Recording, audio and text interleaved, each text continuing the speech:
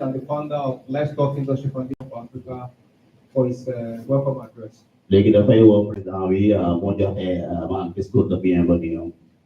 You're welcome, sir.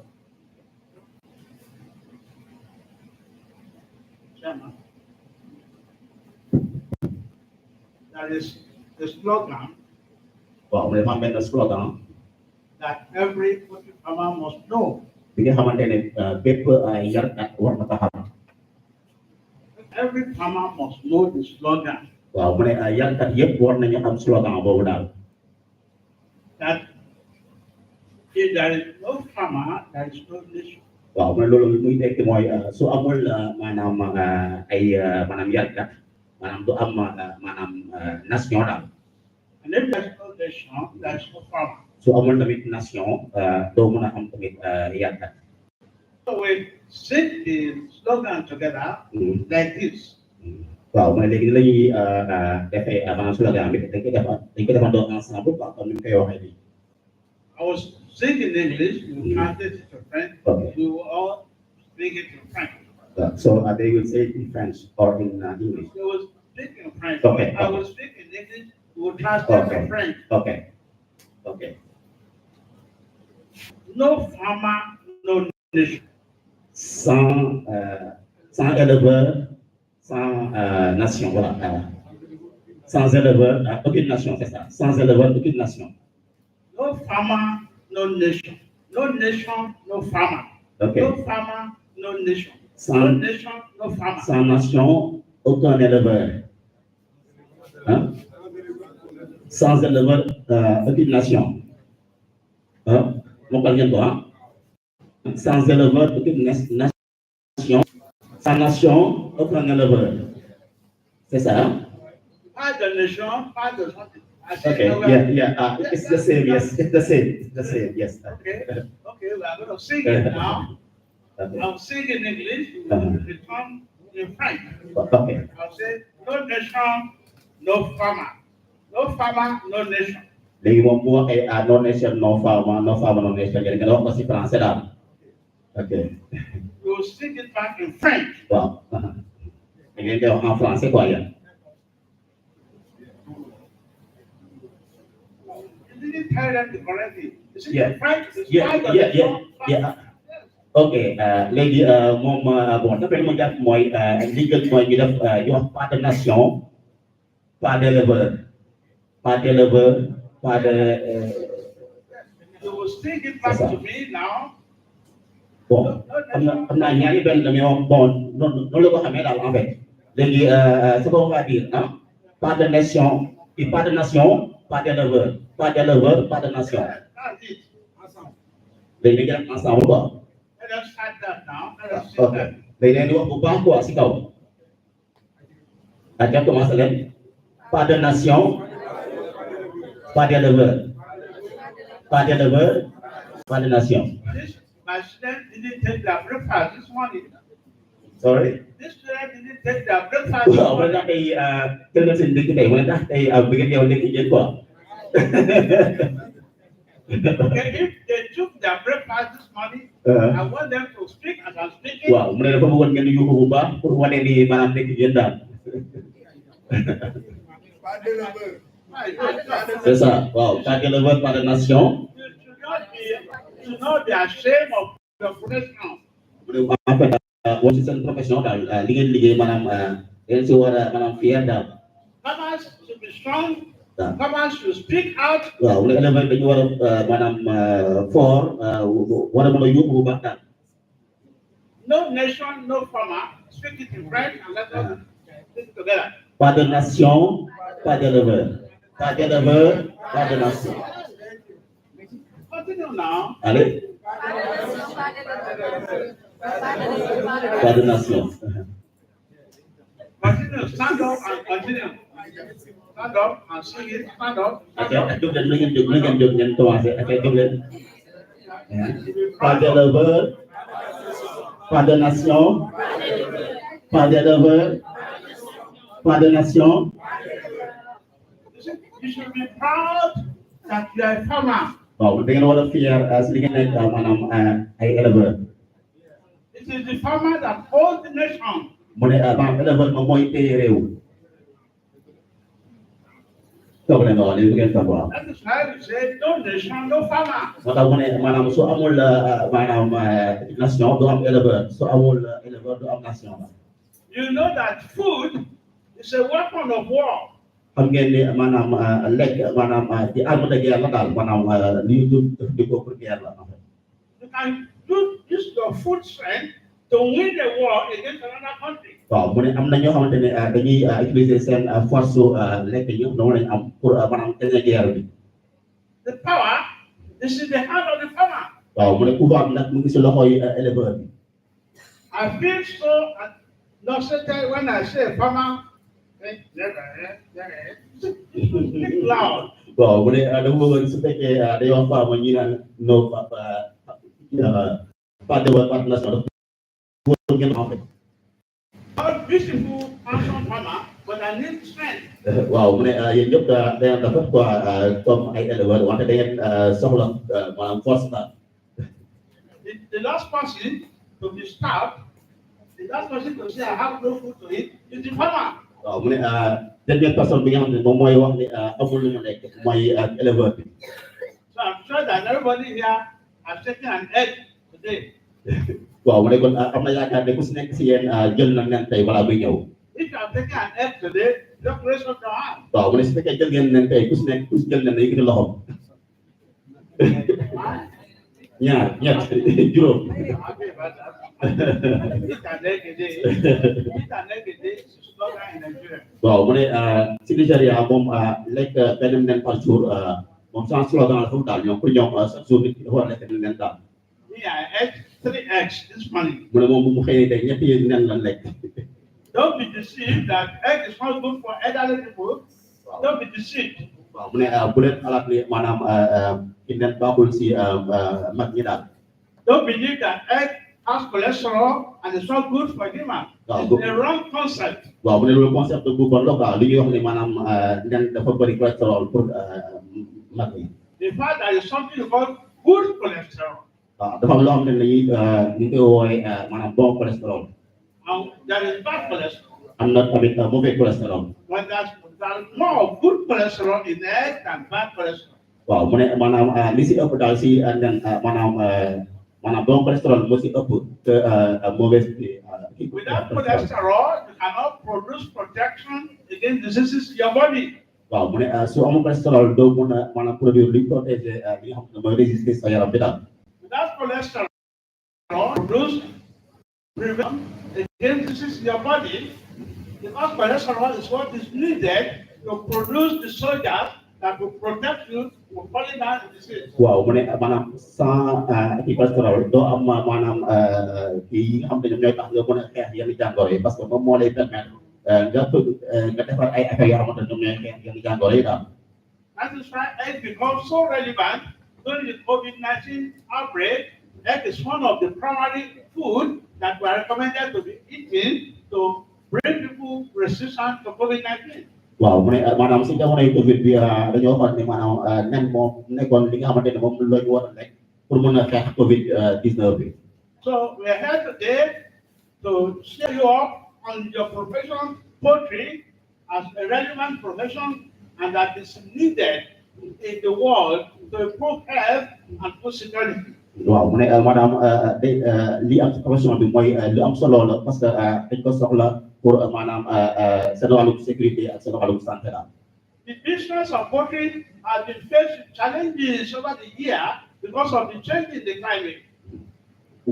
I'm sorry, say it The again. business of poultry have faced various challenges as a result of climate change. waaw mu ne maanaam liggéeyu maanaam élevage maanaam am na ay kii yu bëri yoo xamante ne daf ko jànkuwanteel ay jafe-jafe yu bëri yu ko yoo xamante ne daf ko jànkuwanteel ndax changement climatique bi quoi.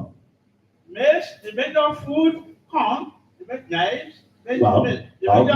major food for poultry is facing competition from brewery, from bakery, from beer, so that the price of maize is increasing every day. waaw mu ne njëgu mboq instant bi dafa nekk di yokk chaque jour maanaam dafa gën di yokk chaque jour.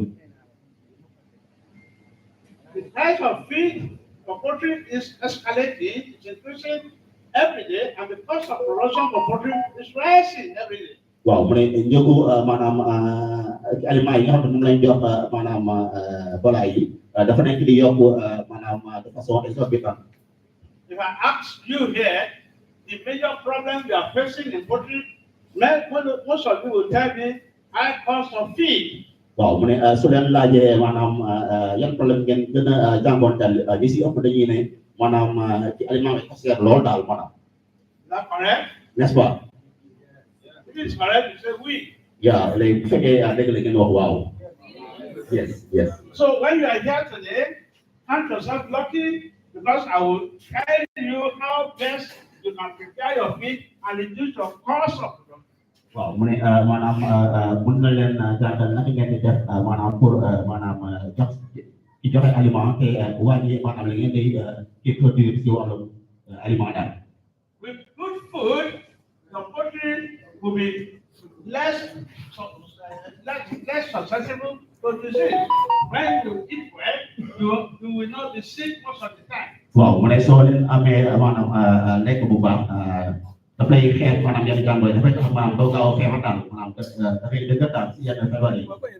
Besides, 70% of the cost of production is on feed. Waaw mu ne 70% maanaam si maanaam problème mu production bi yëpp mu ngi si wàllum lekk bi daal. If you are not able to manage your feed well, then you can make good profit. Waaw mu ne su fekkee mën nga gérer sa maanaam sa alimentation rek maanaam di nga mën a am profit bu baax daal. So listening attentively to my lecture is a practical lecture. You may not be taught this from in university, you may not see in university, but from experiences of over 50 years, we have got this knowledge and we are passing it all across Africa to help farmers reduce costs and improve their profitability and increase their revenue. Waaw mu ne ngeen déglu bu baax parce que moom jot na maanaam am expérience bu bëri si liggéey bi te jot na dem si réewu Afrique yu bëri leen jàngal nu ñuy maanaam profito si maanaam alimentation bi nga xamante ne dafa baax lool te dina yokk seen productivité seen profit également. So here today, I will not speak jargon, I will speak the language that the farmer will understand. I will not speak technical information and that will go and use dictionary to translate. No, I will speak with pictures and you will see what I'm doing. For example, and you can go back to your farm and practice it and send me praises and prayers by the way in Nigeria. Ok, waaw mu ne tey du utiliser benn terme technique parce que maanaam terme technique yi maanaam su ñu jëfandikoo en général day jaxase nit ñi léegi dafa bëgg maanaam utiliser langage bi ñuy utiliser mu gën a simple mu gën a expliquer naka ngeen di def pour yar seen ginaar si anam bu baax su boobaa ba parce que boo leen demee ba ngeen pratiquer seen kër di ngeen ko di ko remercier di ko ñaanal. Today, as I'm standing here, this is the 31st country in Africa that I've visited since 2022. I've been to 21 countries in Africa. Waaw mu ne depuis 2002 ak léegi dem na si 21 pays si Afrique fii. So today, if you are here, I'm just talking. How are you? I will write down what I hear. How are you? I will listen. How are you? I will understand. How are you? I will go back to my farm. I will practice what you have been told and make more profit in your business. Waaw mu ne tey li gën mooy da ngeen di déglu maanaam lépp lu fi wax ngeen jël ko. So demee ngeen jëfandikoo ci seen kii comme ça ngeen am profit ci li ngeen di def. I thank you for listening to me and I say no farmer, no nation. Waaw mu ne mu leen remercier si li da ngeen ko déglu léegi mu leen di wax pas de nation pas d'éleveur. With that speech of mine, I expect them to clap and stand up and say no farmer, no nation. Waaw léegi dafa bëggoon ngeen jóg taxaw tàccu ne no farmer no nation.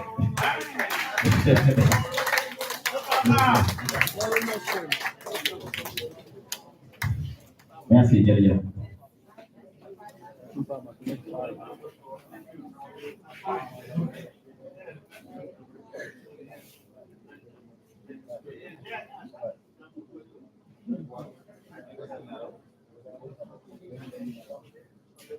Yeah, thank you for that please let's appreciate the president for his ñu may loxo président bi ci so please let's be proud of our profession waaw nañu fier ci suñu profession because there is nobody today that will tell me he has not eaten. I'm sorry. I said there's nobody that has not eaten today. And if you have not eaten, you eat before the night. Waaw mais en fait amul dañ loo mën a lekk avant guddi. And the product, the food we are eating is coming from the farm. Waaw mu ne en général li ñu lekk en général lu jógee si maanaam li ñuy yàttal. The clothes we are wearing is a product of. Waaw li ñuy sol tamit maanaam si ay fa la jógee si yàlla jógee. Even if you are a president, you need to wear clothes, you eat. Mu ne doonte président nga da nga sol yére da ngay lekk. So we farmers, we are president on our own. Kon ñun éleveurs yi ñooy suñu président bopp daal. So be proud to be a farmer. Kon soyez fiers nekk ay éleveurs. So what they say, there's no farmer, no nation, and no nation, no farmer. So the two works together. Let's start for ourselves. Okay. All right, thank you. So when Islam comes in, we are going to entertain a warm goodwill message. You would like to pass, but before that, let's look at what we have on our slides, which is about LIPA and the Securities Foundation. léegi dañuy xool li nekk si maanaam écran bi pour li ñu jot a def maanaam en tant que. So LIPA means Livestock Industry Foundation for Africa. Waaw li fa mu ngi tekki maanaam industrie en fait d'élevage like fondation de l'industrie d'élevage pour l'Afrique. So it's an organization, a non-profit organization. Wow, organisation non gouvernementale en fait. That looks into development, capacity development. Dafay maanaam yëngu si wàllum indi ay yokkute. Dedicated to transformation of rural ak farmers. si wàllum ay coppite yi indi si wàllum maanaam béykat maanaam yàq yi nekk si àll bi daal. So the organization is a medium, serve as a medium which rural farmers get informed in livestock development. Waaw mu ne en fait benn jumtukaay la bi nga xamante ne moom mooy maanaam tax ñu mën a xamal maanaam yarkat yi nu ñuy maanaam di développer seen poulailler daal. So why reducing poverty? Why reducing poverty? Lu tax ñuy maanaam réduire maanaam la pauvreté. Also reducing food insecurity. Di wàññi tamit maanaam sécurité si wàllum lekk. And enhancing living standards. Di indi ay yokkute si maanaam suñuy xeetu dund daal si anam bi ñuy dundee. So the organization have volunteers in Nigeria and in other diasporas. Waaw mu ne ay volontaires lañu quoi yi nekk si Nigeria ak si diaspora bi. With a common purpose. ñoo bokk maanaam ay jubluwaay daal maanaam. And the organization is predicated. The organization is predicated on decades of experience by field practices and studies by Dr. Stephen Adijoro. Waaw mu ne maanaam si ay maanaam ay fukki at yi maanaam expérience si wàllum maanaam yar te docteur bi mooy ki nga xamante ne moom moo si maanaam gën a yëngu daal. If you want to know more about the organization, you can visit our blog. Waaw mu ne maanaam soo duggee xam bu baax maanaam organisation mën ngeen visiter seen blog bi moo nekk noonu. And if you want to know more about activities, you want to learn more about some of the practices, you can visit the blog. Soo leen bëggee aussi jàng lu bari si seen pratique mën ngeen dugg si blog bi. At blog.lifango.org. Léegi mu ngi noonu quoi mooy http blog.lifango mooy site bi ngeen gis suuf noonu.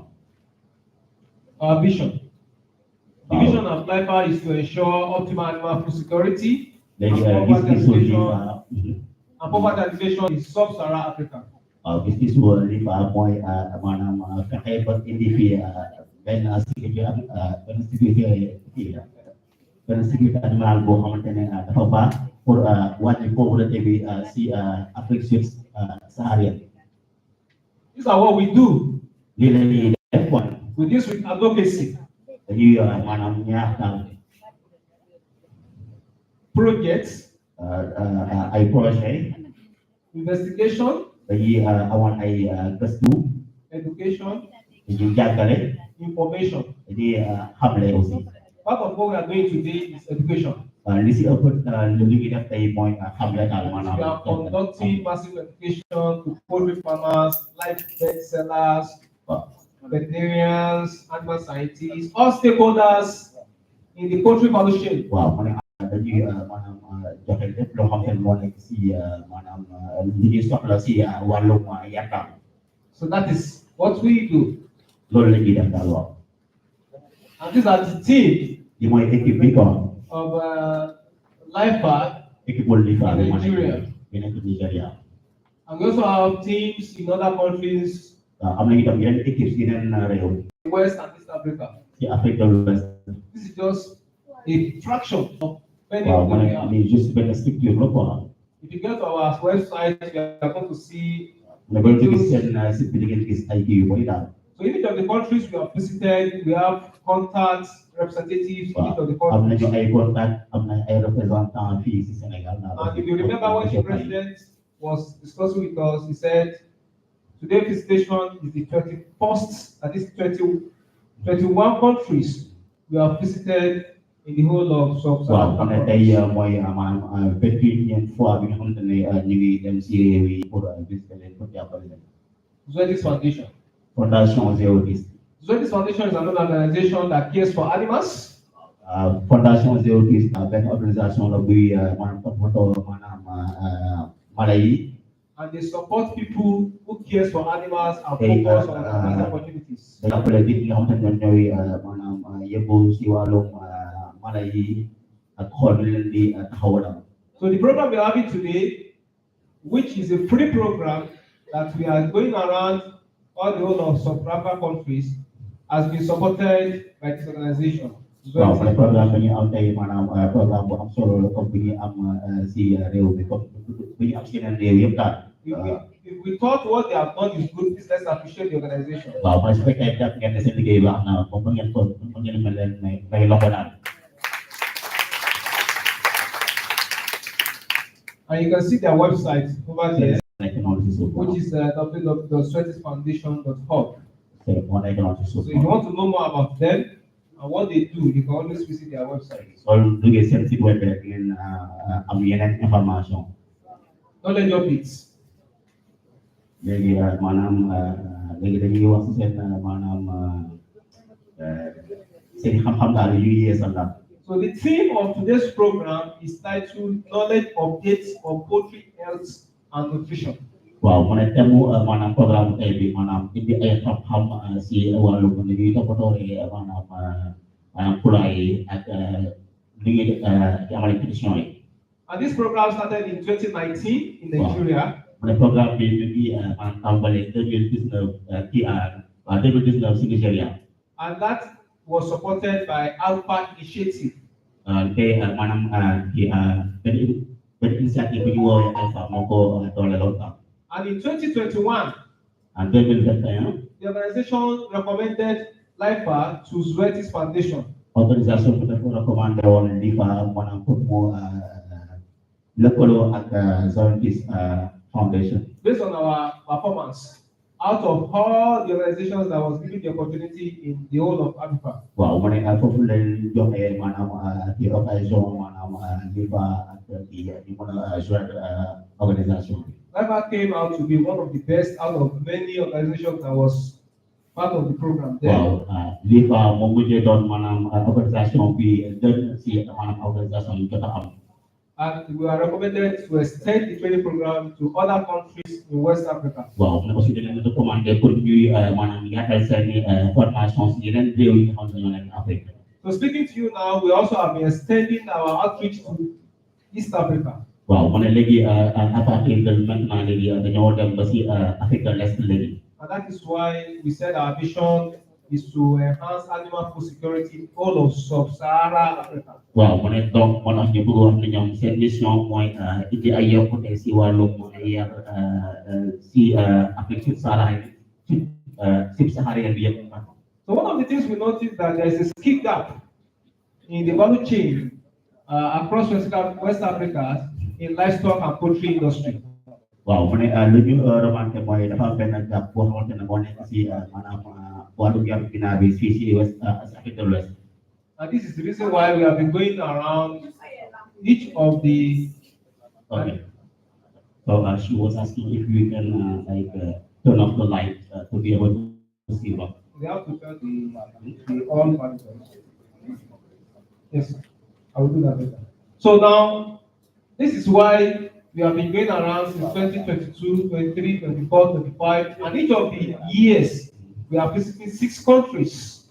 Wow, mana lalu mana depuis 2022 aku next mana dalam sisi P. And in each countries we visit 2 locations. Si reu mana kita nyari boleh mengira. So if we have visited 21 countries. Wow, mana teman isi yang mana reu. And we have visited 2 locations per country. Jadi so boleh mana nyari boleh si reu mana muidon.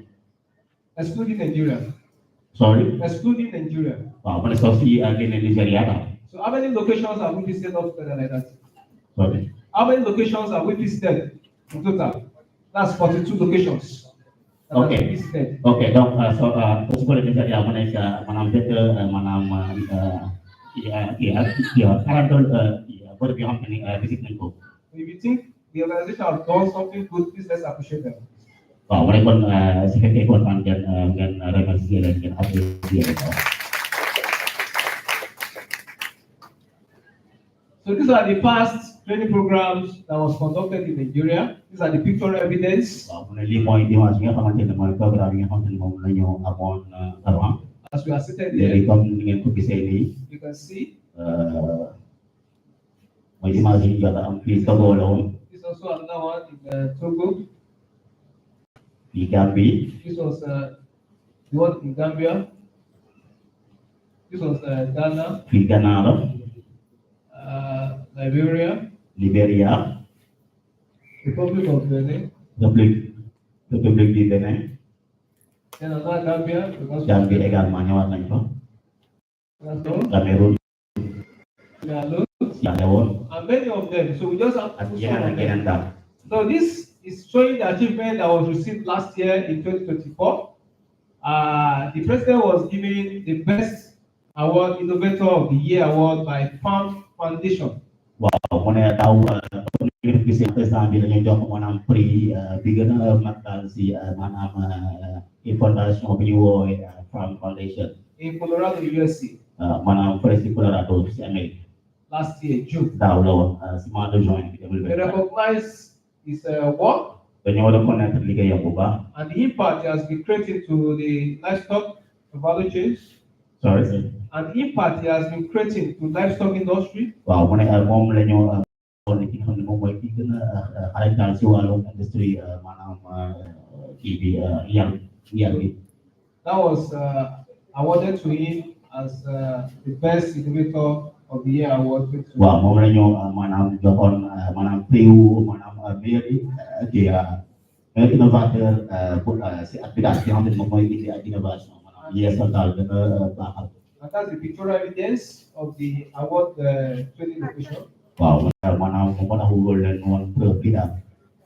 And he happens to be the first Africa to receive that award. Wow, mana aussi daf ñoom ñooy maanaam premier ci Afrique yi nga xam ñoom ñoo jot prix bi daal. Very in appreciating the work done and the impact the president has been creating to the value chain of animal food security in all of sub-Saharan countries. Let's appreciate him. Wow, mana nañu apprécier maanaam président bi li mu def si Afrique. So thank you very much. Wow, ba mu leen di sant bu baax. If you want to contact us or send any information to us, you can send it to our email. Léegi soo leen bëggee contacter ngay envoyer information yi soo amee information yoo bëgg a envoyer. Mën na jox seen email. And you can always visit our website for more information. Site web kami terkait dengan soal tadi mengenai informasi. Thank you, and Yeah, I yeah. wish you happy listening to today's lecture. Kalau mulai dari mana bos ada mana yang di jauh lebih bakal mana. So now we are now moving gradually to the training lecture. Jadi itu sih mana yang akademik. And the first speaker was the teacher. Jadi itu mau doktor di doktor.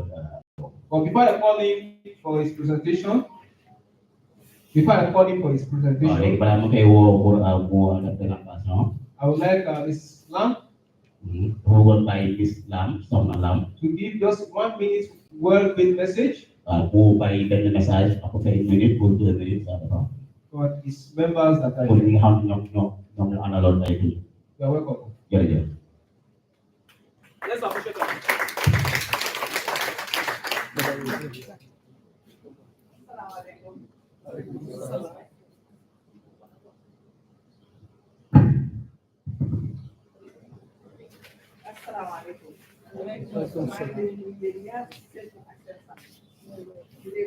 Greetings everybody.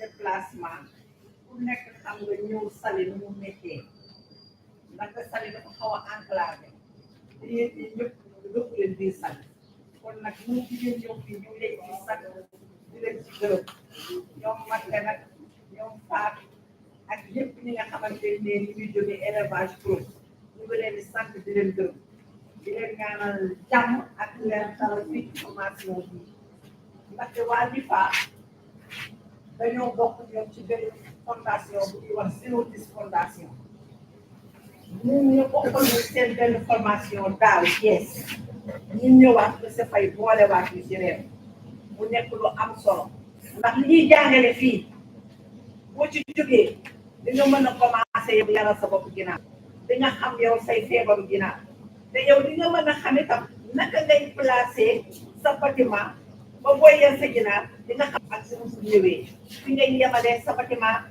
noo koy positionné fi nga war a def garab ban garab nga war a def ba picc yi ñu ñëw di la indi yeneen feebar yëpp dëgg la journée la gàtt na waaye am na solo lool docteur bii nag ñu ci sant baax na ci gërëm parce que bi ñu waxee nañu tànn Mbour tànn Fatick Mbour tey la waaye Fatick jeudi la foofu jeudi lañ koy def Fatick kon nag yéen ñëpp ñu leen di sant di leen gërëm gis ngeen réalisation yi nga xam ne moom la def ci Afrique ba dëkk biir Nigéria ñu gis ne liggéey na liggéey bu rafet ci wàllu Afrique de l'Ouest bi daal di koy jox prix boo xamante ni moom lañ ko jagleel si wàllu fondation bi ak LIFA li nga xam ne moom la amee ak ñu koy ñaanal nag moom LIFA bi jëm ci kanam ba nga xam ne lépp lu mu ciy seetlu na ko am waaye ñun itam lépp luñ ciy seetlu ci wàllu jàngale ñu mën ko ci am loolu laa amoon li ma ciy sànni di leen ko wax di leen dalal ñoom fii ci Mbour di leen wax itam paa bii toog muy paa Diagne monsieur Diagne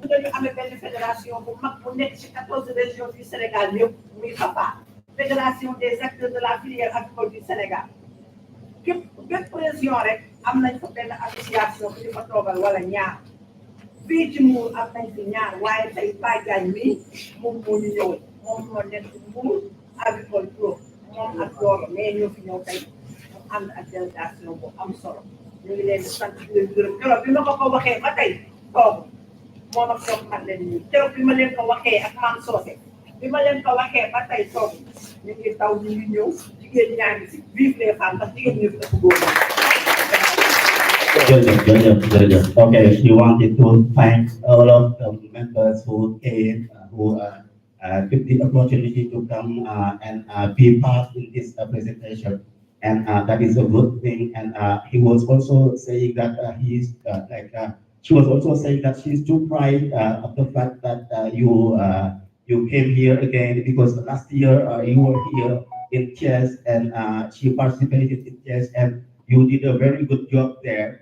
And also she said that you are well known in Africa, and you are one of the best support for African people in terms of poultry.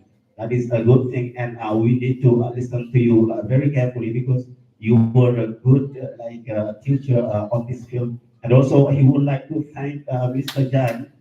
He is one of the members who one of the president of the association, who are working on poultry here, and he is a good person, and he's helping them a lot.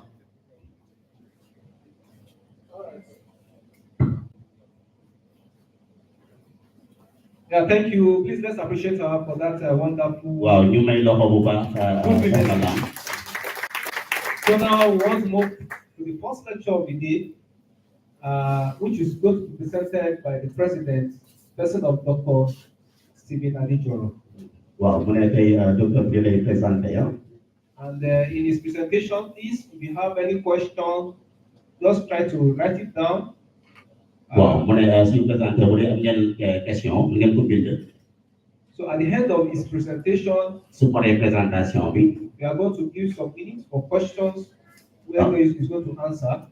Lekin am ay question yang kemudian mana dengan ko respond. And then we have the second lecture. Dengan apa yang dapat kalian expose We also give few minutes for questions. You may posisi tentang pour question ini. Then we stop. Après you arrêter. Then we now have the whole question and answer at another section. Après you mana dapat kalian session buat kemudian ada question et réponse que c'est quoi. This we want everything to be coordinated. Mana lagi mana coordonner les plans. And we don't want disturbance for the lecturers. Buku yang kau arrêter quoi, sebagai dapat mana si dapat expose people. So that everybody will understand Saya mau comprendre what the lecturers are saying. Lebih waktu. So join me and as I welcome the president and the founder of Livestock Vaccination for his presentation. Thank you, sir. Yes.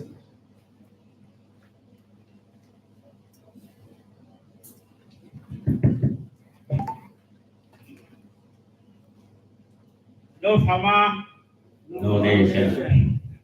no nation, No farmer. not the standard. Mungkin juk. Jadi yang boleh.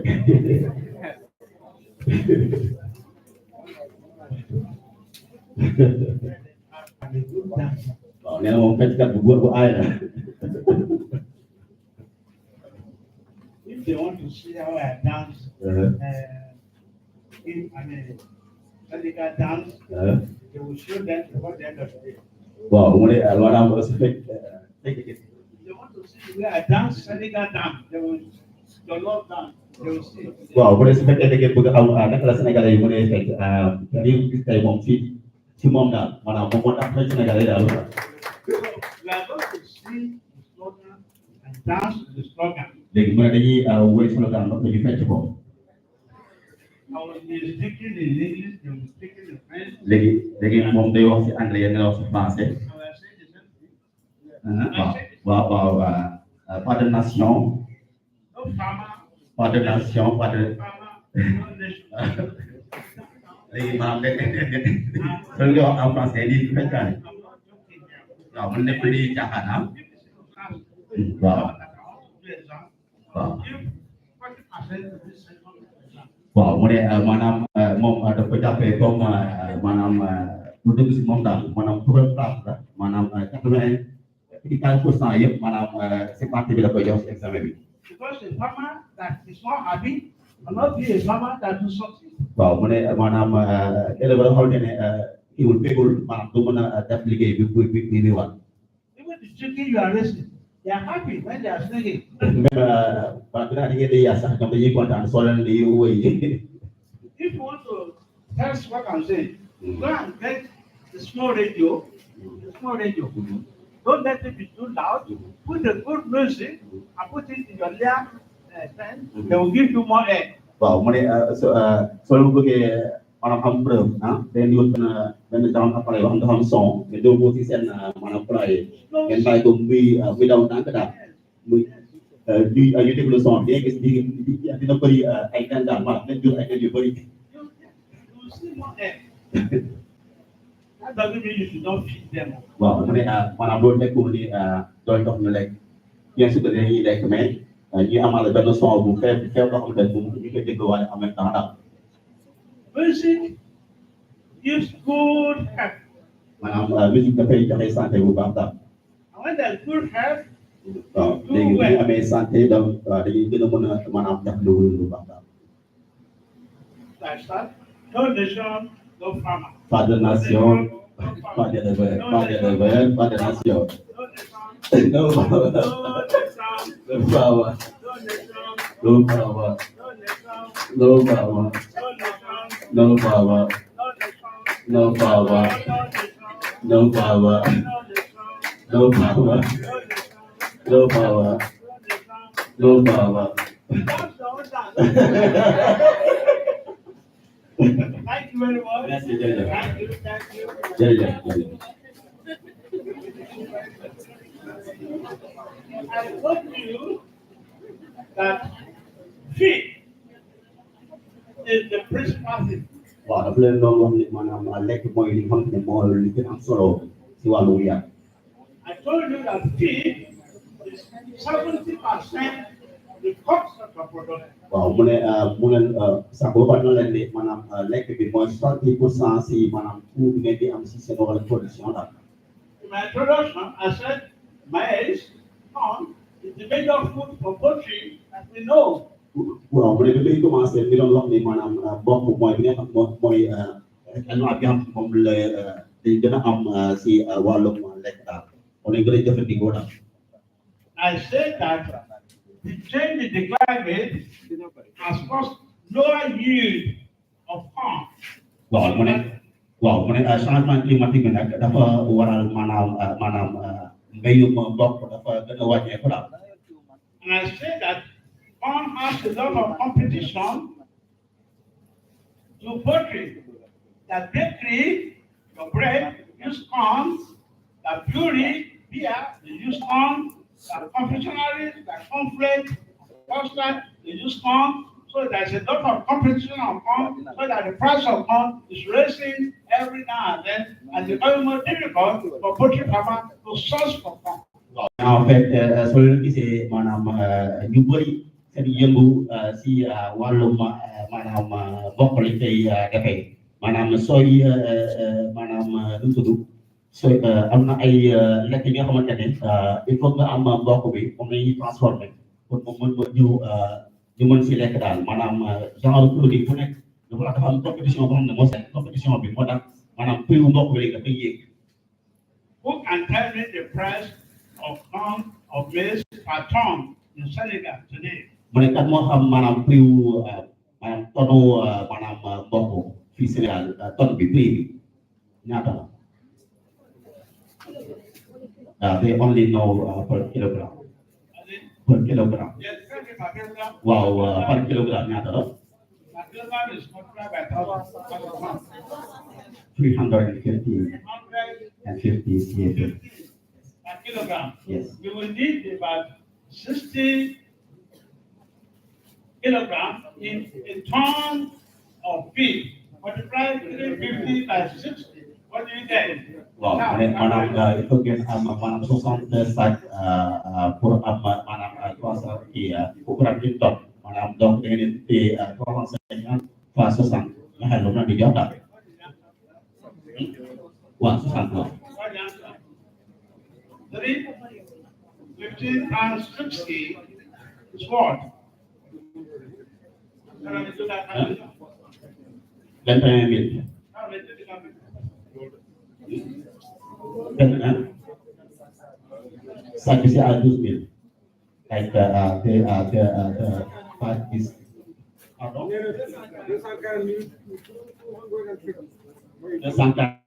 240 quoi.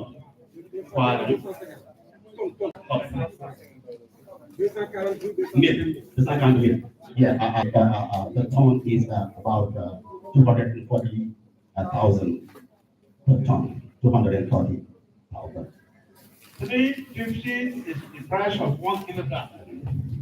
315 multiplied by 60, what is the answer? Wow, maanaam réponse bi la soxla quoi maanaam 350 fois 60 réponse bi ñaata la ay 21,000. 21,000. That 350 is it in your slipper or what is the price? Yes, SIFA, yes. SIFA. 1,000 SIFA? Yes. Maybe around in dollar, it would be Tell them I've started my lesson. $40 or Tell them 45. I've started my lesson. Okay. Tell them I've started the lesson. Wow, mình mong hiện hương của ông anh mong công an sẽ làm cái biết đâu. I've started the lesson. Đó, mình công an sẽ. So now, you said it's 21,000 SIFA? That's 5 kilograms of maize. Eh? Wow, mình mong sẽ phân 5 kilo. That's 65 kilograms of maize. It's 21,000 SIFA. Yes. Now you need that 65 kilograms of maize, which is 650 grams in a ton. I'm sorry, I didn't get A it. ton of maize is 1,000 kilograms. A ton of feed is 1,000 kilograms. Okay, manam nena tono manam TV alima min 1000 kilogram lah. You will need 650 of that 1,000 as maize. Wow, kemudian dengan sebelah manam 656 manam ton bobu. A ton is 1,000 kilograms. Wow, kemudian ton 1000 kilogram lah. If you are making a ton of feed, Sebagai dari you will need 650 kilograms to make a ton of feed. wow, kemudian sebagai dari buku ada mandu di bukan jenis inton lah. Nah, lima soal 600 kilogram. You just told me now that the price of 1 kilogram is 115. Wow, kemudian manam That's what they told me. no, they said that the price is 350. That's what I just said. Yes, yes. That's what I said. Wow, mendingan waksan kumoy 3 kilogram moy balansingan So in a ton of feed now, a ton is 1,000. The maize there will be 650 kilograms. Now calculate how much is the maize that will be in 1 ton of feed. wow, mendingan kalkule manam nyata lay don supeke inton la. Kon xamgen manam prix ton bi lay def. Manam 1000 kilogram. Legi 250,000. 350,000. Yes, SIFA, yes. How much is how do you call it? 350,000. 350,000. Yes. Divide 350,000 by 40. By 40.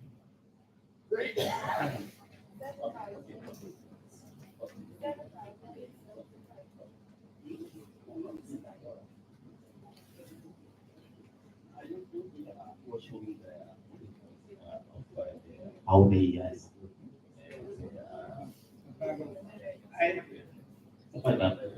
I don't want interruption. There are people who don't know it. Know it here. wow, am na juga xam There are people who know it very well here. waaw am na nit juga xam ci There are people who don't know am it. ñoo here. ne xamuñu bokk ak moom di xamul gëna tagal daal. Just leave me to teach so that those who don't know it will know it as much as you who knows it. waaw bu ne nga may ko mu jàngal ñi nga xam ne xamuñu woon so ñoo xam ko doy di xamee daal. Because if you don't know this one, you may not know how to make a feed. waaw bu ne soo ko xamul doo xam naka la ñuy maanaam préparer maanaam aliment quoi. Many of them don't know how to make a feed.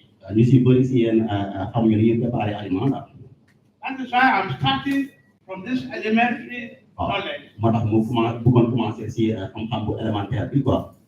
so that we also know it as much as you who know it. comme ça ñoom ñu xam ko yow ni nga xamee daal. I'm using maize because maize is the major thing you know that you can use to make a feed. waaw mu ne maanaam moom dafay utiliser maanaam mbir yi ngeen xam ne moom ngeen di xam moom ngeen utiliser pour defar seen aliment daal. And is the major component of feed. waaw mu ne ak maanaam composant aliment yu si ëpp solo daal. I've just shown now that if you want to make a ton is 1,000 kilograms. waaw comme par exemple une tonne mooy maanaam 1000 kilogrammes. You will need 600, minimum 650 kilograms of maize to Wow. get a ton of feed. léegi di ngeen soxla maanaam 650 kilogrammes the maize pour mën a def it doon the waaw And you now see aliment. how much maize, 350,000. That's what I'm going to need in making a ton of it. waaw mu ne xaalis boobu dafa bëri trop pour defar aliment parce que dafa bëri trop. So if you are not able to adequately meet the need of maize, you may not make a good ration. And if you don't make a good ration, your board will not have a good feed to produce effectively well for your profit and your livelihood. Waaw mu ne can you say it in please? Can you come here? The man who came, I want the man who came here. The man who came here. Yes, yes. Waaw mu ne nga ñëw.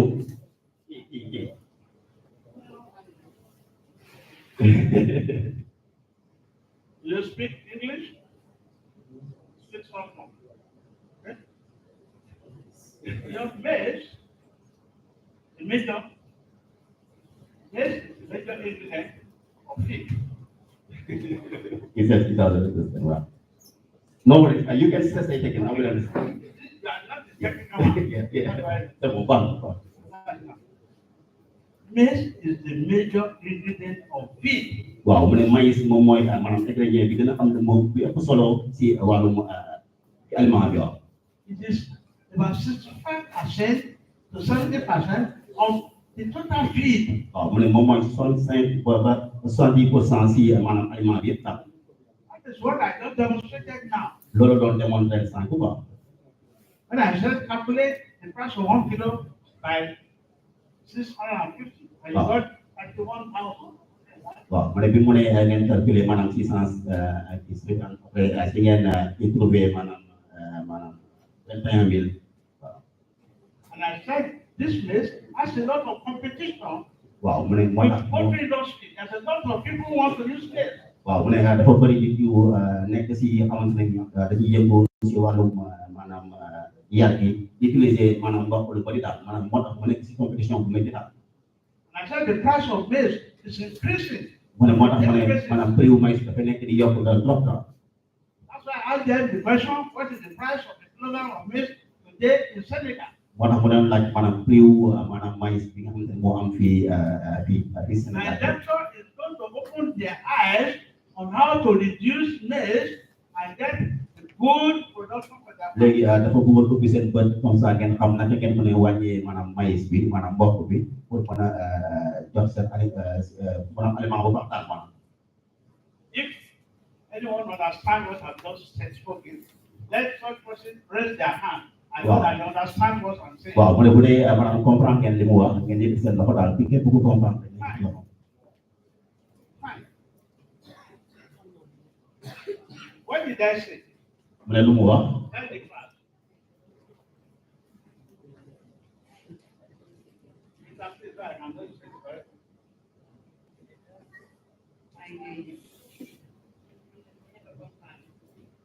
maanaam jàngal nañ ne bopp doon na lu am solo wàllum ganaar lekk ganaar maanaam booy yor ganaar war na lekk mboq bu bëri maanaam wax na fi tamit ne ñu calculer ko kilo mboq ñaata lay jar nga ko ba 350 calculer ko par 600 muy dem 21 000 léegi mu wax ñu ne une tonne mooy 1000 kilogrammes de maïs dañ calculer prix d'une tonne bi mooy 350 000 francs mooy maanaam une tonne bi mooy 650 kilogrammes de maïs loolu da laa jàpp. Yes, yes. As you said, like what you just said is you were talking about the price of maize here in Senegal, and you asked the price of 1 kilo, and they answered that it was 350, and you asked them to multiply it by 60, and it was like 21,000 kilogram. I'm sorry, as CFA, yes. And you ask them to multiply like 300. No, you told them that the ton of is 1,000 kilogram, and 1,000 kilogram is like like the cost is 350,000 CFA, and you told them that it is 650,000 is composed of maize only. As a whole, this means that the major product that they use is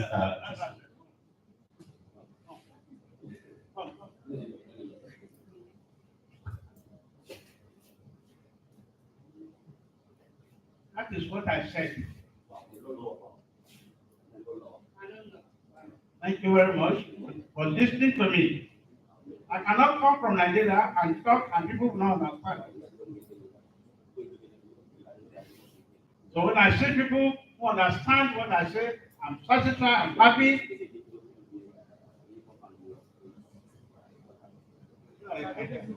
So I didn't call people here. I didn't call people here to come and sleep. I call people here to help them develop their project. Go back and make more profit. And it's sustainable because poultry is a very, very risky business. Effectivement parce que wàllum yàq dafa nekk biir boo xam ne dafa bëri risque daal Poultry is next to oil, but it's very risky, and it's as risky as any other oil business also. Waaw mu ne wàllum yàq dafa bëri risque comme nu wàllum essence bëri risque et soo xoolee sax yàq moo gën a sax wàllum essence. Loolu moo tax nit ñi war a déglu bu baax daal. What I am saying. Li may wax nii waaw. That is the topic. Waaw lii mooy sujet bi yow. I'm talking about very smart poultry production. Waaw mu ngi wax si du ñuy indi ay jumtukaay yoo xam ne moom lañ def ko pour mën a am production bu am solo daal te xale. You have to be smart today, so you can make it in poultry.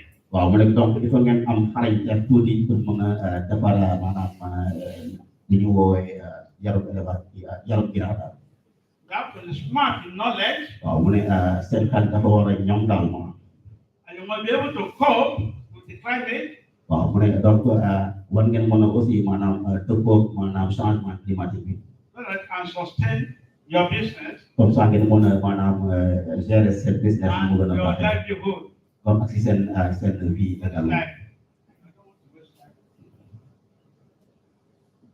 This is definition of climate change. Waaw li may My first lecture, I talk extensively on what climate change is. The changing weather, everybody knows it, all over the world today. It appears as dryness, heat, and flood in West Africa, and in other countries, hurricane and tornadoes. That is what the climate change. ok waaw mu ne lii mooy définition wu changement climatique comme li koy waxee seddaay tàngaay ngelaw li lépp loo xamante ni mooy waral daal climat bi changé daal. I think we'll change that one. Let me fight you. Now, this is how climate change had happened since 1880 in the world. Waaw mu ne nii la. And today you can see it has been increasing.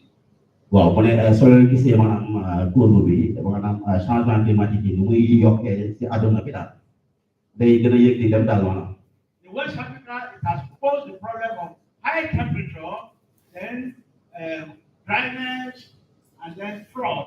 Waaw mu ne si Afrique de l'Ouest dafay indi ay température yu kawe andi sécheresse andi tamit inondation. That affected the yield of crops that we are food crops that we are eating, that animals are eating. Affecté production li nga xamante ne moom la aliment yi animaux yi di lekk daal dafa affecté daal. That affected the production in farms. Dafa affecté production yi nga xamante ne moom la ñu amal si tool bi.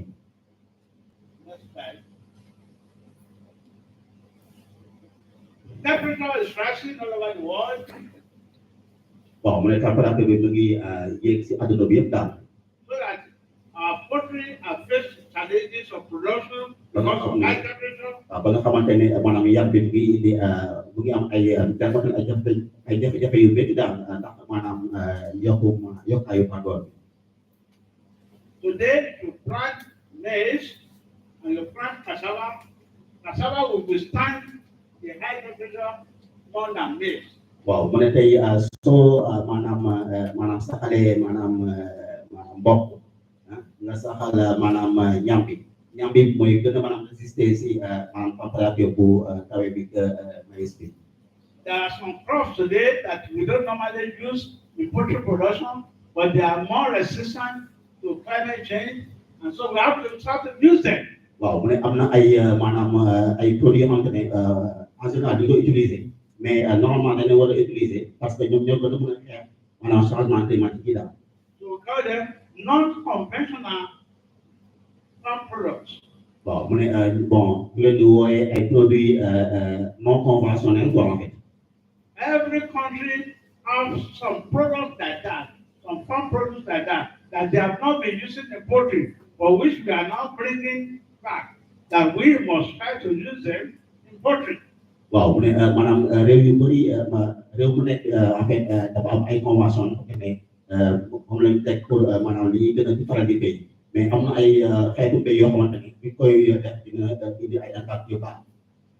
Why we were not using them before is because we said they have some nutritional factors or some limitations. But today, knowledge has given us the right to manage these limitations and bring them as products that can use in feed formulation and poultry.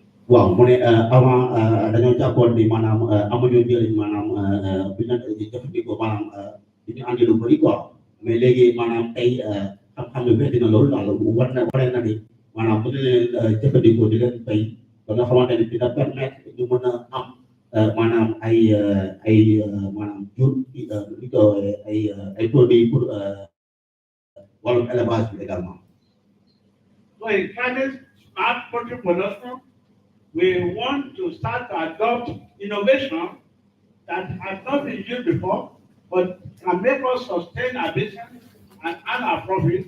We want to start to use them now so that we can reduce cost of production and sustain our business. waaw mu ne en fait dañoo bëggoon maanaam commencé tàmbali utiliser ay kii yoo xamante ne daaw di ko utiliser avant ñu jëm leen utiliser pour ñu xool ndax ñu dina maanaam réduire maanaam coût production bi daal.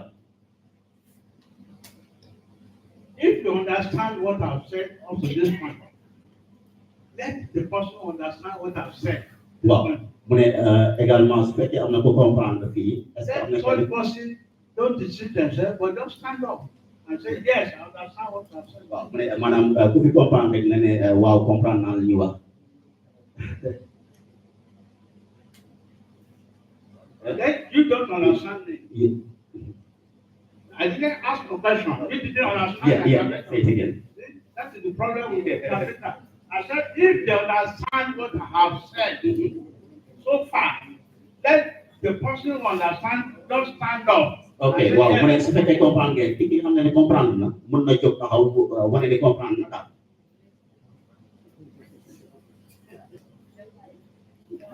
All these people. ba ñun ñëpp kenn comprendre lu ñuy wax ah non ñi comprendre quoi ñi comprendre ñëpp waaw si wàllu ñi comprendre ñëpp mën nañu jóg taxaw daal maanaam su fekkee comprendre ngeen. You are not interpreting what I'm saying. I said, if these people understand what I've been telling them, let them stand up. Yes, that's what I say. That's what I said. Yes. Okay, so what is the fine? waaw mu ne maanaam bu fekkee maanaam comprendre ngeen li mu jot a wax nii léegi sant Okay, ngeen fine. ndax ko Only, day only, dañ ko taxaw waaw. only 1, 2, 3, 4, 5, 6, 7. kon yéen a gën a comprendre daal man. Only 7 people understand me. waaw mu ne kon 7 personnes ñoo comprendre daal. Only 7 people understand me. waaw mu ne kon 7 personnes ñoo comprendre. That's a question. dafay laajte waaw question la quoi. You don't understand me. donc You don't understand. No.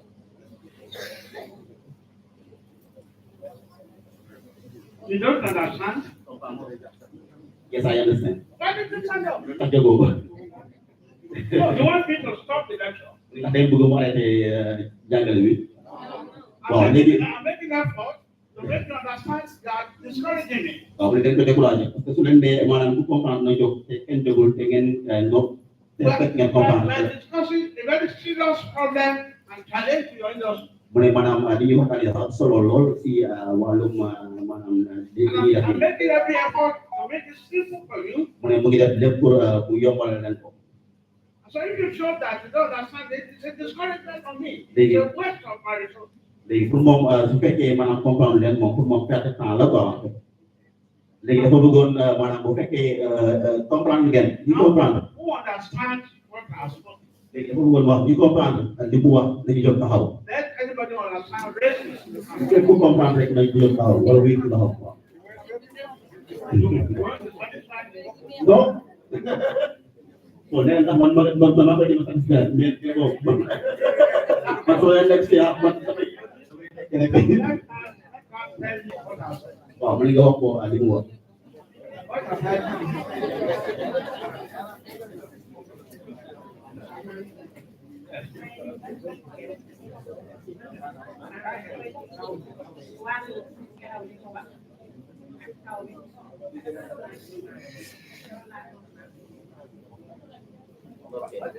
So she said what she understands is you were talking about like the climate change that is happening and that is impacting the production. Oh, good.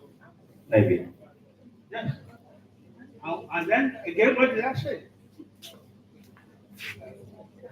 maa ngi lay def waaw li ma comprendre mooy coppite yi ñuy gis léegi dafa am dëkk yoo xam ne léegi day gën di tàng ak yenn yoo xam ne danañ sedd waaye sedd day wàññi léegi li ma ci comprendre mooy sécheresse boobu lu muy entraîné mooy lu jëm ci wàllu mbay comme par exemple maïs nee nañ composition aliment binaire 70% maïs donc du coup maïs bi léegi gis nañ ko si producteur ñàkkoon nañ aliment moo tax benn moment pour nga am après mu am conflit ak Russie aussi ça entraîne benn pénurie donc loolu ay difficulté la te maïs tamit nee na ni c'est benn culture boo xam ne c'est moins résistant à la chaleur. Okay.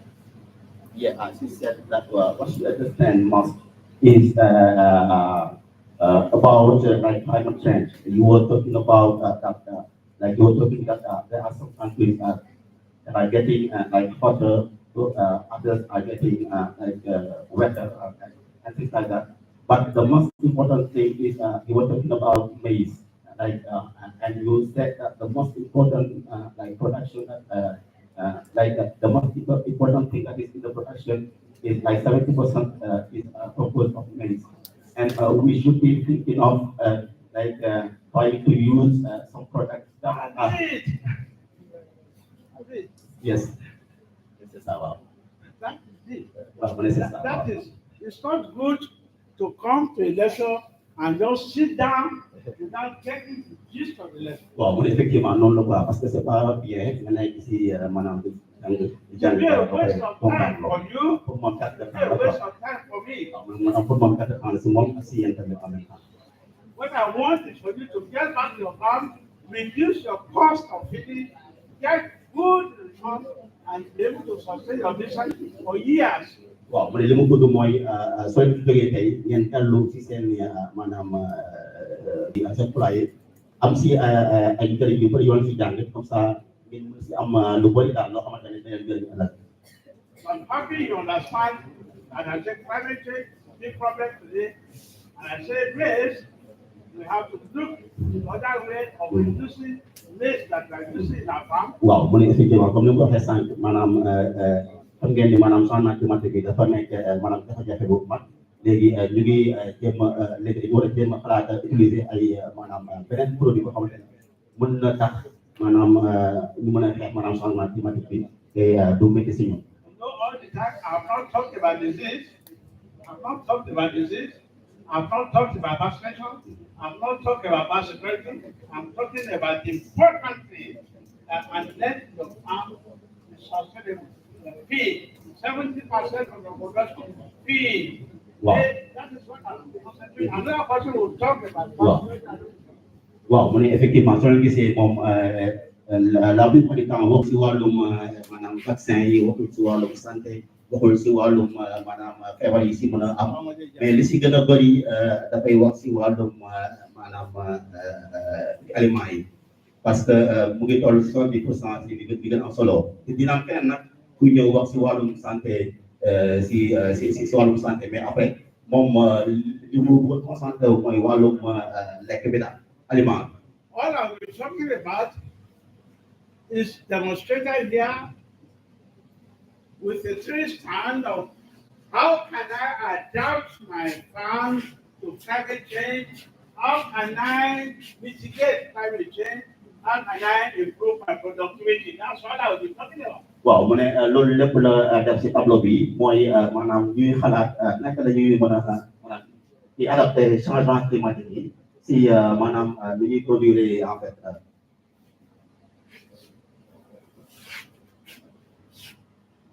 That's right. So you see, adaptation, mitigation, productivity. Adaptation, mitigation, productivité.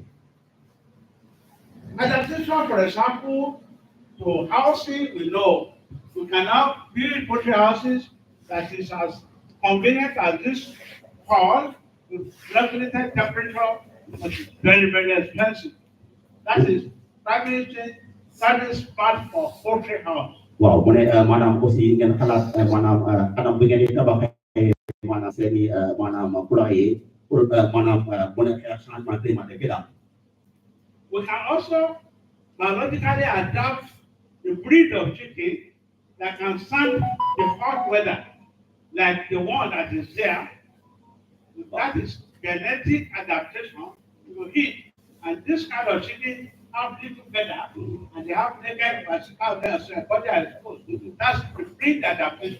Waaw mu ne lii mooy adaptation wu maanaam comme par exemple dinaa ngeen di gis ni maanaam climat bi moo waral mu perte ay primam mu am soo gisee mu ngi faible maanaam lépp li ko waral maanaam climat bi moo fa jaar daal.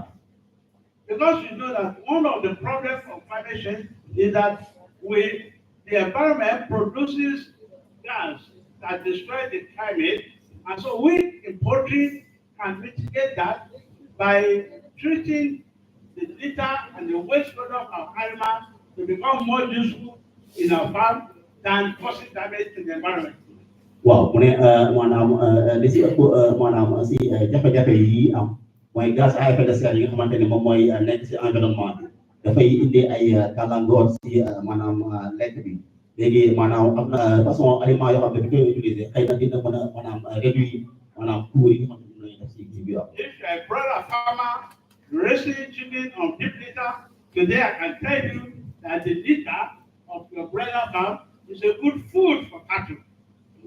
Say it again, sorry. I don't want to be saying it. If you are a brother farmer raising your chicken on litter is the floor where you have the material. Yes. The poo there, the urine is there, the part of the feed is also dropping there. I said that litter is a good food for today. Instead of throwing it away, you can make it into a cattle feed. Okay. Waaw mu ne maanaam déchets yi nga xamante ne moom la maanaam ginaar yi di produire maanaam lépp li nga xamante ne maanaam moom moo ñu produire waruñu ko sànni maanaam beneen mbir bi ñu soxla la aussi pour maanaam def ko aussi maanaam mu nekk genre engrais daal pour mbéy bi. Did they know that? mu ne ndax xamal ngeen loolu. Yes. So because you don't want the litter to decay and produce gas that will cause more damage to the climate, you now have knowledge of how to use it and produce it as food, and your cattle can eat it and then give you more fresh. waaw mu ne en fait maanaam bëgguñu ñuy yàq maanaam kii bi di ko sànni te am na lu koy mën a utiliser ba nga xamante ne maanaam bu ñu ko jëfandikoo maanaam gën a am maanaam poids daal waaw. That is an example of a mitigation strategy. Loolu benn exemple si il y a li ñuy woowee stratégie de mitigation. So I've shown you now how you can adapt. I said climate house can be built like an air conditioned house. It's an adaptation. I said you can genetically adapt the chicken that can cope more in the climate change. That's adaptation. Waaw mu ne am mën ngay ki adapté maanaam ginnaaw yi nga xamante ne maanaam génétiquement ñoom mën nañu adapté si climat bi daal. So also the type of feeding, and I want to teach you today, is climate smart poultry feeding, is an adaptation also. Waaw mu ne genre maanaam aliment bi nga xamante ne moom ngay moom la bëggoon jàngal pour nga xam ne soo ko utiliser dina maanaam tax ngeen am production bu baax benn genre mitigation la quoi. And all these are strategies to improve productivity, to sustain productivity, to sustain livelihood. Waaw mu ne maanaam stratégie bi dina tax maanaam ñu nga yokk sa productivité bi am maanaam stabilité ci sa production également. If you understand me to this point, please will you stand up? Waaw mu ne su fekk comprendre ngeen ko ngeen jóg taxaw.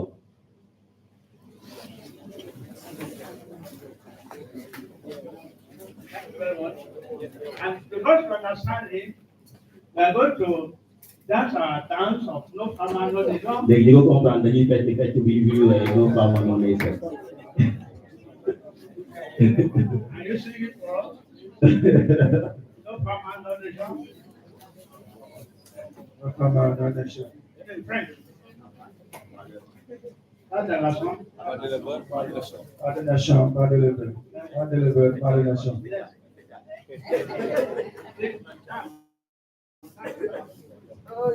Pas de leader, pas de nation. Pas de nation, pas de leader.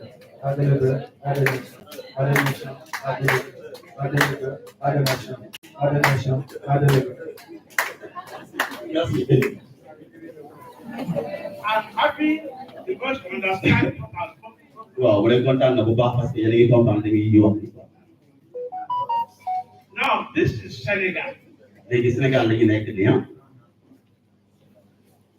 You look at that table there. Mu ne soo xoolee tableau bi ah. I have inventory of this kind of raw material for all the countries that I've visited.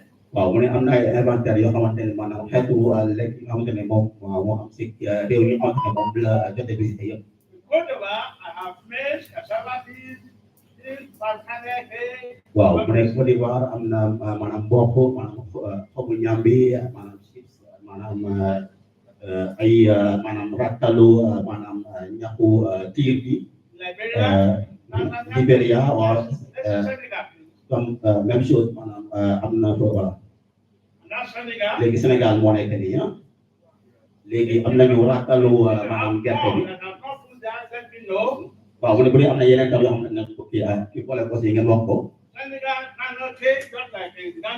Sénégal waaw am na rattalu maanaam gerte bi comme Gambie am na dugub am na mboq am na maanaam farine de mil de poisson pardon sorgho am na maanaam rattalu kii coxu ceeb waaw am na tamit maanaam yeneen maanaam ñambi bi également. How many of you here, apart from this, have put plantain stem as part of the feed before? Waaw mu ne ñan si yéen ñoo mos a utiliser maanaam kii ay xolitu banana bàyyi fa maanaam kii bi utiliser maïs bi pour jox seen kii bi ñu lekk seen i nu mu tudd seen i ginaar amul kenn ku ko mos a utiliser. No. No. How many of you have put cassava leaf as part of your feed before? Waaw mu ne kan moo mos a maanaam utiliser xobu ñaam bi pour def ko ci sa aliment. How many of you are putting sweet potato as part of your feed before? Ñan ñoo mos a utiliser maanaam ay pomme de terre ay xolitu pomme de terre di ko def ci maanaam seen i aliment. How many of you have used sorghum? Kan moo mos a utiliser sorgho di ko def ci aliment. Yes, because we believe that it's only maize that chicken can eat. Parce que ñun li ñu gëm mooy maanaam ginaar daal ki la war a lekk daal maanaam bokk la war a lekk. we are afraid of using this other product because we have been told that they have something they call nutritional factors. Dañoo ragal utiliser maanaam yeneen produit parce que comme loolu li ñuy woowee facteur nutritionnel. But they don't know that science has gone beyond that.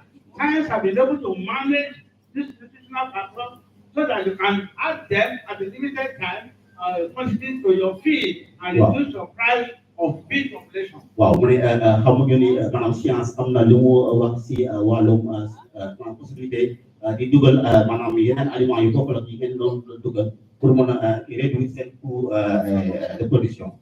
When you now adopt this kind of strategy, you are adopting the climate smart poultry feeding system. Waaw mu ne su fekkee da nga adapté maanaam genre stratégie bi donc yaa ngi adapté benn stratégie boo xamante ne dafa xarañ ci wàllum changement climatique. So what we are here now is that you as poultry farmer, you must be climate smart in producing your poultry feed so that you can have profit and sustain your business. léegi yéen en tant que maanaam ay éleveurs war ngeen am ay xalaat yu xarañ yoo xamante ne dinañ jàppale comme ça ngeen mën a gën a maanaam utiliser seen poulailler maanaam di ko toppatoo ba nga xamante ne loolu dépense bi bëri daal. So I will show you two examples of this non-conventional material, how you can bring them into formulation of feed, and so now you can start to use them. So you have a small-scale farmer to be able to use some of them, so that you don't wait until your bird die because of no feed. Waaw mu ne léegi dina leen wan yenn exemple yoo xamante ne ngeen koy utiliser pour en cas ngeen mën a am loolu seen aliment comme ça ngeen bañ a toog ba seen ginnaaw bi dee ndax ñàkkum lekk. I hope they are taking note. mu ne am na yaakaar yéen a ngi jël note quoi. If you want to tell me that you are going to put everything in your head, that you yourself, you are not taking note. Waaw mu ne ndax yéen a ngi jël note. Look at this. Kon xool leen maanaam mboq mi. That would look for all the time as between 8 to 10% of protein. Waaw mu ne mboq bi mu ngi am 8 ba 10% ay protéines. So the energy is high. Energy high. Sorry. Look at the column. Okay. Waaw mu ne maanaam dafa bëri énergie en fait. Look at cassava. Gis ngeen maanaam ñàmbi bi. The peel of cassava. Waaw mooy kii su la xoolee ñàmbi bi ma xoolee ñàmbi bi. The protein is 2 to 5%. Soo xoolee protéine bi mu ngi 2 ba 5% ci protéine. The energy is high also. Sorry. The energy is high. Waaw dafa bëri énergie également dafa bëri énergie. Look at papane. Waaw xool leen tamit maanaam rakalu maanaam ñàkku tiir bi. Papane protein is 14 to 18%. Soo xoolee More than maize.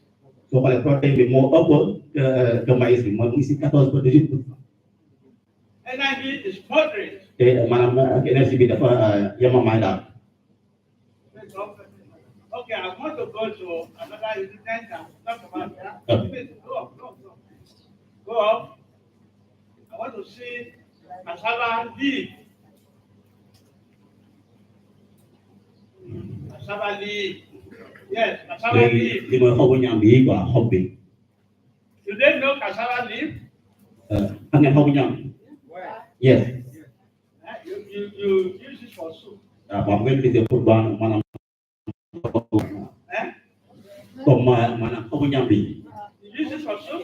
Maanaam cere buum daal buum. If you use it for soup, Wala moom. why do you think that? Boo doxee ok. If you use it for soup, why do you think your chicken cannot eat it?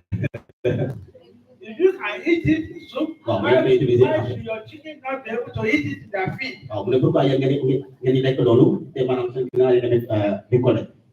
Kon And the price is very, very low. te moo gën a yomb en fait. And you now you are putting it in your soup te yéen seen lekk yéen a ngi ko ci def di ko lekk mais doo ko jox seen ginnaaw. because the protein is 20%. Waaw gis nga maanaam protéine bi mu ngi si 20%. It's more than the protein of maize. moo ëppale maanaam mboq bi moo ëppale protéine. You love yourself so much that you put it in your soup. léegi yéen dañ ko jël ngeen def ko si seen suuf yi But your chicken cannot eat it. mais seen ginaar yi ñoom bu mënu ko lekk. That's why you start running up and down to get high cost of maize all the time, and you waste. te yéen a ngi daw di wut ay maanaam mboq fu nekk maanaam pour li ngeen jox seen aliment topp si seen aliment yi te am ngeen loo xamante ne moo gën a yomb waaw. We want to change that orientation. léegi dafa bëggoon ngeen ñu changer maanaam xel yi nii pour ñu bañ a bàyyi xel juste si wàllum aliment bi ñuy jox ginaar yi. Where it is available, will tell you how to process it and put part of it at what quantity in the feed and reduce your cost. waaw mu ne fépp fu mu am rek dañuy fexe maanaam ngeen jël partie si loolu ngeen def ko si seen i aliment pour mun a wàññi li kii di lekk en fait ginaar yi. Look at the leaf of potato. xoolal xobu maanaam pomme de terre yi. The protein is 10 to 12%. mu ngi nekk 10 ba 12% protéine. Higher than maize. moo gën a maanaam tooy maïs bi aussi moo gën a riche maïs bi mboq bi. In Côte d'Ivoire, the food I ate was leaf of potato. waaw mu ne maanaam Côte d'Ivoire maanaam most of li si ëpp maanaam ñoom si kii yee koy jëlee si pomme de terre bi. But in Côte d'Ivoire, they don't know how to use the leaf of potato and put it in part of the food for their chicken. waaw mu ne si Côte d'Ivoire nag maanaam ñu si bëri xamuñu ni mën nañu maanaam jël the leaf or the leaf of potato. ok xamuñu ni mën nañu utiliser maanaam ñaxu maanaam pomme de terre pour voilà pour xob bi waaw xob bi pour maanaam jox seen ginaar yu lekk.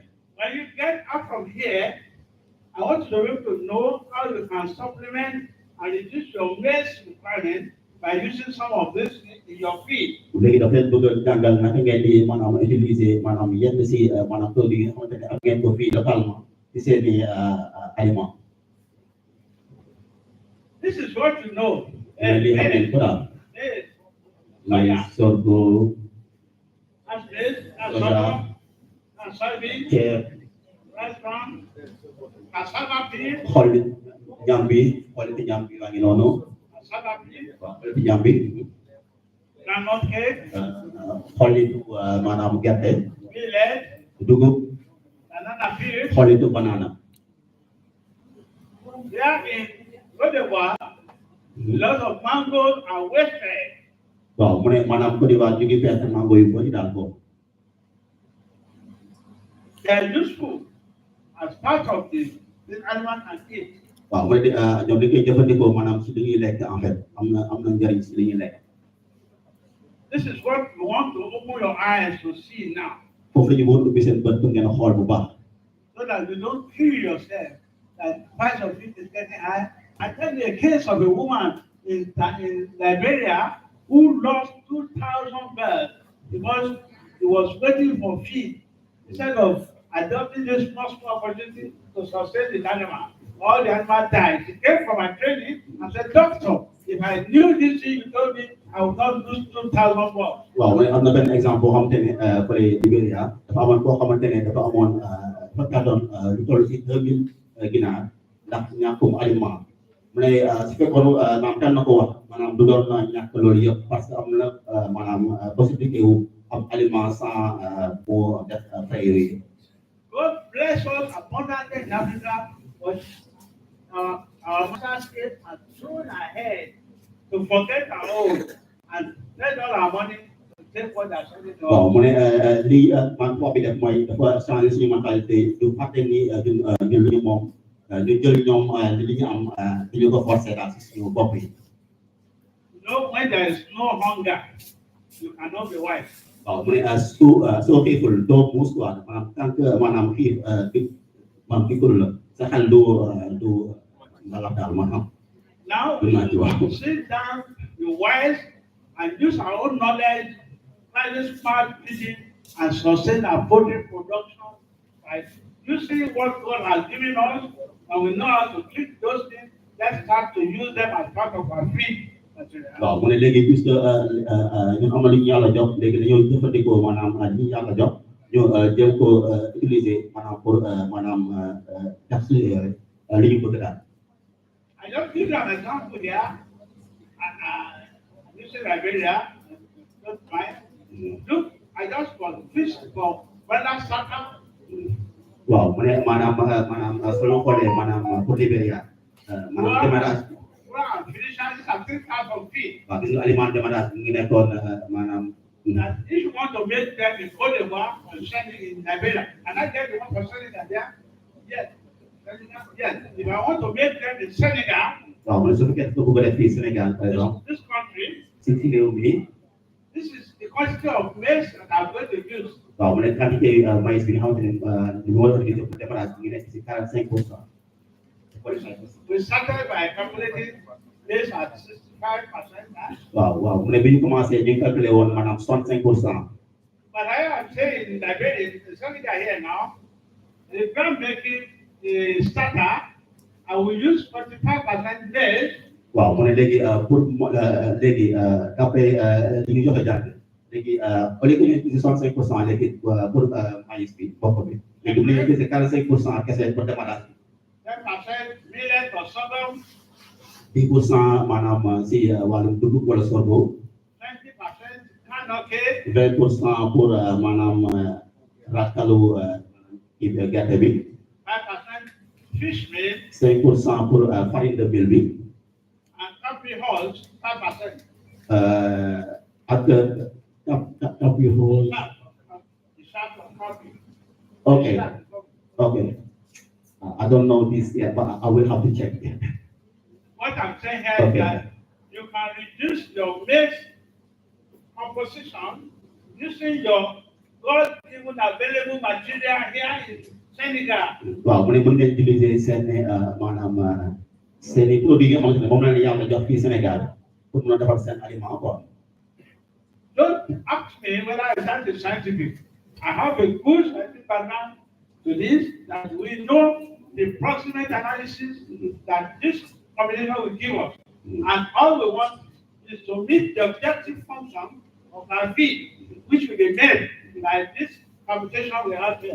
waaw mu ne effectivement comme scientifique yi dañu ko jàpp rek ci wane ne ñoom maanaam loolu mooy tax ñu mën a am maanaam production bu baax léegi moom dafa bëggoon maanaam def ba nga xamante ne ci donte wàññi nañu production wu wàññi quantité wu maanaam kii bi bokk bi léegi bon ñu mën a utiliser yeneen produits yoo xamante ne ba tey dina maanaam dëppoo maanaam les scientifiques yi waxtaan si wàllu maanaam qualité wu produit bi daal.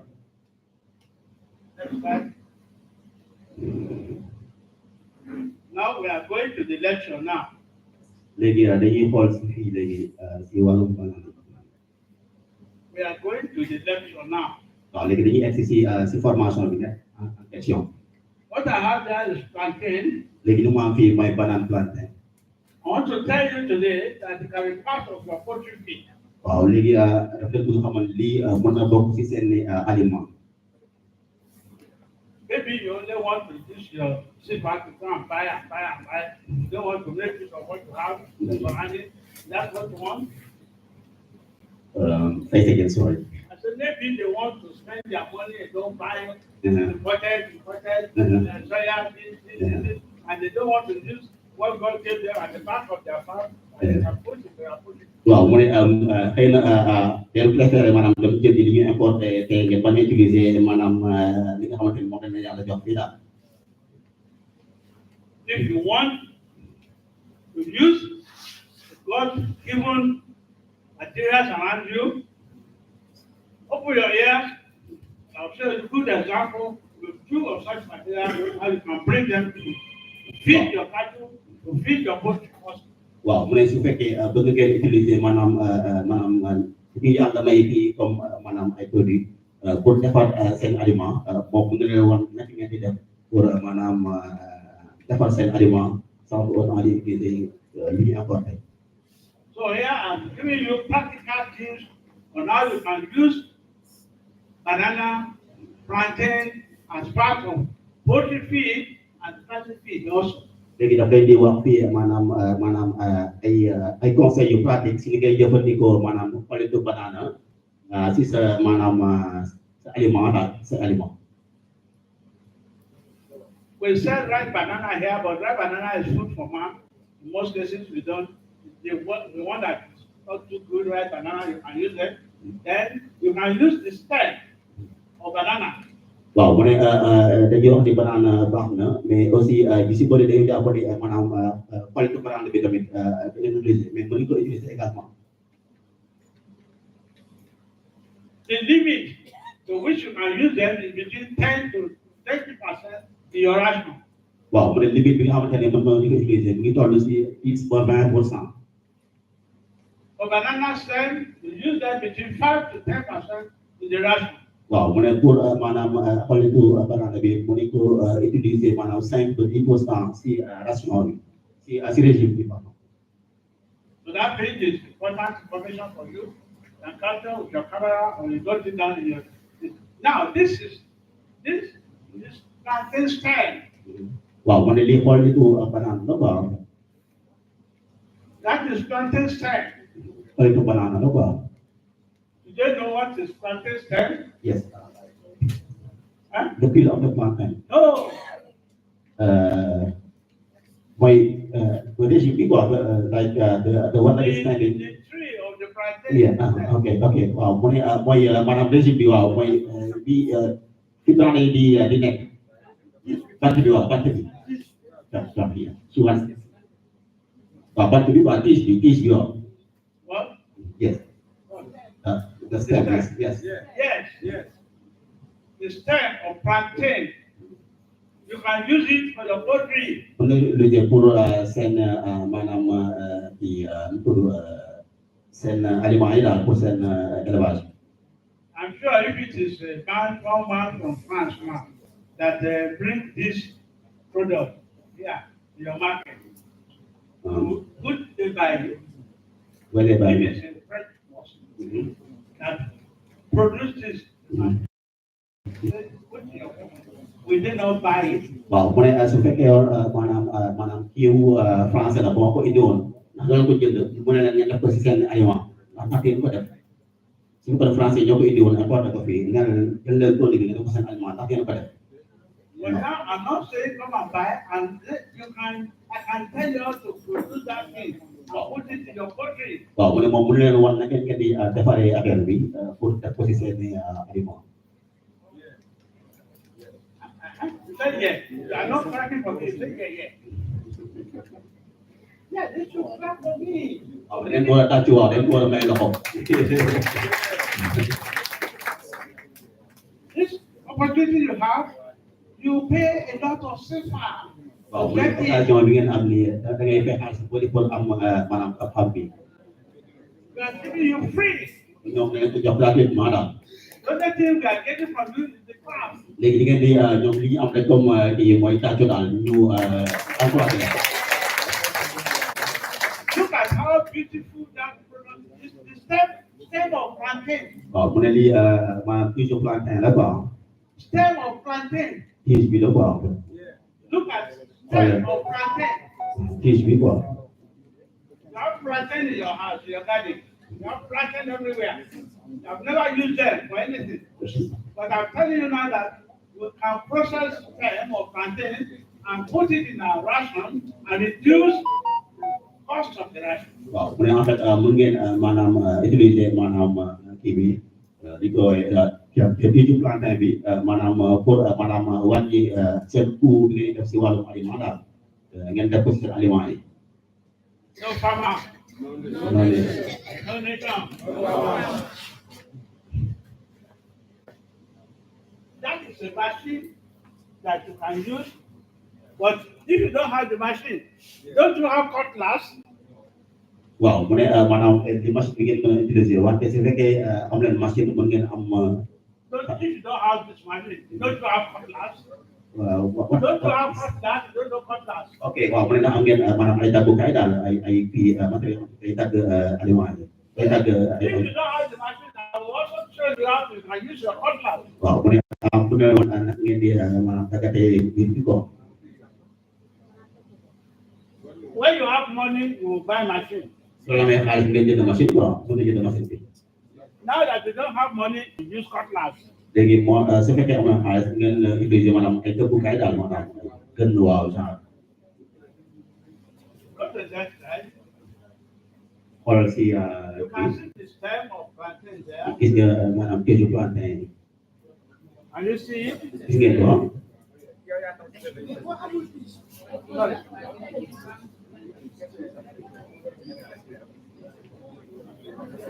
That stem of plantain is what the machine is going to crush. waaw mu ne machine bi da koy maanaam dëbb da koy wàll When it crushes it, waaw su ko walee you see what comes to left side. gis nga si beneen positif bi waaw You get that. waaw gis ngeen liggéey di am su ko walee ba pare When the stem is crushed, suñ ko walee ba pare you get that. liggéey am waaw When the plantain stem is like that, su kii bi melee nii su demee ba mel nii waaw your cattle can eat it. sa maanaam say maanaam ginaar bu ñu ko lekk daal Your pig can eat it. say mbaam kat mën nañu ko lekk également But before your poultry will eat it, we will tell you what we do. waaw mu ne avant ñu ko jox seen kii bi seen produit seen seen poulailler yi waaw ñeneen war nañu koy defee waaw Next time when I come, I will speak French. I don't need to waaw mu ne prochaine fois bu ñëw di français lay laaj incha allah You see, that is the intermediate stage. That is final product there on the left. That is the intermediate product on the right. waaw mu ne maanaam produit fini bi moo nekk si gauche bi maanaam léegi produit intermédiaire moo nekk si gauche bi This one on the right is what you put to ferment. You put in the drum, add some yeast to it, cover it for about 5-7 days. waaw mu ne lii da koy def si sa maanaam terrasse wala nga def ko fenn foo xamante ne da koy couvrir nga bàyyi ko fa pendant 5 ba 7 jours After that, you dry it, après nga bàyyi ko ba mu wow ba bàyyi ko ba mu wow and it comes like this. après mu ñëw mel nii daal comme ni la ñëw mel après So this is a training program and it's also an empowerment program. Mr. Ed can go and do this business and bring the final product to you, poultry farmer. waaw mu ne maanaam lii bi dafa xam la boo xamante ne maanaam kii mën na ko jëfandikoo suba jënd ay machine am ñëw defal ko pour jaarale koy yéen maanaam ku nekk si yéen mën na ko jël You can concentrate on that. Put it, tag it, put a label, keep for her in a farm, and that can be a business for you. waaw mu ne mën na ko maanaam defar def ko si ay sachet def si étiquette après jaarale ko yéen te moom business bu baax la ko moom There was a time I planted 4,000 of plantain in my farm. waaw mu ne amoon na maanaam projet wu maanaam 40,000 maanaam plantain si toolam At that time, by 1984, I did not have this knowledge then. waaw mu ne si jamono jooju mi nekkoon 1984 ñoom xamuñu woon maanaam xam-xam bi daal All my plantain stems were wasted. waaw mu ne maanaam tëju plantain yi dafa doon yàqu waaw At that time, if I had a small machine, produce this product, bag it, and take it to the market, many poultry farmers will buy it from me in Nigeria. waaw mu ne si jamono jooju su ko defaroon comme ni ñu ko wanee fii maanaam bu transformé ko defar ko ba jaay ko maanaam li bëri dañ ko doon jënd foofu si Nigéria Youth, open your eyes. ubbi leen seen bët ngeen xool Youth, open your eyes. mu ne waaw la jeunesse dafa No work, no work, government, no. bu ñu xaar toujours si gouvernement bi amul liggéey amul liggéey Leave the poultry farmer to the producing activity. Produce for her the raw materials you supposed to use. waaw mu ne maanaam mën nga produire maanaam di jëfandikoo maanaam li nga am si sa dëkk maanaam matière première bi nga am sa dëkk nga jëfandikoo ko di produire Plant your plantain, your stems are not wasted. Use it to produce this, bag it, label it well, take it to the farm. waaw léegi ñu nga planté sa banana maanaam doo plant dara ba nga utiliser cage bi taxale ko nii après def ko si ay sachet di ko jaay This is what the factories are doing with all their products. Very small factory in their farm, they do it like this, they break it, they sweat, where your money super. waaw mu ne loolu la maanaam nit ñu ngi ci di def la plupart du temps dañuy def li maanaam ñoo andi ko jaarale ko après ñoom ñu am séquence bu bëri daal. You can do something here in Senegal. waaw mu ne sorry. You can do something here in waaw Senegal. mu ne mën ngeen ko def fii Sénégal également. That is plantain. mu ne li may planté li may planté. That is the finished product. waaw produit fini. That is intermediate product. mais produit intermédiaire bi. Your pig can eat this.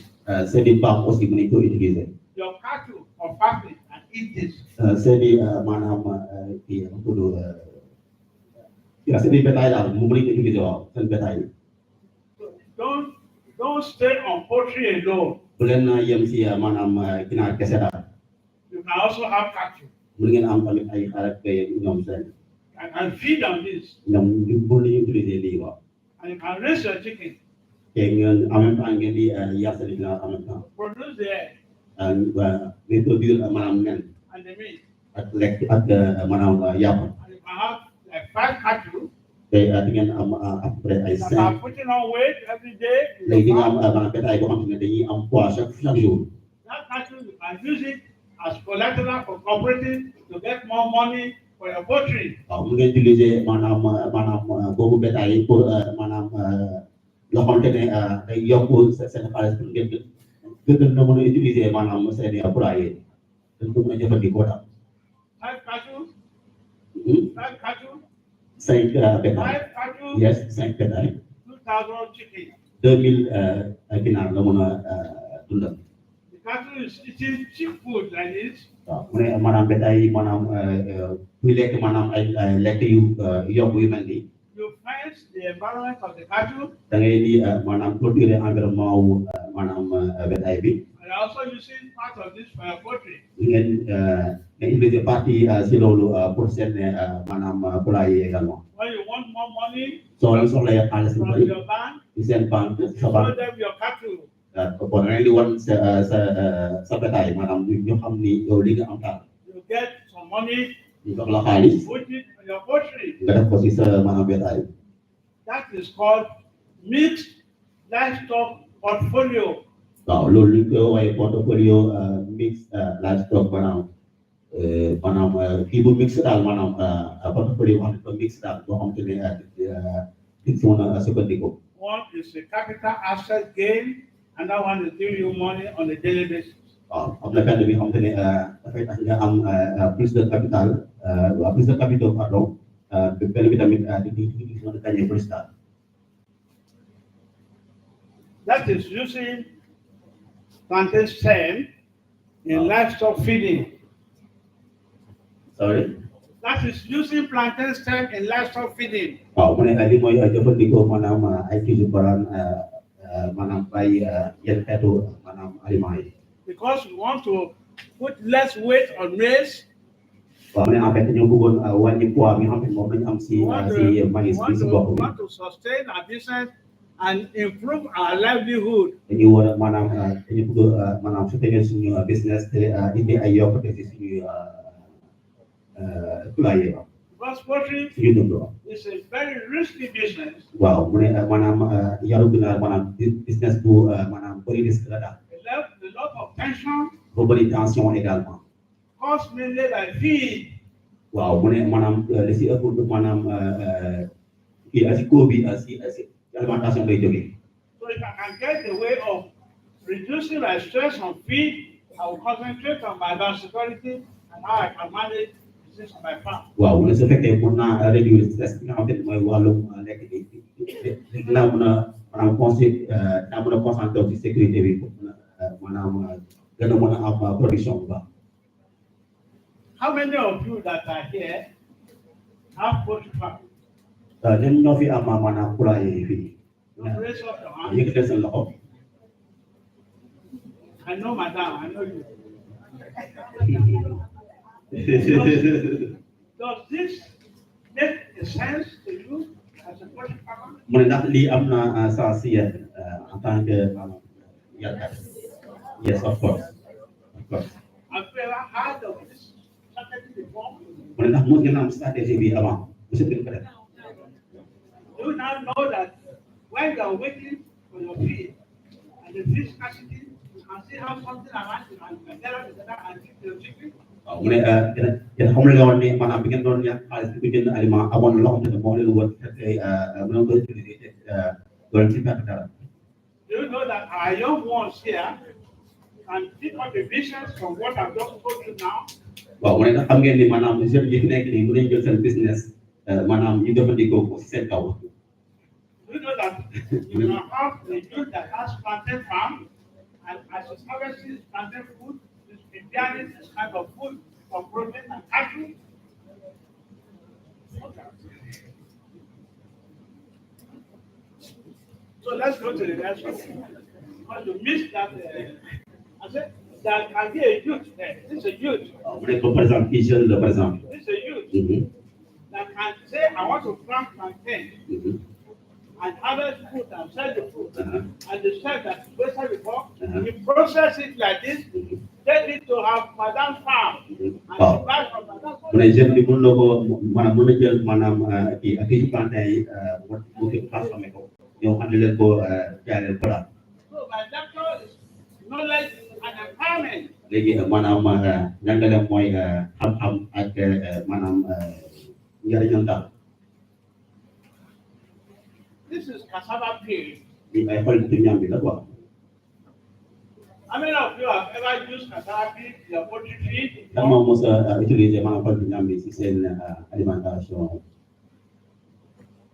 So now we are saying we can go with the environment, like this is public strategy, we call it private smart feeding, that can use cassava peel, not as the whole feed, as a proportion in the ration. léegi mun nañu maanaam sukkandiku ci changement climatique yi utiliser loo xamante ne maanaam xam nañ ko fii suñu réew ñu jël ko bon pas lépp sax mais ñu jël si une partie jaxase ko si bu bokk si seen alimentation. So we can use cassava feed for poultry feed, can use for layer, can use for brown, can use for bread also. waaw mën ngeen ko utiliser maanaam si seen tool ngeen koy utiliser maanaam picc yi maanaam xeetu njanaaw yu bëri daal. We can recommend this for poultry farmers that do not have birds that are more than 2,000. waaw mu ne en fait mën nga ko recommander ñi nga xamante ne amuñu maanaam lu amul maanaam 2000 Because you can easily ginaar find, si kii bi waaw. if they are talking about poultry farm with 100,000, 10,000, maybe it's different. But poultry farm on a small scale, as a concern, small scale farmers that are growing up, you don't want their business to perish. We are recommending this strategy for them. So you can put cassava peel. We will tell you how to treat cassava peel before you bring it to poultry. You can use it at this ratio.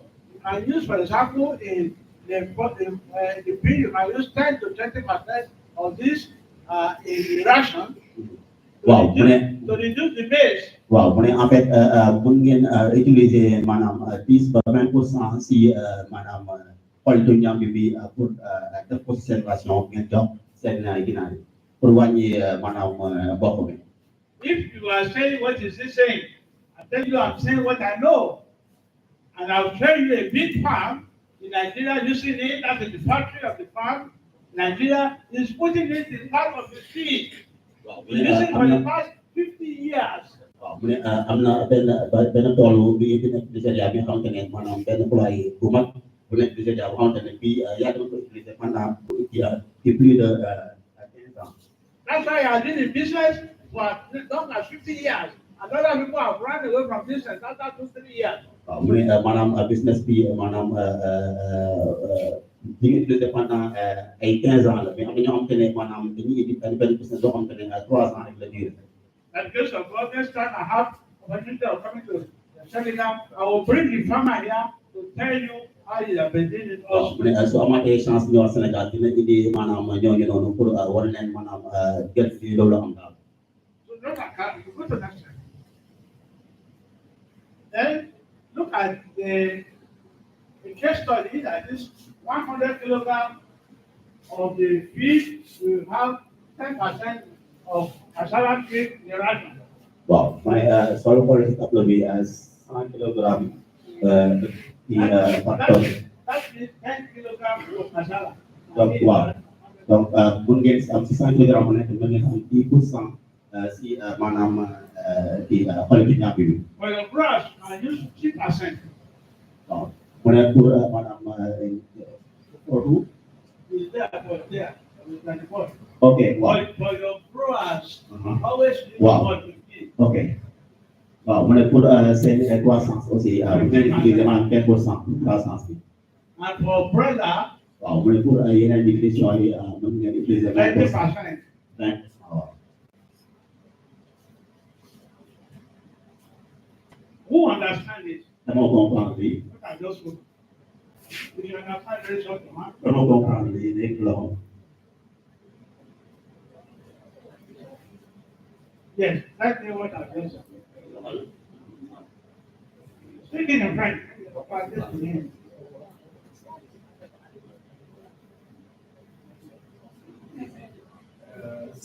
100 kilogrammes, 100 tonnes, 100 kilogrammes. Wow. C'est avec 10% qui qualité d'abri. C'est croissance. Donc, 150 kilogrammes à 15% de qualité d'abri. On est comme ça, tous les jours. Comme ça, 200 tonnes. 200 kilogrammes par tonne. He was saying that if you use like this for layer ration, you should put in every 100 kilogram 10%. Yeah. And for growers, you should use 100 kilogram for 50% of the cassava field. And for the broilers, you can use 200 kilograms. And then you make a lot of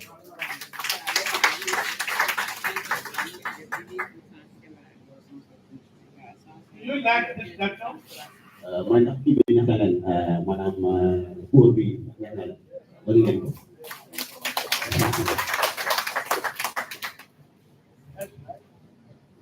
suivant That is the cassava. lii mooy xamu kii xool ci ñaam bi moo nekk nii. That is the cassava pea. bien. su ko waxoon If you don't want to know this kind of technology, mu ne ndax bu leen xam genre technologie bi. if you want to be in poultry, not this strategy and high cost of production, you don't want to know this, di ngeen nekk si benn maanaam environnement boo xam ne maanaam changement climatique bu métti te bu leen xam genre technique bi. so if you don't want to know this, formulation is because loss and loss will be coming. waaw mu ne su fekkee boo leen am lii maanaam bu ngeen gaaw a bàyyi parce que di ngeen perte lu bëri daal. That is what I will say, the COVID strategy. léegi moo tax mu ne lii ci stratégie copie la quoi bu ñu war a copier. Now, how do we treat the cassava? waaw léegi nan la ñuy traité maanaam ñambi bi. After you treat the cassava, soo ko xoolee ba pare you can dry it. mën nga ko bàyyi ba mu wow.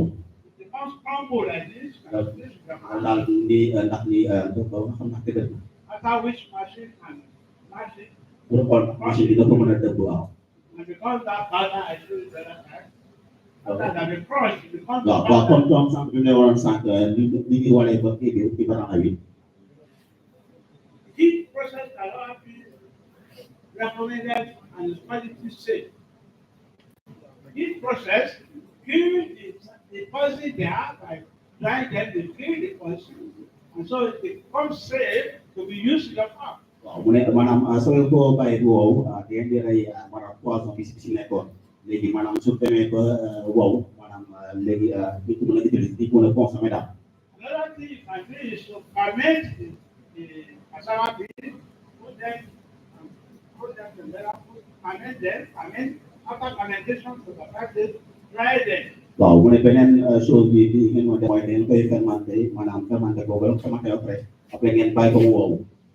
If you have 100 chicken, you should be able to adopt this method instead of waiting until you buy waaw expensive. mu ne soo amee 100 ginaar mën nga maanaam commencé adopté maanaam système bi balaa ngay xaar muy am lu gën a bëri lii. You have 150 chickens, why So, I are you mean- waiting until you have expensive food? soo amee 150 looy xaar ba ngay am ay maanaam lu ëpp loolu. have cassava stem, you have cassava, bean, you have the stem of plantain, and you have 200 chickens, and you are still saying you are having a problem, you cannot feed your chicken. It's a shame. mu ne loolu maanaam gàcce la daal nga am maanaam xol bi ñam bi am jafe-jafe pour jox say ginaar lekk loolu moom parce que war nga ci mën a profité pour mën a yokk maanaam sa aliment. So, when you collect the fresh cassava bean, collect fresh cassava bean, that's the first stage of the process. waaw mu ne maanaam da ngeen di jël maanaam xol ñam bi si saa si balaa ñu koy sànni. You remove the stones and the dirt that is the cassava bean. léegi nga génnee xeer yi si nekk maanaam ak maanaam bépp matériel bi nga xam ne moom lépp daal bu si nekk. You rinse them with clean water nga raxas ko maanaam si ndox mu sell. without dry.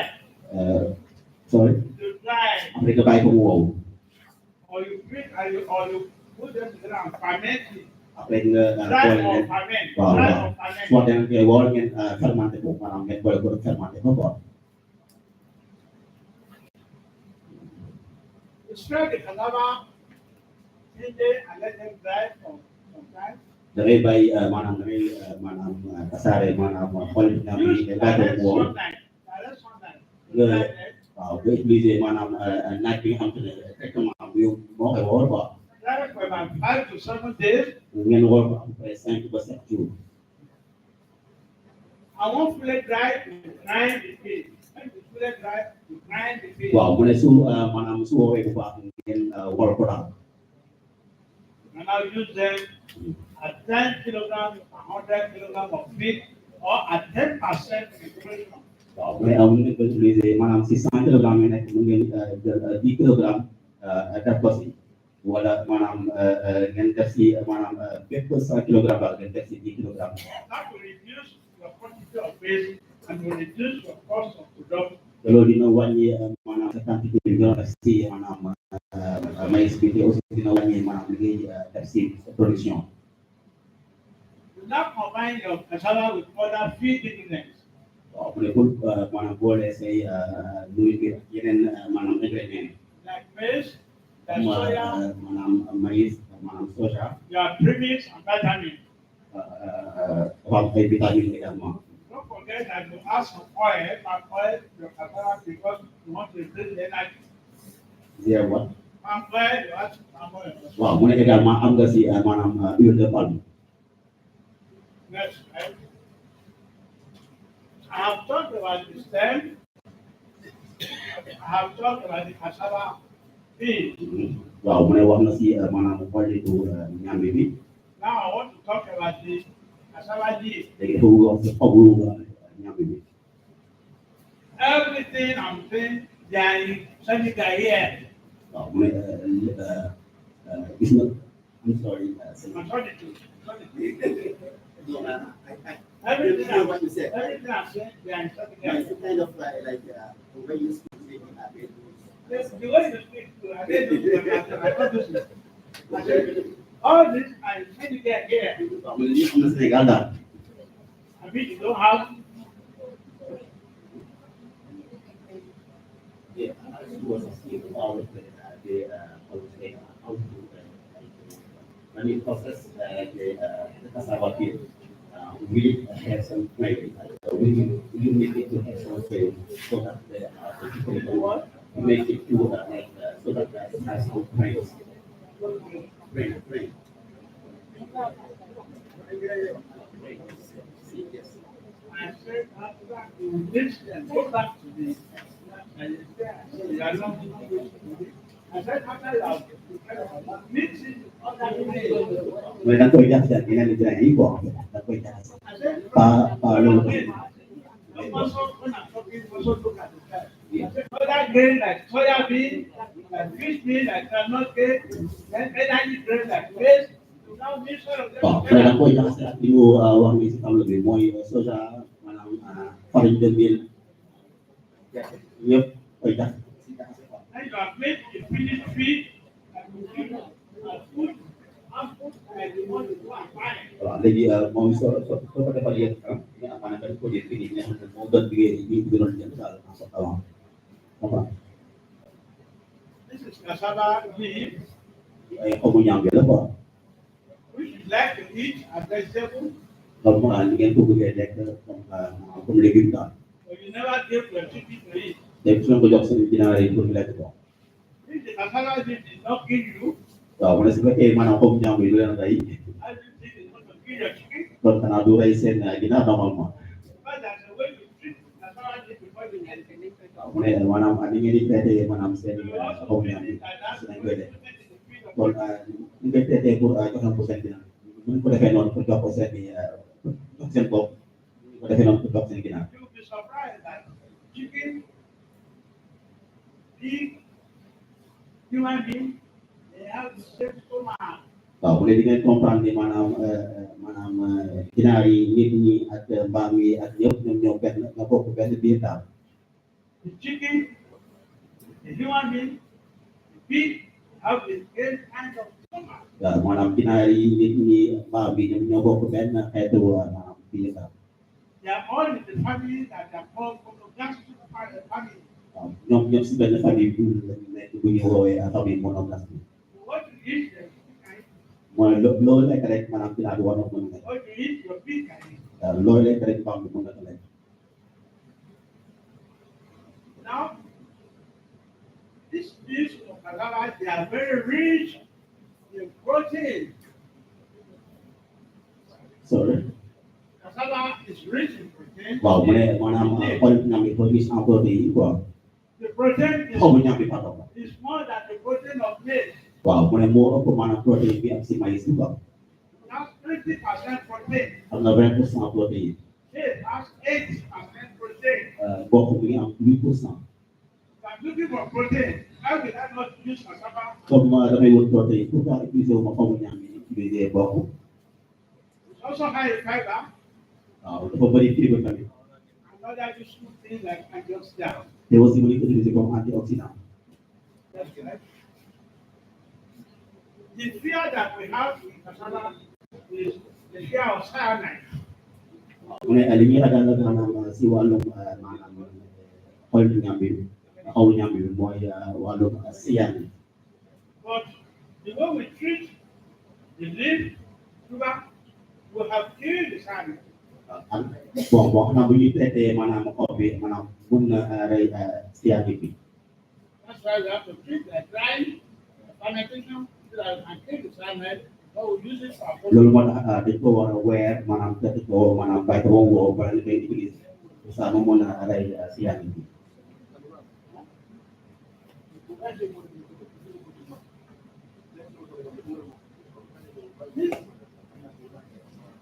the way we prepare and process them. waaw bi lañ koy maanaam traité We dry and boil and ferment. dañ koy maanaam woowal ñu axal ko après ñu fermenté ko You can dry and boil or ferment. mën nga ko maanaam woowal wala nga axal ko wala nga fermenté ko You like and test for the protein after you have done that. You want to have the chemical information and test for the protein after that. waaw mu ne aussi tam mën nga testé maanaam ban protéine moo si am Now combine them with other ingredients like fish, soya, fish, and then you finish it. waaw bul ko boole ak yeneen aliments yi comme yu mel ni mboq soja ak maanaam farine de mil ak yeneen minéraux yi This table is very important. mais tableau bi dafa am solo lool I formulated for you here ration for layer, for sheep, for broiler cutter, for broiler finisher, for grass patch. waaw mu ne di ngeen am fii ration wu maanaam poudres yi maanaam chair yi maanaam finition yi ak yëpp daal See those 300 who knows the value of this lecture, they are now rushing to keep a snapshot of what is there. Wow, But that is the secret. waaw mu ne li secret quoi maanaam ñi ko xam ñu ngi jël photo parce que xam nañu njëriñ bi si nekk That is the secret. mu ne li secret la quoi parce que ñu bëri xamuñu ko Because I don't have any lecture note to give anybody. waaw mu ne puisque amul benn mu jox maanaam But in future, if you go to our website, You will see this letter there. waaw mu ne soo déggee si web bi di ngeen gis maanaam cours bi waaw ñu joxe bu ngeen ko jot si site wala duggee seen site web ñoom Here in this table, I've made your job simple for you. waaw mu ne maanaam dafa yombal maanaam seen production bi soo xoolee tableau bi I've made for you a layer ration that contains cassava leaf, that contains plantain stem. waaw mu ne dafa leen defal fii benn maanaam tableau boo xamante ne dafa am maanaam pour pondeurs yi maanaam yu am maanaam di am I put them kii plantain in ak your ñaar shipment. bi I put them in your brother's shelter, your brother's filter, your brother's smash. mu ne mën ngeen ko def si seen maanaam démarrage croissance ak maanaam finition If that is the only thing you take back from here, you have gained a lot. su fekkee da ngeen utiliser maanaam lii li ngeen jàngale di ngeen gaje lu bëri And you know how you can process cassava leaf, léegi xam ngeen ni ngeen ne maanaam traité maanaam xollitu ñam bi you know how you can process the stem, xam ngeen ni ñuy traité maanaam tiju and you know how you can banana bi combine them together to make various types of ration. xam ngeen aussi ni koy maanaam boole pour defar benn ration bu am solo la If I sit down here, su ma toogee fii I sit down at this point, ma toogee fii ba si jamono jii nii I've given you enough. jox naa leen lu bëri su ma yemee fii maanaam dafa bëgg a wax ne su yemee fii daal maanaam jox na leen lu bëri daal maanaam I've helped you enough to reduce your cost of production. jàppale leen bu baax pour ngeen wàññi maanaam li ngeen di produit maanaam seen production si wàllum aliment I didn't say I've stopped my lecture. I didn't say I've stopped my lecture. I said if I finish the lecture now, waaw you have gained enough from waaw mu ne nag ki newoon dafay arrêté mais dafa ne su fekkee si yemoon fii rek maanaam mu neex daal waaw su ko waxee I know some people want to me to release them now so that they can go and but that is the problem with development. When you are processing and learning the knowledge, it becomes difficult for you. But if you are patient and listening at the end of the day, you gain a lot. effectivement loolu mooy xam-xam daal soo parce que rek ci gagné plus maanaam si journée bi bu jeexee ñu gagné lu bëri daal Those of you that have been able to capture that, please share it with others so that they can have this table with them. Those who have captured it, who are taking the photograph, please share it with others so that they can have the table. ok waaw mu ne di jël photo bi yëpp mën nañu ko partagé ñeneen quoi parce que ñu am ko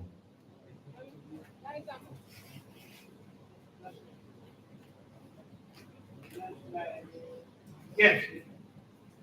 That ration that I show you the population, this is the analysis of the ration.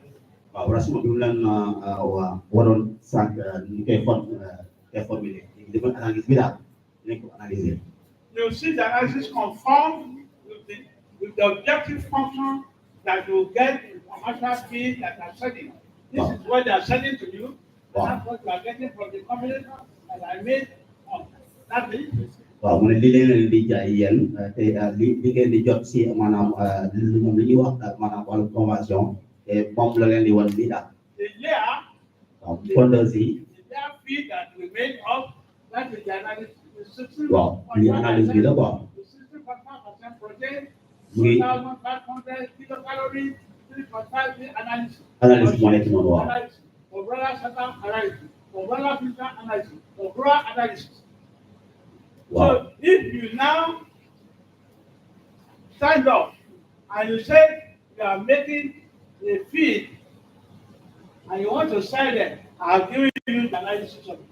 waaw mu ne maanaam su fekkee da ngeen bëgg maanaam jóg ngeen dañuy defar maanaam ay aliments pour maanaam jox ginaar yi jox la leen benn xam boo xamante ne soo ko utiliser mën ngeen defar facilement maanaam seen aliment But if you are just taking knowledge and you are preparing them in your farm, I also have shown you the analysis of what you are preparing for your chicken. waaw mu ne su fekkee da ngeen koy jëfandikoo juste pour seeni maanaam poulailler yi kese jox leen maanaam benn leçon boo xam ne ngeen koy jàng pour utiliser ko si seeni poulailler I pray that you understand the value of what I'm telling you now.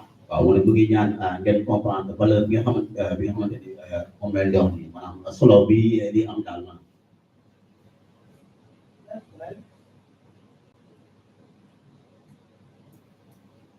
Every everything about economics, the economic justification of what we have just done. What is the economic justification? waaw mu ne léegi la mooy justification économique maanaam lan lay mën a indi si koom bi daal maanaam. One, we are reducing dependency on imported material. dañuy wàññi maanaam li ñuy dépendre si maanaam matériel yi ñuy importé daal. We are cutting down our cost of foreign exchange. léegi dañuy maanaam wàññi maanaam coût bi nga xamante ne moom la ñuy am moom lañ jëlee si échange entre yeneen réew yi daal bi We are encouraging local production and empowerment for local youth. waaw ñu ngi maanaam encouragé maanaam ñuy produire si ñuy produire localement di ko utiliser localement. We want to sustain our production. dañoo bëgg maanaam maintenir suñu production daal. We are creating jobs. ñu ngi créer ay liggéey. We want to be able to sustain market. dañu bëgg aussi maanaam maintenir marché bi daal. That is the summary of the economic justification of what we have discussed. loolu mooy maanaam tënku maanaam justification économique bi nga xam ne moo si am daal. A professor of diet nutrition was present at LAFA's second annual conference this year in Nigeria, and he talked to farmers, I'm talking to you, on climate smart poultry production. waaw mu ne maanaam thème bi la ñu defoon Nigéria te ñu ngi doon wax si ban stratégie la ñu war a utiliser pour am maanaam ay production boo xamante ne dafa dëppoo ak climat bi daal. I just quoted what he said about climate smart poultry feed. waaw mu ne dafay wax maanaam li ñu wax si maanaam stratégie wu maanaam alimentation bu dëppoo climat bi. He said they are necessary to manage the heat that is in the universe today. waaw mu ne en fait dafay wane nécessité maanaam bi nga xam ne moo si am pour maanaam gérer maanaam tàngoor bi. He said they are needed as substitute to reduce the reliance on maize. waaw mu ne dafay wane maanaam nécessité bi ngeen xam ne dafa am pour wàññi li nga soxla si wàllum ci aliment. He said the strategy involved using things that have not been used before and breaking them for formulation of poultry feed. waaw mu ne stratégie bi mooy maanaam utiliser ay mbir yoo xamante ne daal ko utiliser après ñu indi ko fii pour maanaam li nga xamante ne moo leen di jàppale daal. Everything he said there is what I've told you here today. mu ne lépp li ñu wax fii mooy loolu la ñu wax foofu maanaam lépp li ñu waxoon foofu noonu si Nigéria moom la ñu jàngal tey fii. Professor is Professor E.B. Shungaya. waaw professeur boobu mu ngi tudd E.B. Sonaya. So in climate smart and not rising up my attention now, we are talking about diversification of poultry feed in the land.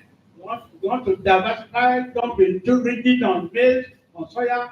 That's one point we have made, diversification. waaw mu ne maanaam premier point bi pour wàllum changement climatique bi boo xamante ni dafa maanaam xare maanaam lu si dëkk mooy diversification maanaam indi ay xeet yu bëri daal.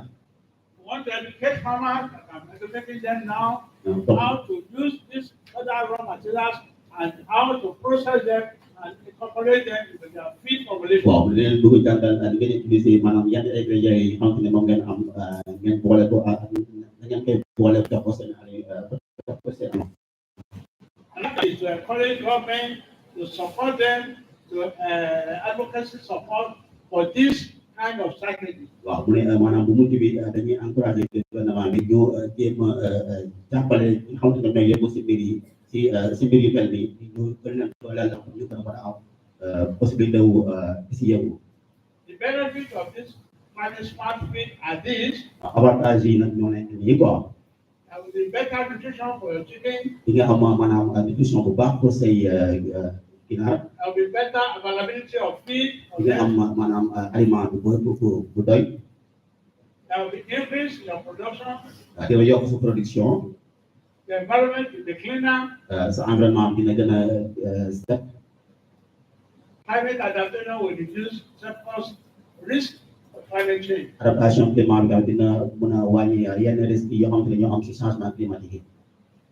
To manage climate change through climate smart production, obey residences, will reduce the risk. Waaw ñu ñuy gérer maanaam changement climatique bi mooy dañuy tabax maanaam ay maanaam wàllum résilience Our ensure dañuy wàññi risque yi My recommendations are this.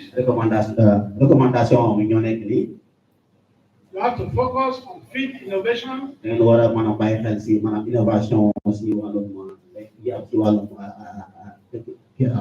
alimentation bi improve on your local feed processing, indi ay yokkute si maanaam ngeen di defaree maanaam seen aliments yi nga xam ne ñoo am fii si dëkk bi improve your knowledge.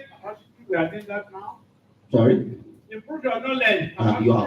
yokk seen xam-xam daal mooy li ñuy wax capacité building mooy yokk seen i xam-xam daal Policy advocacy is the next one. waaw pour tam ñaax gouvernement bi daal si wàllum yenn xeetu pratique I will conclude my lecture now. léegi moom dina tëj leçon bi tey I say, climate smart feed are cornerstone of the poultry sustainability in Africa. waaw mu ne maanaam alimentation yi xam ne dafa dëppoo climat bi maanaam lu am solo la si maanaam maintenir maanaam employé yi xam ne ñoo am fii si Afrique daal maanaam wàllum yar élevage fii si Afrique There will be environmental care, economic gain, and food quality sustainability. maanaam dina indi maanaam toppatoo si wàllum alam bi maanaam am wàllum koom ak maanaam kaaraange si lekk gi So we call for stakeholders and collaborate together.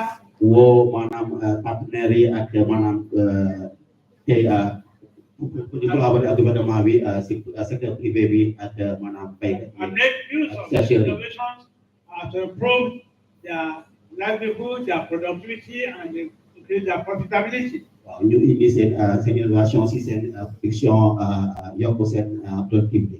My name is Dr. Stephen Adejoro. I've been here today to talk to you about climate smart poultry feed formulation. I've been here to talk to you about how you can be flexible, you can rely less on maize, and harness local materials around you to make your feed. waaw mu ne moom joxe na turam sànq moom mooy docteur Adejoro léegi ñëw na fi tey jàngal leen ngeen di maanaam jëfandikoo seen i aliment ngeen di defal seen aliment ba nga xamante ne ngeen mën a am production bu gën a baax pour seen i maanaam élevage. I have involved you in my lecture by asking questions from some of you, and I have known that a lot of you understand what I've come here to say today. waaw mu ne fexe na ba maanaam boole leen si jàng bi ba bu remarqué ni que ni maanaam ici aussi yéen daal maanaam comprendre ngeen bu baax li ñu doon jàngale daal. I have shown you how you can pick up a different business from the innovation that we have lectured today. waaw mu ne war na leen li ngeen mën a jëlee benn business maanaam jël ko maanaam def ko liggéey boo xamante ne mën na leen jëriñ. I've shown you how you can process this innovation and make them safe for your chicken. waaw mu ne xam war na leen li ngeen ne maanaam traité seen kii innovation bu bees bi pour yore seen ginaar yi de façon sécuritaire.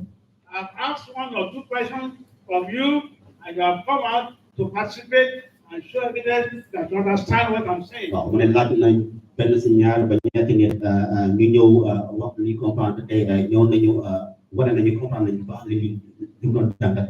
So with this, I'm satisfied that I've given you the knowledge, that I've understood the knowledge.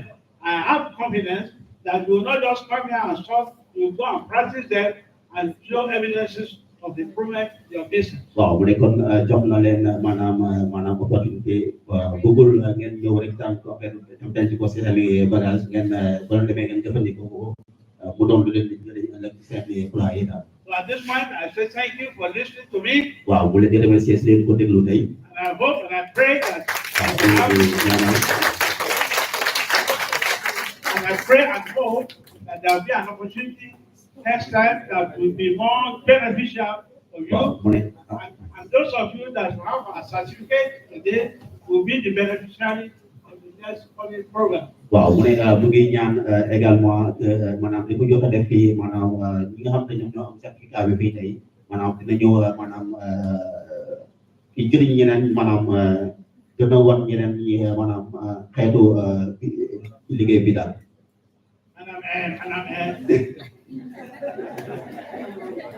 No power, no nation. No power, no nation. No nation. No power. Au revoir.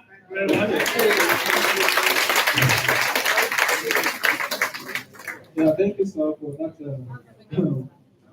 wonderful presentation.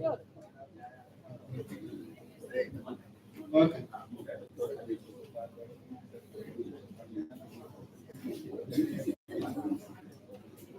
So we thank the guest speaker for his wonderful presentation. Jadi remercier man ki ñu doon présentation bi. And if you remember at the beginning of the program, we said theme of today's program is knowledge sharing on poultry health and nutrition. And today, the president, who happens to be having over 45 years, decades of experience, has shared with us his decades of experience and how the farmers can improve their production using the local ingredients and as a substitute, as an alternative to maize. So please, based on this training program, I would like you to let's appreciate the president and the guest speaker for today for imparting knowledge to us today. Waaw mu ne tey kontaan na bon d'après lu ma gis maanaam professeur bi ñoon ta présentation jàngale na lu bëri si wàllum maanaam dañuy maanaam traité aliments yi bi nga xamante ne mën a tax ba seen aliment ba seen kii dana yokk daal te loolu maanaam mu ko jëlee si 45 ans d'expérience bi mu am te loolu lu ndaw daal donc mu ne gën a mayaat loxo bon. That's true. Thank you. Like also, I would also like you to appreciate Mr. Diop for giving a good interpretation.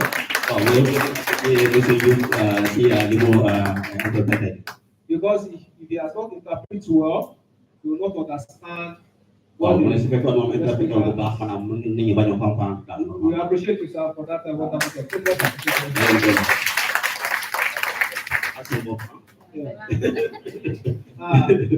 I would just like to entertain just two questions. There is this section for question and answer. But because of time, I'll just take two questions. Then we'll have the second lecture. Then we can have the whole question at the end. So if you have questions for the president, just two. If you start, don't worry, we'll call you. Over there. All right. Islam. Islam. And then we'll have one from the mail too. Yes. So.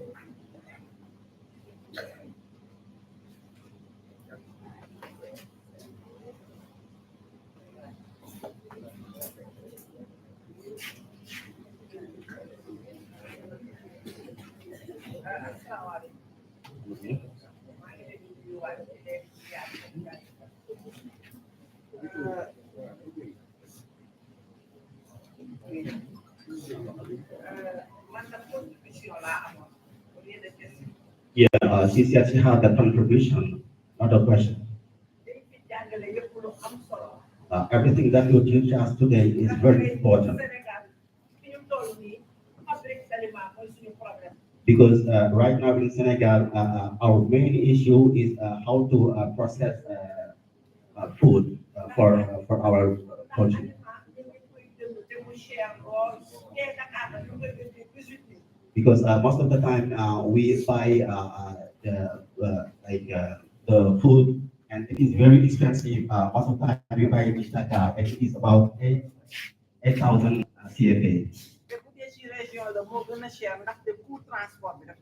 And if it is in the district is like much expensive because it's more expensive because they add the cost of transportation.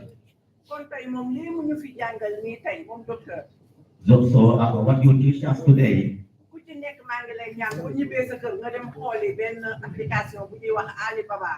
I'm praying everyone to go home. Like once they go home, they look for an app that is called Alibaba.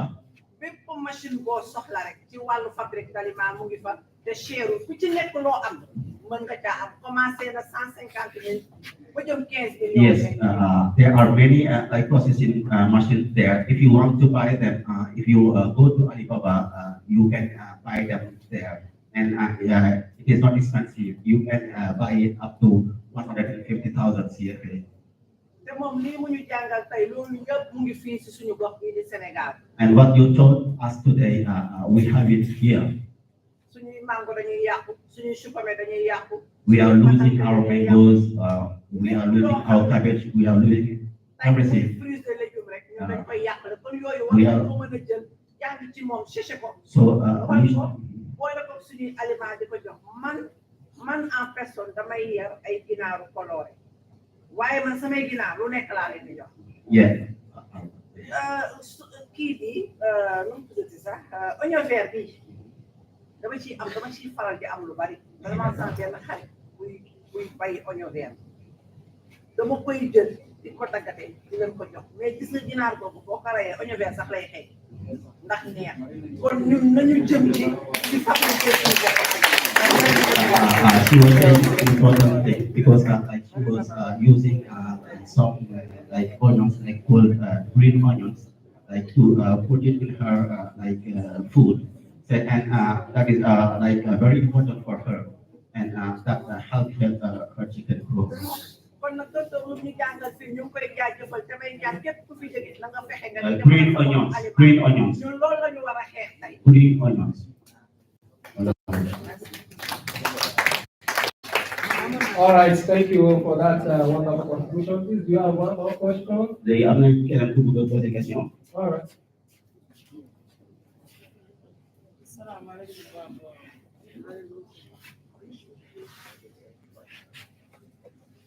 man question bi ma amoon di ko posé mooy damay yar ay ginaar mais damay am tout le temps retard de croissance wala des fois bu ñu demee ba xaw a dëgër seen tànk yi dañuy ko.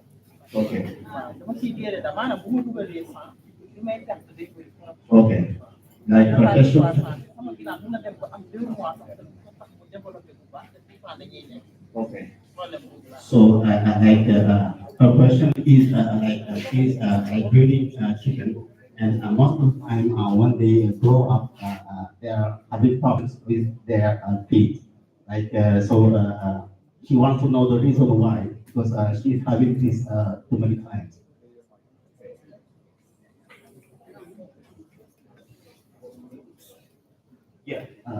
She said she's having issues with her poultry because when she breeds her chicken, when they try to grow from the growers, they start having some disease in their feet, and she doesn't know what it is.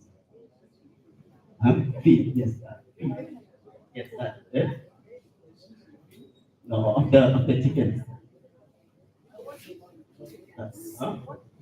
Dan may problem bi fan la. mais problème bi retard de croissance lay am. Huh? day am retard de croissance. Yes, the problem is the growth is too late. It doesn't go it doesn't go quickly.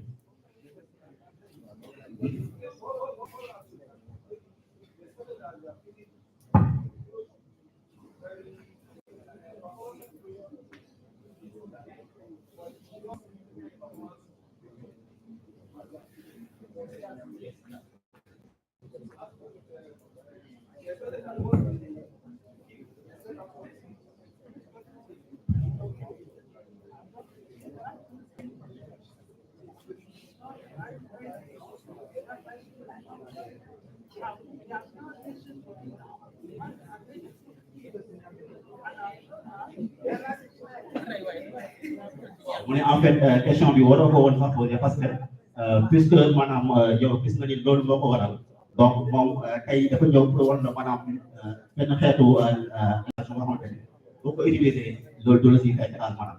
mais tànk yi seen tànk yi mais jékki-jékki seen tànk yi mais ndax Okay. Yeah, she said like what is the solution for that? Because most of the time they kind of like handicap with on their feet. She doesn't know why what happens what brings this.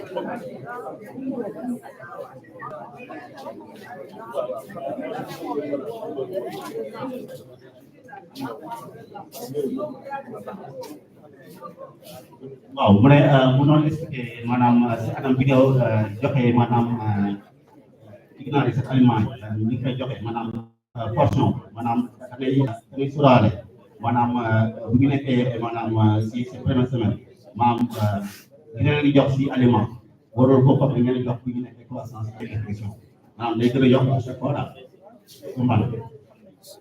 Okay, so one more questions, then Okay, benn question léegi après ñu arrêté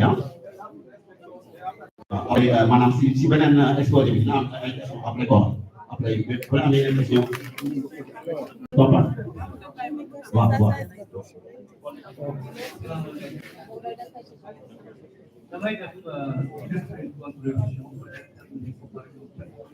Yeah, he would like to add something like do make a contribution.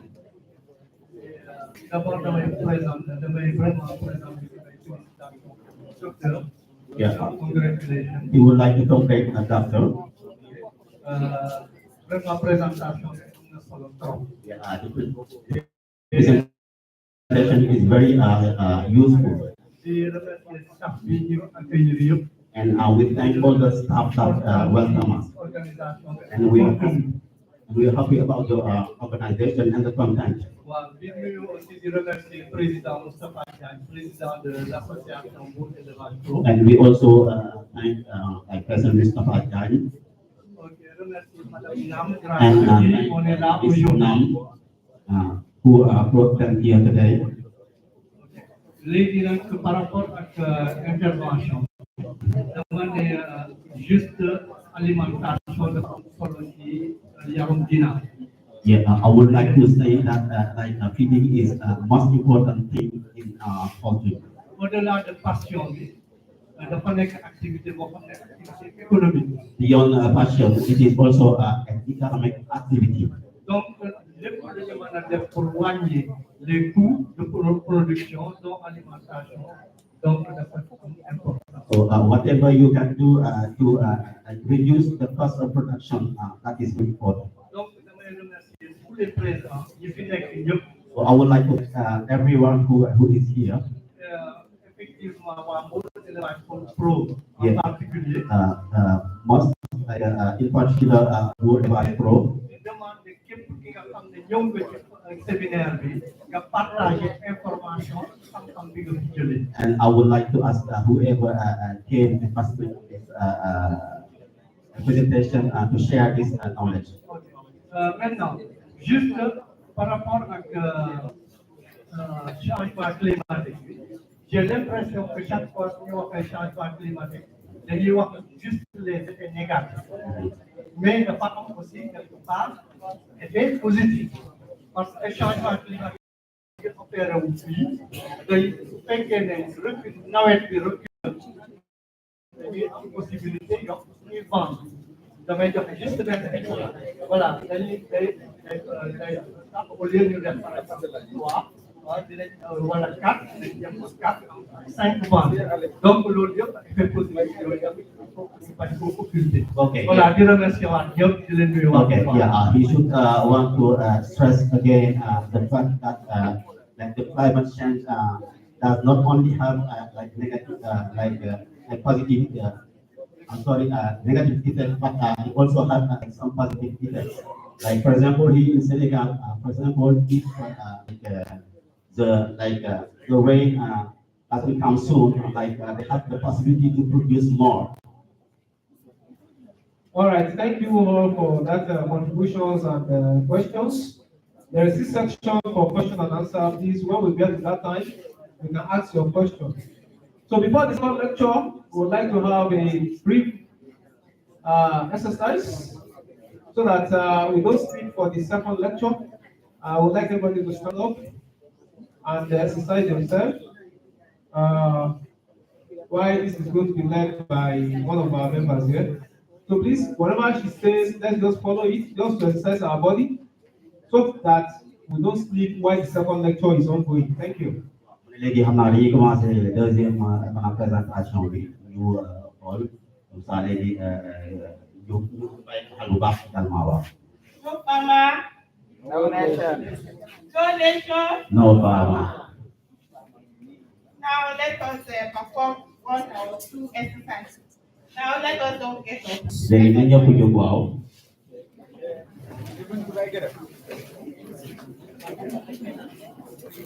Please let us start off. Léegi na ñëpp jóg taxaw. Now, sit down. Léegi sama leen ni Up again. jógaat leen. Now, follow me like this. Léegi topp leen ko xool ni. Like Léegi ñëw leen. that.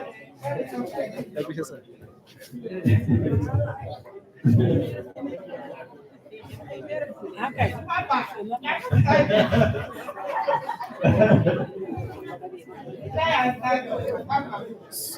okay.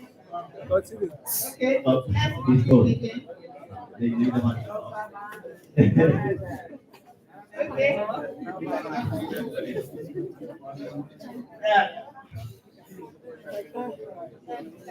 Encore nii si ginnaaw ma doon daanu. Yeah, thank you. Thank you. That is what we call coping strategies. It's just to release the stress in our body. Now stratégie locale pour maanaam génne sa si yaram. There is no benefit in coming to this training program, and you cannot have one or two things to return back to your farm. Mais en fait dafa bëri ay avantages yoo xamante ne mooy boo amee fii And you might not know whether the point they are going to say when you are sleeping is the problem you have in your farm. waaw mu ne en général li ngeen di am maanaam lu ñuy xamle maanaam fekk ngeen di nelaw maanaam problème yooyu en général ngeen di am seen maanaam seen poulailler. And that is why I want everybody to pay attention and listen to the second lecture. léegi moo tax ma bëgg ngeen bàyyi xel comme ça ngeen déglu maanaam exposé ko si topp waaw. If you have questions, soo amee ay questions. just write it down. peut-être mën ngeen ko bind. After the lecture, su paree exposé bi. you are going to ask for the question. après ku nekk mën na poser question. And then they will go to the answer. après ñu dem si biir waaw. Thank you once again. No farmer. No nation.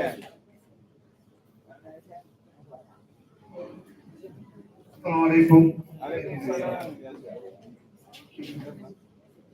Man maa ngi tudd Cheikh Tidiane Diop. Bokk FAPA.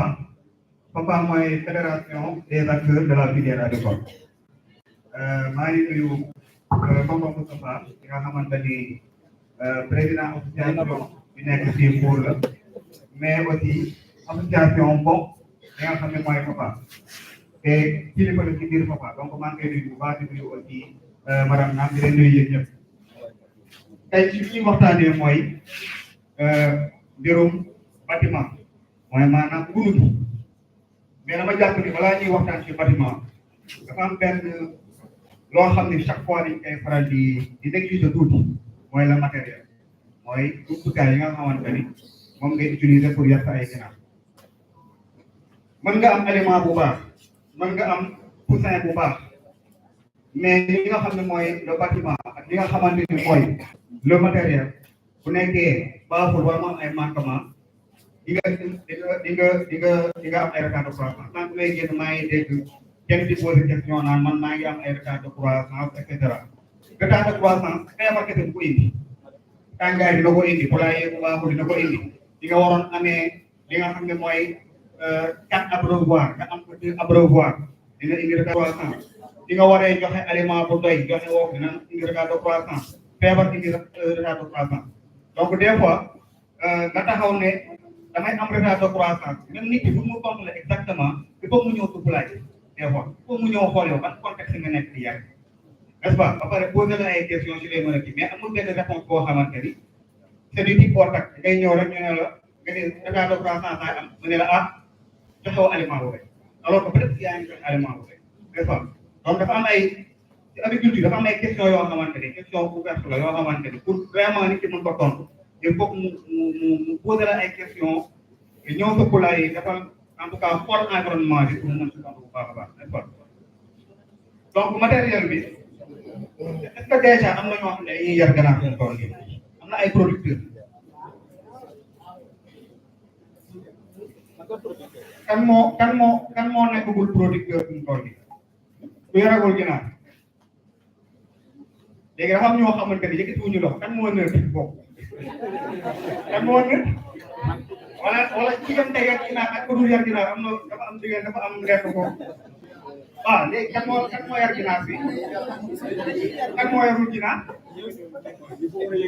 yow looy yar yow wala yow ay xar de yar ok léegi man comme nit maa may 30 minutes dinaa ko chronomètre maintenant nag comme ni koy faral di waaye objectif bi fii nekkul boo leen génnee ngeen nekk ay kàngam ci ginaar parce que en 30 minutes moom mënuma leen expliquer ba ngeen nekk fii ngeen ne yéen a daal di yar ginaar Sénégal lu ma mën mooy ci slide yi may dem ci norme yi nga xam ne li ñuy tuddee les incontournables n'est-ce pas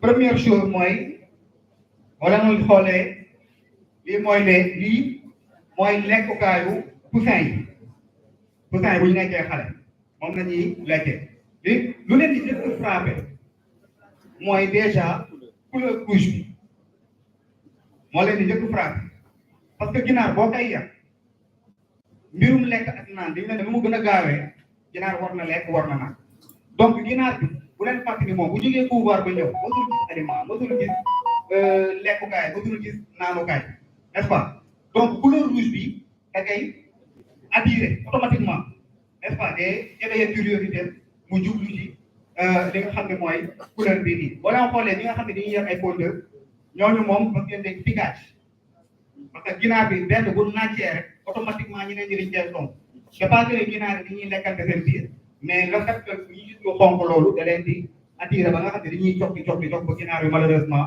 mu dee donc boo leen xoolee tout ce qui est abreuvoir mangeoire la plupart du temps dafay faral di rouge couleur rouge maintenant nag ci marché bi moom on a tout da ngay gis ay yu vert yu jaune et cetera mais li ma leen di digal mooy chaque fois dañuy utiliser yoo xamante ni couleur bii la comme ça vraiment muy excité ginaar bi ak muy ñëw di lekk donc lii la ñuy tuddee plateau de démarrage et en parlant de matériel xam leen ni aussi dafa am ay normes par exemple ñu ne plateau démarrage bii nii benn pour 50 ginaar benn pour 50 ginaar bu dee ñaar kon dee nekk pour 100 ginaar donc boo xamante ni su nekkee damay yar ginaar may yar ginaar yi jaar na ko ci norme bu nekkee yow da nga xam ginaar comme suñu papa gi bu ñëwee seet ma sama poulailler mu xam ginaar xam norme yi il suffit que mu compter nombre de mangeoires yu fa nekk wala abreuvoir yi mu xam ñaata ginaar moo fa nekk sans pour autant sax mu laaj mais nag su ma nekkee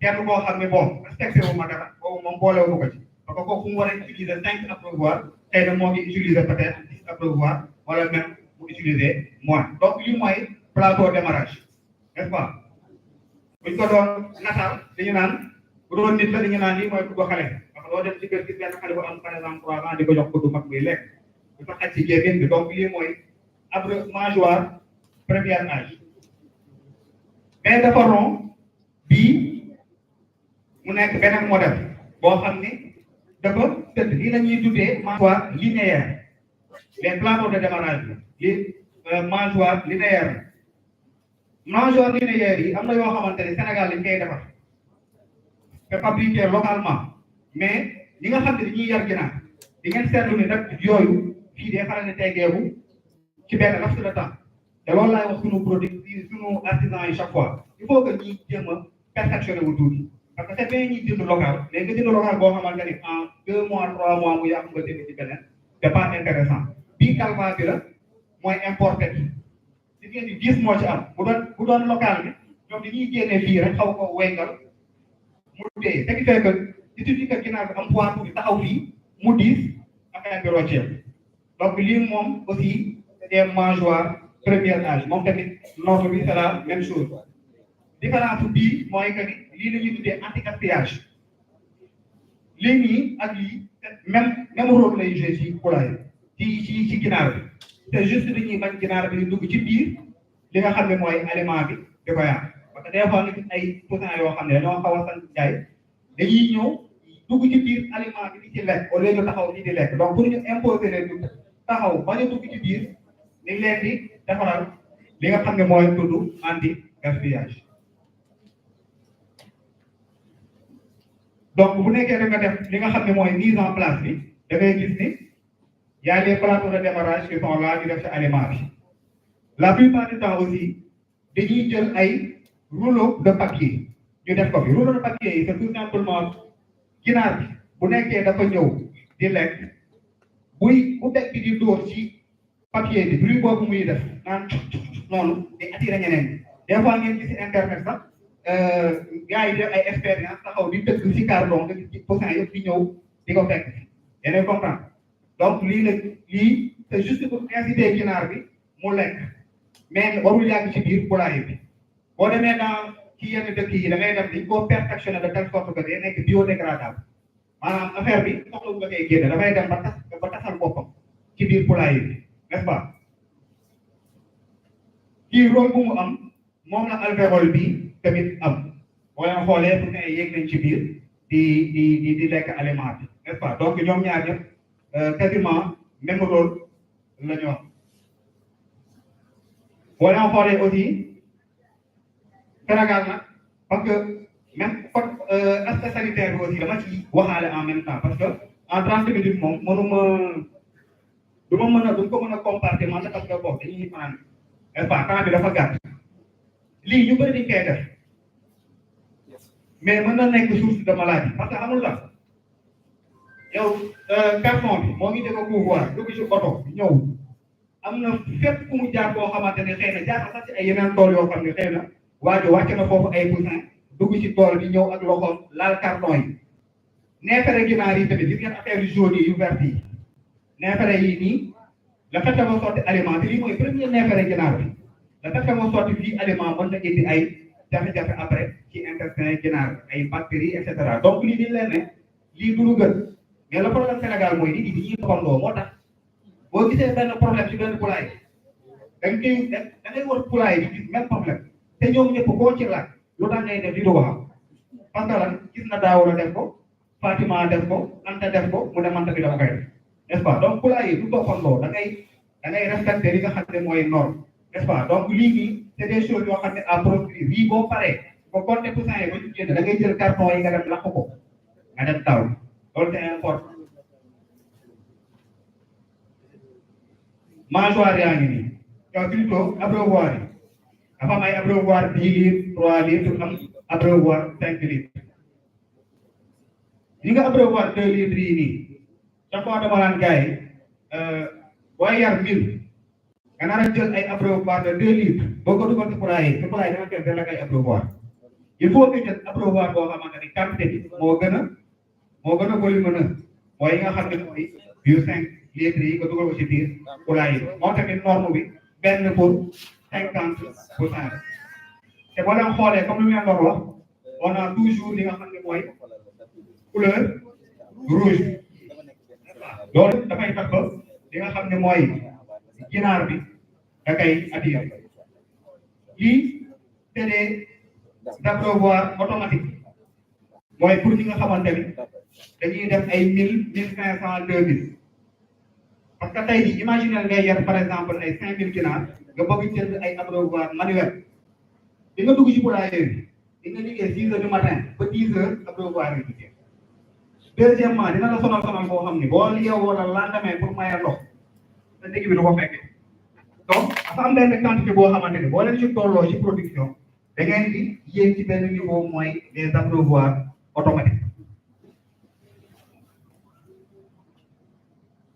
waxoon naa leen sànq mangeoire démarrage première âge bi mooy deuxième âge galva baa ngi nii li ñu tuddee trait bi mooy bu ñuy long ay côté aliment bi fii ginaar yi ñëw di ci lekk ak la plupart du temps dañ koy long bii mooy linéaire bi mooy nga xam ne moom dafay tëj n'est-ce pas bii on a le même problème yi nga xam ne dañ koo fabriqué localement gars yi weñ bu ñuy accroché fii à un moment donné dafay dem ba dafay tàng parce que poids bii nii aliment boo ko defee lii dafay diis bu diisee weñ bi nga xam ne mooy def di accroché nii pour lii bañ a daanu dafay tàlle bu tàllee ko mu daanu moo tax poulailler yu bëri da ngay dem 3 mois après nga gis ni plateau bii nga ci fekk mais kii doog ci fekk te plateau bi rek importe ci beneen côté ci poulailler yi gars yi dañ koy tayal a monté te loolu aussi dafay indi ay problèmes sanitaires parce que le fait que nga jël lii teggee mu nekk fële mel ni plateau démarrage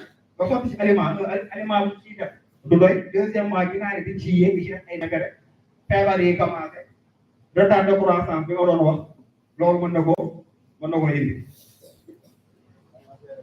am na yeneen façon tamit yu nekk nii comme li leen doon wax sànq am na yu rouge am na yoo xamante ni nit ki couleur jaune bu am tànk xam ne du suufee ba nga xamante ni ganaar chaque fois bu taxawee dënnam dafa war a nekk niveau wu lekkukaay bi donc lii couleur la rek boo xamante ni dañ koy yëkkati bon dama koy wax pour ñi nga xamante ni yaruñu ginaar quoi moo tax sànq doon posé question bi parce que xam naa ne ñi nga xam ne yar nañ ginaar normalement ñoom xam nañ donc lii nii aussi la plupart du temps y' a pas besoin que ko ci bàyyi parce que mënoo yanu man je me rappelle ba may def stage ci benn tool 6 heures du matin laa doon yeewu su ma yeewoo 6 heures du matin 150 kilos yi dañ koy teg dañ koy defaale ci digg bi après dañ koy yanu dugg di sotti ay mangeoires yu bëri donc mënoo ñëw dim mangeoire bi ba pare di ibbi lii sotti aliment bi di ko tëjal ça te fait perdre énormément de temps te lii amul benn njëriñ boo xamante ni mën nañu wax ci njëriñ la donc la plupart du temps bu leen neexee ngeen tegg lii ngeen bàyyi fi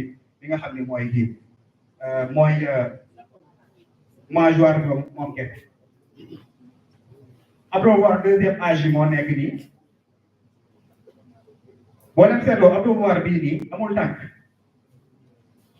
tànk comme nii amul tànk bi donc des fois nga dugg ci ay poulailler yoo xamante ni te loolu tamit ça devient retard de croissance moo tax sànq mooy retard de croissance bi dafa bëri da ngay dugg poulailler boo xamante ni nit ki producteur bi di da koy teg ci suuf ginaar yi di sëkk di naan te xam leen ni ginaar du muucu ginaar nekkul nit maanaam ginaar amul capacité wu def nii di muucu ndox moo tax boo leen xoolee ginaar day tax téen ndox bi dugg donc yow boo xamante ni du muucu nga ñëw defal ko aliment ni kii bi ndox bi nii nga wàcce ko ndox yi ginaar yi dinañ naan mais lu ñu war a naan duñ ko naan on revient sur retard de croissance li ko ma lay limal nii yëpp loo xam ne day indi ay retard de croissance yàlla bu mu nekk tàngoor nag nga xam ne ginaar yi dañoo soxla naan ndox bu bëri hydraté wu bu bëri lu weesu loolu neefere yi di dugg ci biir ndox bi les bactéries vont se développer rapidement ginaar yi di naan ay ndox boo xamante ni c'est pollué indil ko ay li nga xam ne mooy jafe-jafe n'est-ce pas après da ngay gis ni boo ibbee abreuvoir bi da ngay gis ni fii quasiment dafay tar complètement n'est-ce pas donc loolu aussi yëpp bàyyi xel bu baax a baax donc soit ngeen def pour abreuvoir bu mel nii wala ngeen dem ci menuisier métallique bi loolu je sais pas parce que ñenn ci yéen yeneen koy def mooy carré triangle ah voilà loolu mooy solution bi ngeen def ci menuisier métallique bi mu defaral leen triangle bi nga xam ne triangle bi dafay ñëw positionné wu fii mu tax mangeoire bi abreuvoir bi du tegu ci li nga xam ne mooy suufu kii lii la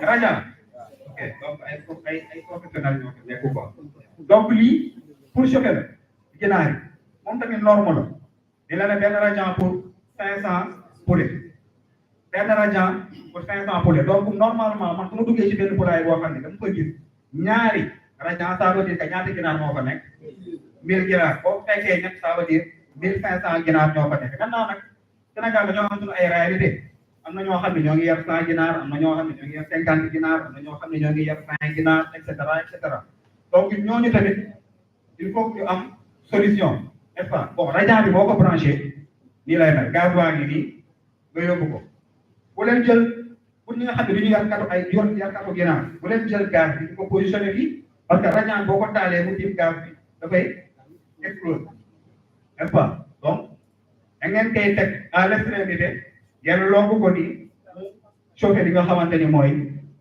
poulailler bi donc lii mooy rajo bu tàkkee nii lay mel dafay rouge day nekk day mel ni genre micro-ondes technique bi am na ñu koy def lii barigo la boo xam ne dañ ci def la xal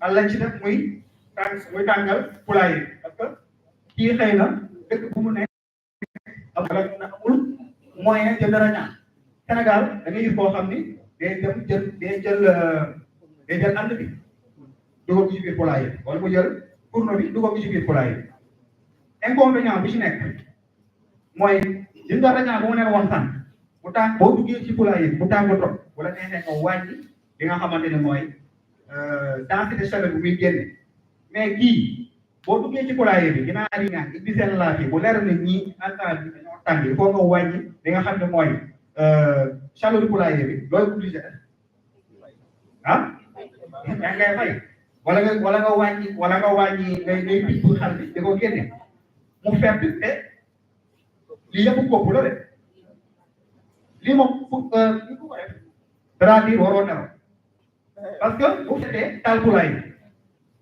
bi bu fekkee taal poulailler bi ginaar yëpp dee troisièmement mooy que ni gaz carbonique bi chaque fois dama koy wax kii producteurs yi da ngay dem ci benn poulailler waa ji ne ma non fàtt nañ lépp instant bi kay moom macha allah fàtt nañ affaire yi dara tuggul ma ne ko mais yow bul fàtte ni ñii c'est des êtres vivants dañuy nooy n'est-ce pas dañoo soxla oxygène il faut que oxygène bu nekk ci biir di renouveler wu maanaam ngelaw bi tuuti di dugg pour chaleur déjà humidité bi di génn ginaar yi aussi am assez d'oxygène pour ñu nooy mais tey bu ñu tëjee ñun ñëpp fii nii tëj ko tëj palanteer yi tëj lépp à un moment donné da ngay gis ne les gens vont commencer à suffoquer déjà nit ñi ñoo ngi parce que fii dafa tàng parce que aération bi dafa doyul ci biir salle bi clim bi attanu ko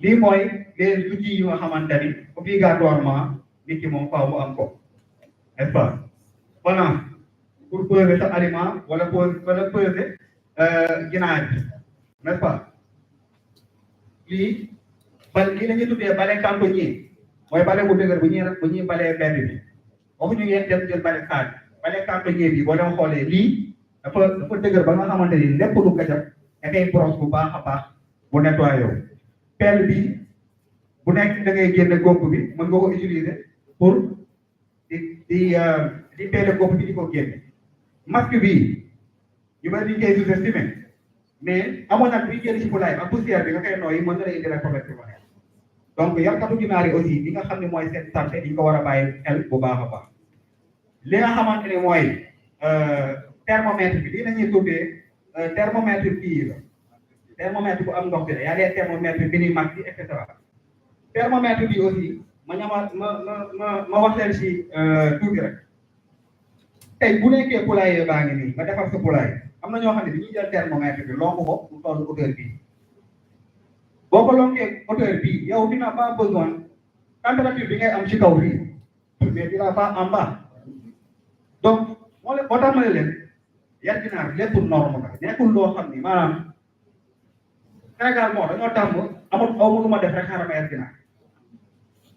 ginaar ak lu mu mën di demee il faut que le minimum de savoir nga am ko sinon da ngay tourner en rond rek di perte xaalis tey di gañ a xaalis suba perte ñaari yoon xaalis gañ a benn yoon xaalis ngay yar 500 ginaar 3 ans après bu ñu dajee man la ñaata ngay yar nga ne maa ngi yar 300 parce que la respecté woo benn nombre donc d'habitude thermomètre bii gannaaw chaleur bu ganaar yi di ressentir ko soxla donc dañ koy teg à 30 centimètres du sol parce que loolu la ñu soxla mënoo ko aussi di ko yóbbu si régent bi parce que régent bi source de chaleur yow nga ñëw teg ko sur régent dafay éroné complètement li nga xam ne mooy te loolu man personnellement tool yu bëri bu ñu ma laajee dama leen naan man je suis pas trop thermomètre man dama naan chaque fois éleveur bi na topp ginaar bi parce que booy jàng ginaar dañ lay wax ne la ginaar yi bu ñu seddee dañuy tan xoloo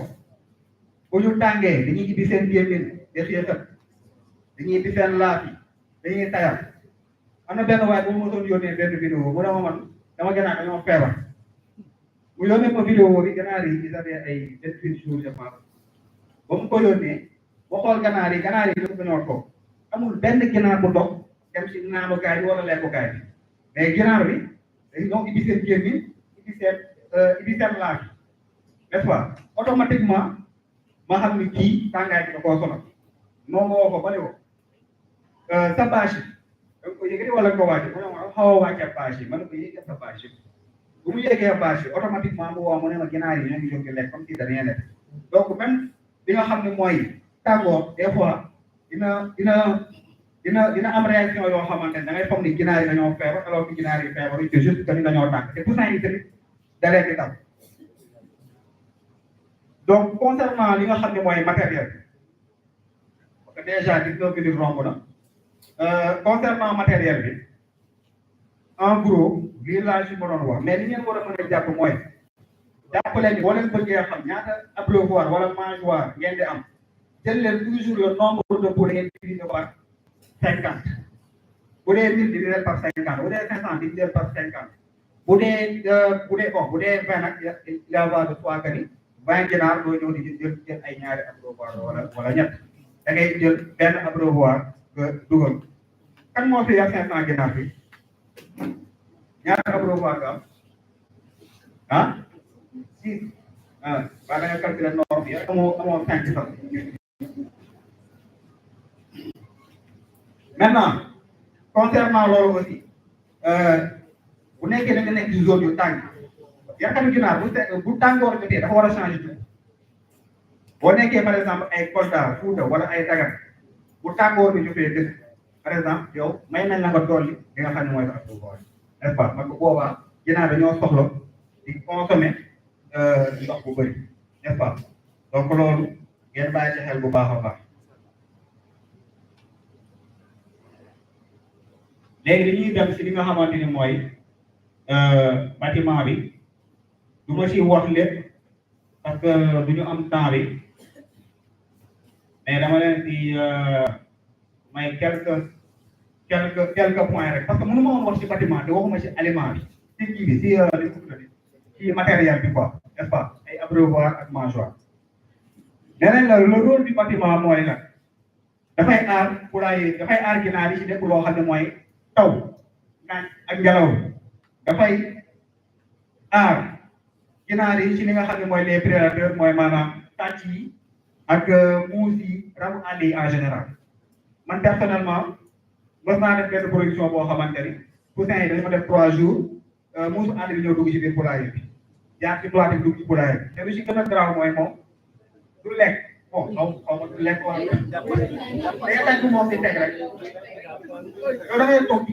ginaar bi bopp bi nekk fi ginaar bi naak bi nekk ko donc moom à la limite day mel ni ku lay saboté quoi fi lay koy te loolu lan moo ko indi mooy poulailler boo xamante ni di nga ban koy tabax def ko en sorte que prédateurs yi dugg ci sàcc bi ni koy boole ci prédateur bi parce que sàcc aussi mën na ñëw dugg ci biir poulailler sàcc sa ginaar yi yóbbu leen donc bu nekkee na nga tabax sa poulailler dafa war a comme li ñu leen ko waxee créer benn environnement boo xam ne c'est propice à l'élevage parce que ginaar yi ñett yi dafa soxla ci biir poulailler bi la température vitesse de l'air l'humidité 80 mën naa ne 70% des bâtiments agricoles fii Sénégal vitesse de l'air bi mënuñu war a fekk te vitesse de l'air bi des fois dañuy dugg ci benn tool boo xam ne man damay am benn client boo xamante ne dafay am 4 hectares ci 4 hectares yi mu jël poulailler ñëw sëf ko ci miiru poulailler ñu sëf ko ci miiru tool bi dafa fekk ci ginnaaw toolu jàmbur lay nekk bu ko mën a def aération bu def fi aération mënul def fi aération ma ne ko ne yow pourquoi yaa ngi am 3 hectares mais dama jël poulailler bi yëpp ci tool bi wala nga xam ne di nga mën a maximiser li nga xam ne mooy aération bi mais chaque fois dañ la naan bon xaw amuñu woon donc nit ki mën nga am xaalis bu bëri mais boo dugg ci ginnaaw boo laajtewul nga dem vers des professionnels wala producteurs yoo xam ne xam nañ loo mën di tawax après économiquement parlant di ko ressentir ci sa poche ba nga xamante ne ku may tuuti li nga perte sax loo xam ni moom nga tabaxee jógu bi nga tabaxee poulailler bi nee nañ ne il faut benn environnement boo xamante ni day créer benn microclimat chaque fois damay wax en tout cas ñi nga xam ne dañoo am tool il faut que ngeen di par exemple def ay culture genre culture yi ay salade et cetera parce que lii nii le fait que nga koy arrosé dafay créer benn microclimat bu benn fraîcheur boo xam ne ngelaw bi day jël fraîcheur boobu di ko dugal ci biir poulailler bi des fois nga gis koo xam ni poulailler bi day nekk ni garab yi bu ñu nekk nii au lieu mu jël comme garabu koko yi wala garabu mango et cetera dafay jël citronnier lay jël garabu citron mais garabu citron bu màggee ba màgg nii lay toll deuxièmement dafay bëri ay branches ce qui fait que yow créé planté woon ay arbre benn mur nga créé tàngoor bi jot ngelaw bi du mën a dugg correctement ci biir poulailler bi cela veut dire quoi booy démarrer te poussin yi démarrage bu neex ngay am mais bu nekkee da nga dem ba nga xamante ni yaa ngi commencé dugg sa 25e jour les problèmes commencent moom laay faral di wax ne en période d'hivernage sa démarrage dafay neex sa finition naqari en période de froid sa démarrage dafay naqari sa finition neex moo tax ñi nga xam ne dañuy commencé di yar ginaar période seddaay dañuy jàppee affaire bi lu yomb parce que ginaar bi il suffit de faire effort bu ndaw respectel sa vaccination respectel médicament yi rek amal bâtiment bu baax ginaar bi teel a am poids n'est-ce pas parce que bu ñu màggee tàngaay bi du leen sonal bon maintenant je parle pour zone des Niayes n'est-ce pas boo jógee Dakar longe côte bi dem ba ay lu mu tuddati dem ba Saint-Louis par exemple loolu la ñuy tuddee zone des Niayes bi littoral bi mën nga wàcc aussi ba dem au niveau Casamance mais boo commencé nag di dugg ci intérieur du pays bi da ngay gis ne là le climat commence à changer n'est-ce pas déjà Mbour bi ak climat Dakar bi bokkul donc lii dama leen koy nataalal pour ngeen xam ne li nga xamante ni mooy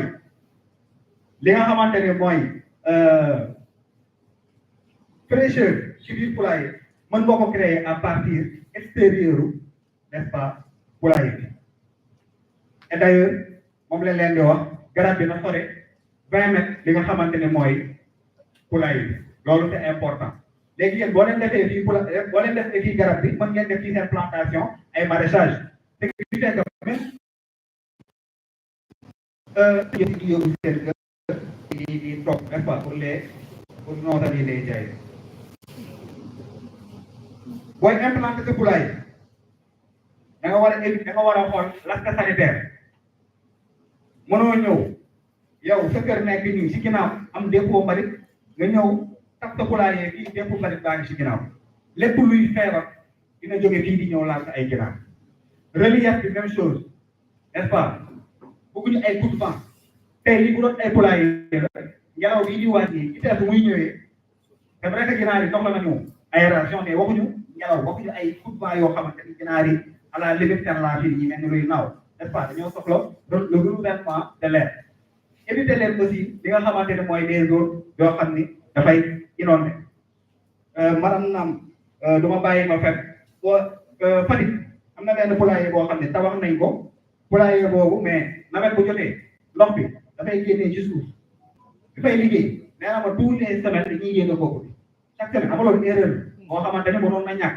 parce que ñoom bu ñu xool laajte ñu ne ok pendant l'hivernage li nga xamante ne mooy nappe phréatique bi sorewul duñ fa tabax poulailler bi léegi yow kooku dina jënd tout le temps day jënd li nga xam ne mooy ko chaque fois dina ko jënd deuxièmement les bactéries vont proliférer ci biir poulailler n'est-ce pas bactéries dañ koy bëri kooku tamit ça revient retard de croissance loi Sénégal am na ay loi ci ginnaaw du ma ko xóotal trop mais am leen Sénégal dafa am ay loi ci ginnaaw moo tax je me rappelle suñu premier week-end ci poulet am na Mbengue Ndiaye moo doon ministre de l'élevage dafa ne woon li nga xam ne mooy loi am na mënuñ c'est juste que ni lu tax ku koy def lu ñu rafet ndigam mooy que ni état bi investiragul assez d'argent ci filière bi pour may ko doole mais bés bu investir ba nga xamante ni jox na producteurs yi les moyens qu'il faut bu boobaa képp koo xamante ni yaa ngi yar sa kër yenn quantité yi xamal ne di nga dugg ci problème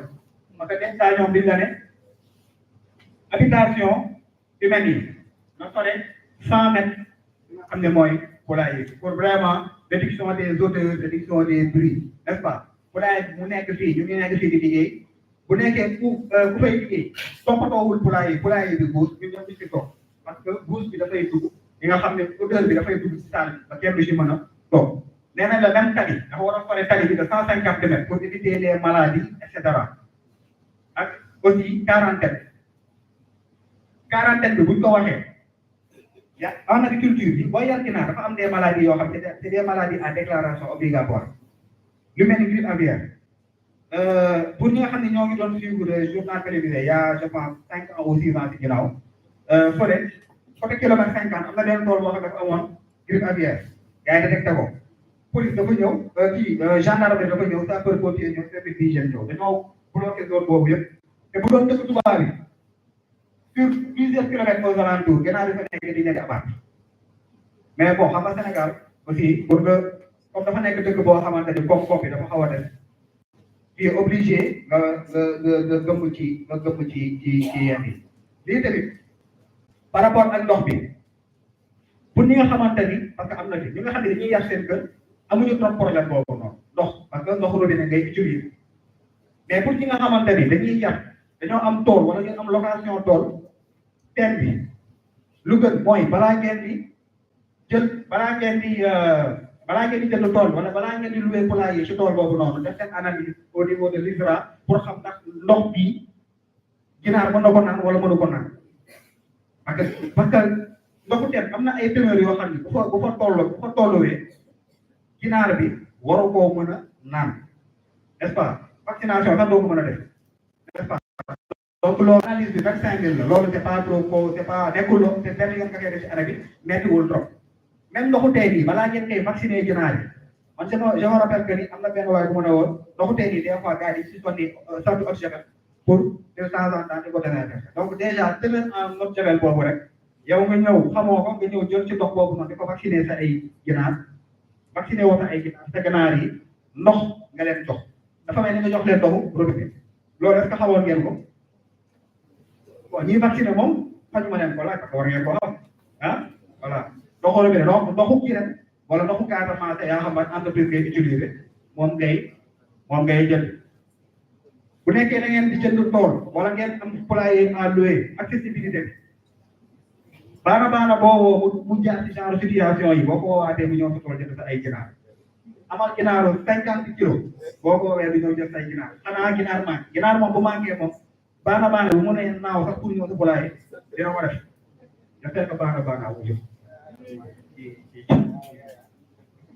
yi ngeen humidité bi lu muy indi ak inondation kii lu ko dal mooy tabax na poulailler inondation am na ndox bi dugg na ci biir poulailler bi ginaar yi de perte na xaalis bu bëri ci biir moom moo amoon côté fleuve Sénégal ba waa ji nekkoon demoon waa FS demoon nañ ko di ko xool mu perte ci ginaar yu bëri n'est-ce pas donc ba muy implanté waroon na sóoraale ne comme dex bi sorewu ma aar ma yëkkati niveau bi wala même bu mënoon yëkkati niveau bi mu dem tabaxi feneen pour éviter ce genre de situation là.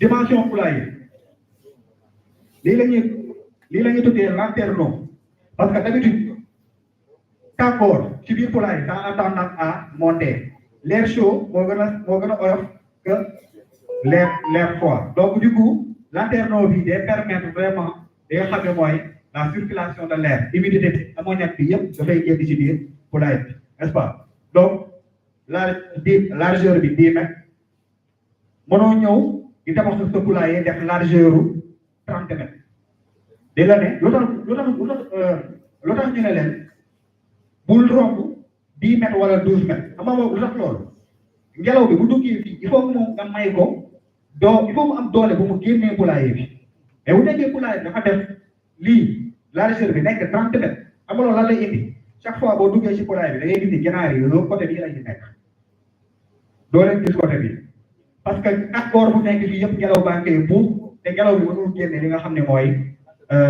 tàngoor bi ci biir poulailler bi te fekk da ngay ñëw poulailler bi ginaar yi fois di nekk côté bi nga xamante ni moom la ngelaw bi duggee ba pare dañuy indi seen laaj yi def face ak li nga xam ne mooy kii bi léegi comme nag dafa am aussi ñoo xam ne ñi yar seen tax yaram fii d'habitude chaque fois lu may wax mooy ñi nga xam ne dañuy yar seen kaw terrasse yi xam nga boo ñëwee ba ci biir bi aussi dañuy koo xam ne day ñëw doon beneen murée d'habitude côté bi soxlawul ngeen koy def murée mën ngeen ko bàyyi aération pour maximiser parce que poulailler normalement 2 rangs de briques moo war a nekk ci longueur bi yëpp war a nekk li war a nekk li nga xam ne mooy aération donc yow bu nekkee da ngay yar ci terrasse yow fii sa muru terrasse la nga bëgg yokkaat beneen mur nga def sa toiture nii côté bi nekk aération bu boobaa da ngay gis ni ngelaw bi bu duggee du mën a génn ci biir poulailler n'est-ce pas loolu mooy indi poulailler boo xam ni poulailler bu guus lay nekk n'est-ce pas donc gis ngeen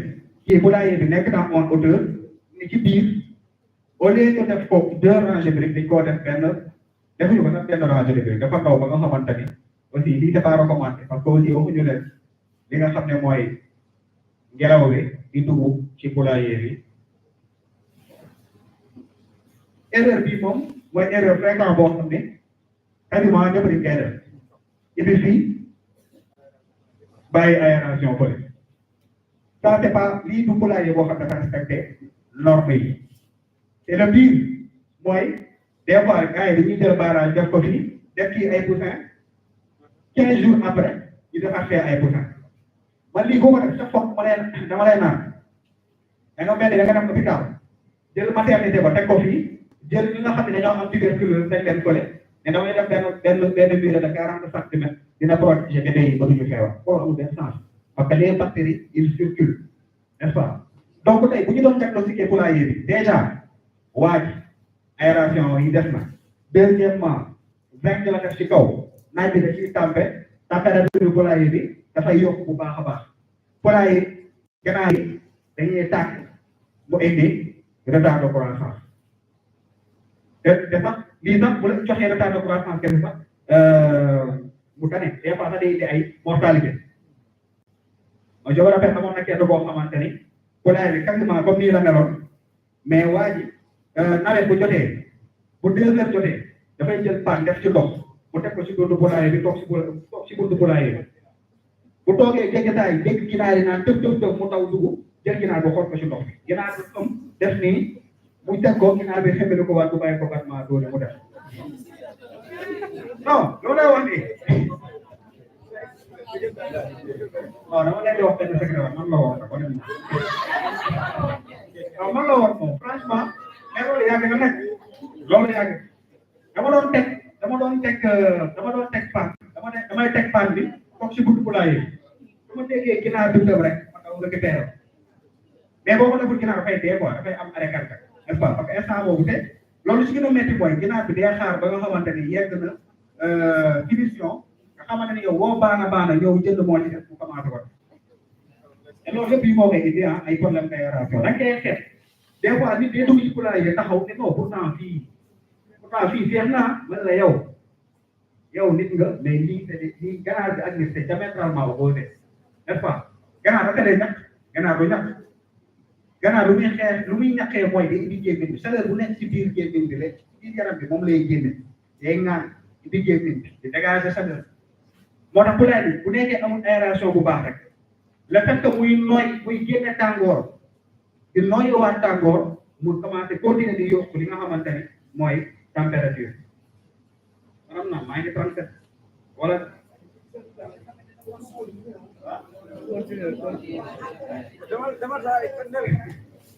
ok kon maa ngi continuer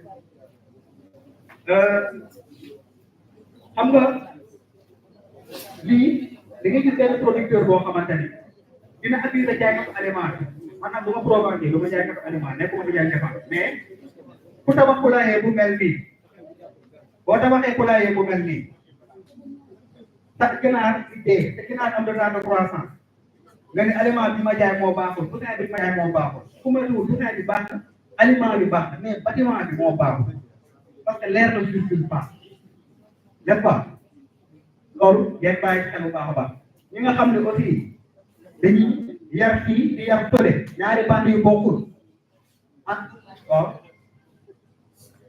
ah c'est bon 5 minutes 5 minutes ok bon nee nañ ma accélérer temps bi ah comme lu ma leen wax rek affaire yi bon après il faut ngeen jéem a xool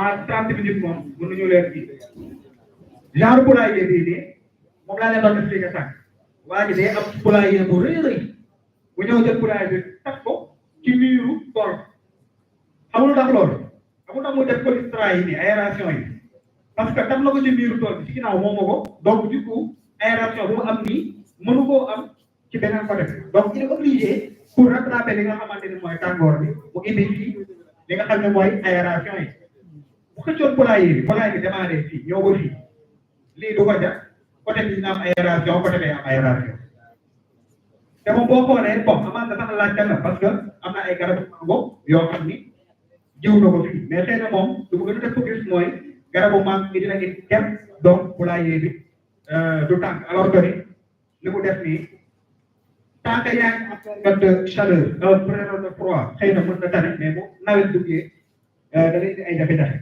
lu ma ci bëgg dolli mooy am na ñoo xam ne dañuy def ay poulet de chair am na ñoo xam ne dañuy def ay poulet local tamit nag poulet local yi ñooy gën a mën a résister li nga xam ne mooy tàngoor bi ay poulet saso brahman poulet de viande et cetera mais pour li nga xam ne dañuy def poulet de chair moom d'habitude genre poulailler yi bu tàngoor bi jotee moom ça t'amène des problèmes donc bâtiment agricole nii la war a mel ñaari rangée aération brique li ci kaw mu nekk li nga xam ne mooy aération bi comme nu ma koy faral di waxee yàqalu ginaar da ngay adapté wu ci sa milieu man des fois damay am koo xam daf may woo mu nekk Kolda ma ne ko tax potol sa poulailler yónnee ma mu potol poulailler bu ma koy yónnee day mel ni koo xam ne day yar zone des ñaay yow zone des ñaay bu tànkee ba tànk dëgg du romb 39 degré nga dem Kolda mu nekk ay 42 43 donc lii mënuñu koo bañ a tere ci zone yoo xam ne dafa tàng yenn tàng yu metti mat nañ loo donc yar ginnaaw une question de copie coller des fois da ngay maximiser li nga xamante ni mooy sa aération parce que déjà genre dëkk yi dama nekk dëkk yoo xamante ne il fait très humide dafa humide donc ñoom lépp li nga xamante ni mooy humidité bi ak tàngoor bi ñuy bëgg mu dégager vraiment ci poulailler bi pour ñu mën ko loolu donc kii laa koy arrêté laay di bëri na mais bon temps bi ko jox dafa gàtt bâtiment bi am nga waa ji ci la waroon yamale li nga xam ne mooy aération bi dama leen di wax des fois que ni nit dina tabax poulailler foog ni moo ngi gañ a xaalis sax fekk moo ngi perte xaalis waa ji moom def na 2 ranges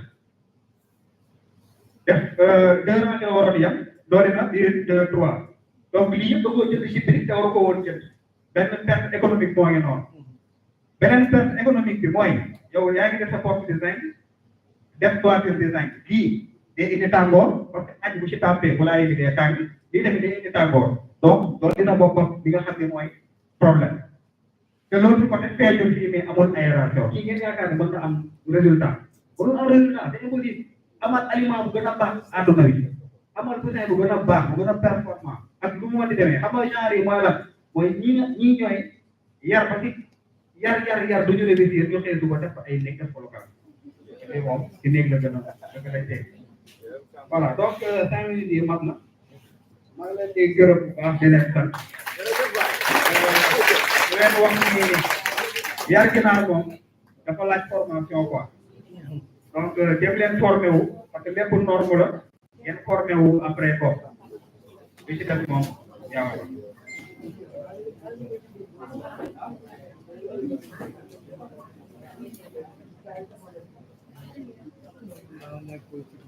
vidéo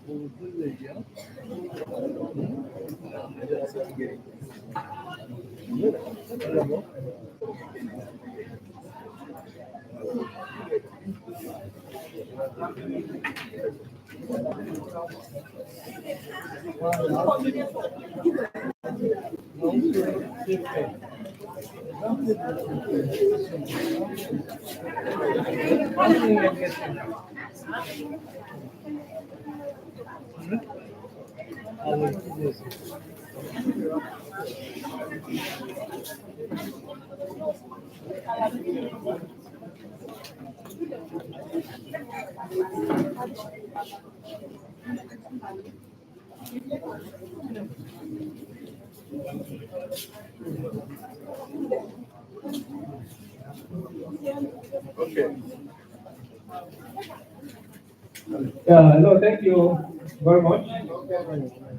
Please Please let's appreciate the presenter, Mr. Joe, for his wonderful presentation. Please let's give him a round of applause for his presentation. Okay.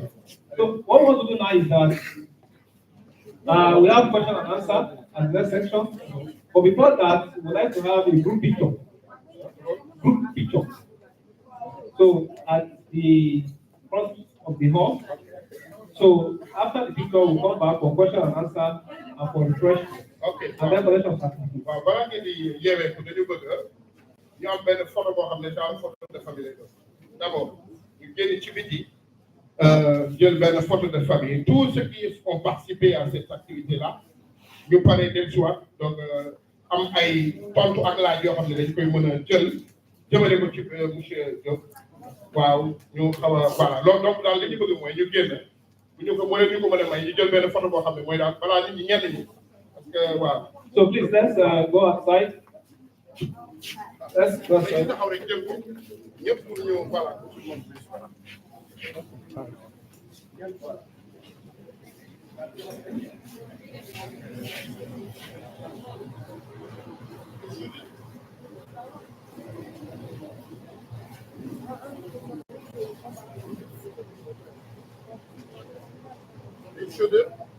Okay, please, after the picture, we'll come back inside for question and for their refreshment.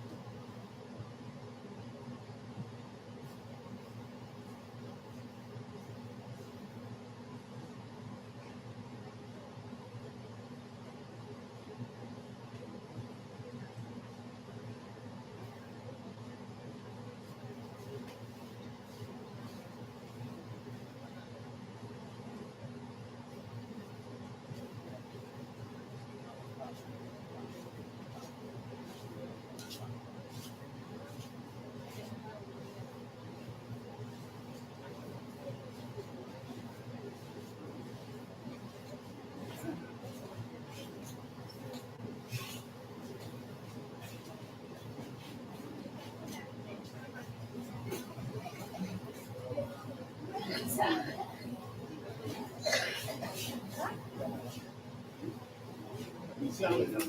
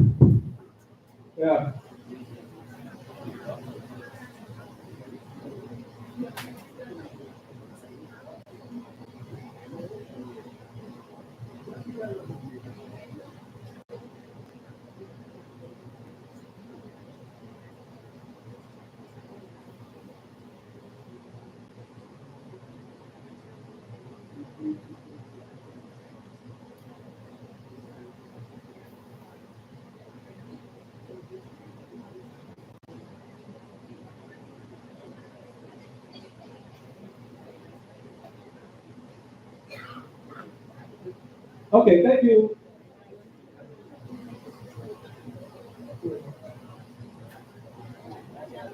Yeah, thank you all for your time.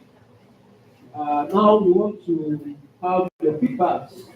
The question is that you have question and answer, but now it's not for question. They have listened to the first lecturer, they have listened to the second lecturer, and they have gained one or two things.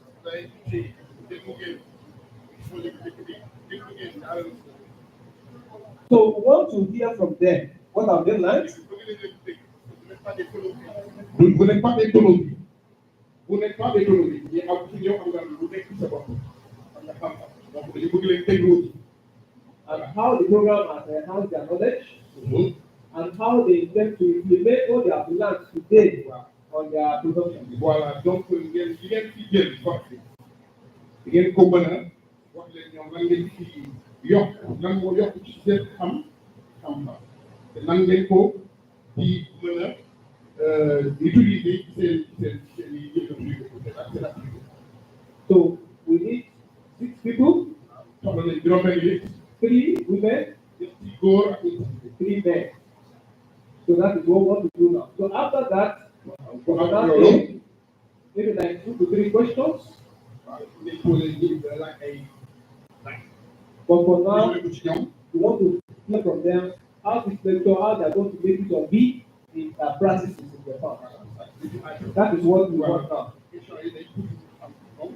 nan ngeen ko li ngeen ko tey nan ngeen koy appliquer ci seen waa So we need 3 men, 3 women. Yes, who's ready to talk? Okay.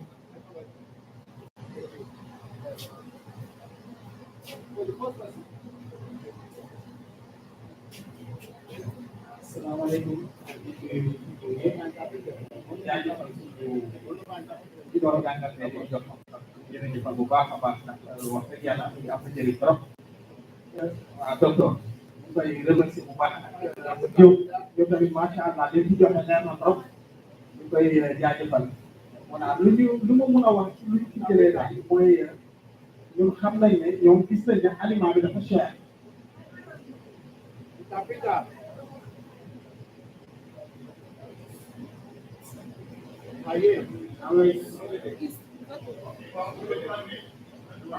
voilà ma ne bon ñun lu ñu jëlee ci lu ñu docteur jox moo nekk ni what they have taken from the cost, gis nañ ne the lecture. gis nañ ne aliment bi dafa cher. Okay.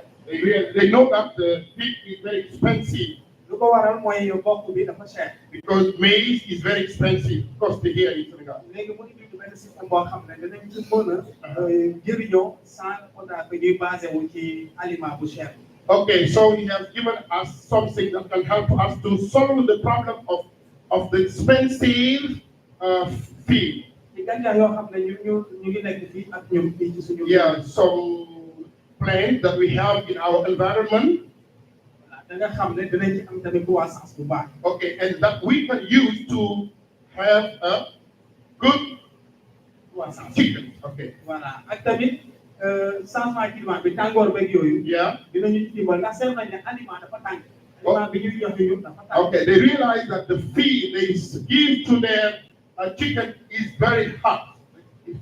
So when they use the plants, yes, as doctor said, as the man said, they can use it they can give it to the chicken, and it will help them to decrease the expense of feed in their poultry farm. kon vraiment dinañu mën a utiliser li nga xam ne moom la ñuy wax waaye nag may wax sama mbokk éleveurs yi groupe bu bëri na ba naan trop bu bare bu ñu defar aliment rek lañu def groupe ba naan yi bëri na fa trop. Groupe waaw groupe. They have a lot of banana tree. If you really want to have this feed from banana tree, come to Glumbu.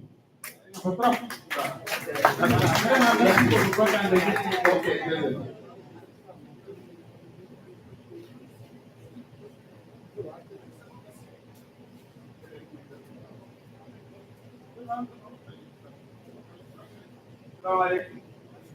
Alain, good morning, good morning or good afternoon, parce que léegi bi ay ba yow good afternoon. Waaw fu toll nii xaw ma lu ñuy wax aju bi. Déjà good morning. Okay. Waaw. Man maa ngi tudd Mohamed nekk technicien. My name is Mohamed. Technicien laa I'm a technician. Touba Amar. Touba Amar. I work in Touba Amar. Da ngay faral di gis jàppati ginaar yi dañuy faral di ko pour ñu rencontre. Waral sax ñu fekk ay jotaay. Wow. So they know that there are problems that chickens are living. That's why. So they are here to know more about their problem, the problem of our climate. waaye li jot a jàngat tey ci jotaay bi mooy que ni ñoom xam nañu déjà yan problème la suñu éleveurs yi faral di rencontré muy jëm ci côté alimentation. Because we know like all of the challenges that we have in farming.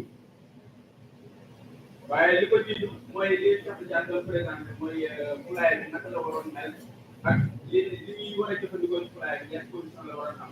But what is came first was what African was presenting, like what they can use in the poultry. kon boo seetee ci tënk ñoom njëriñ li njëriñ li nekk ne bu ñu dugal suñu xaalis tamit am na lu ko war a xaaree bu génn.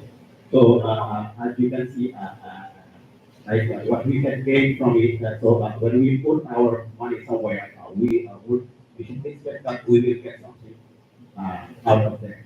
kon nag day baax ñu xam poulailler bi naka la war a mel yan matériel lañ ko war a def ba nga xamante ni suñu yàq suñu ay.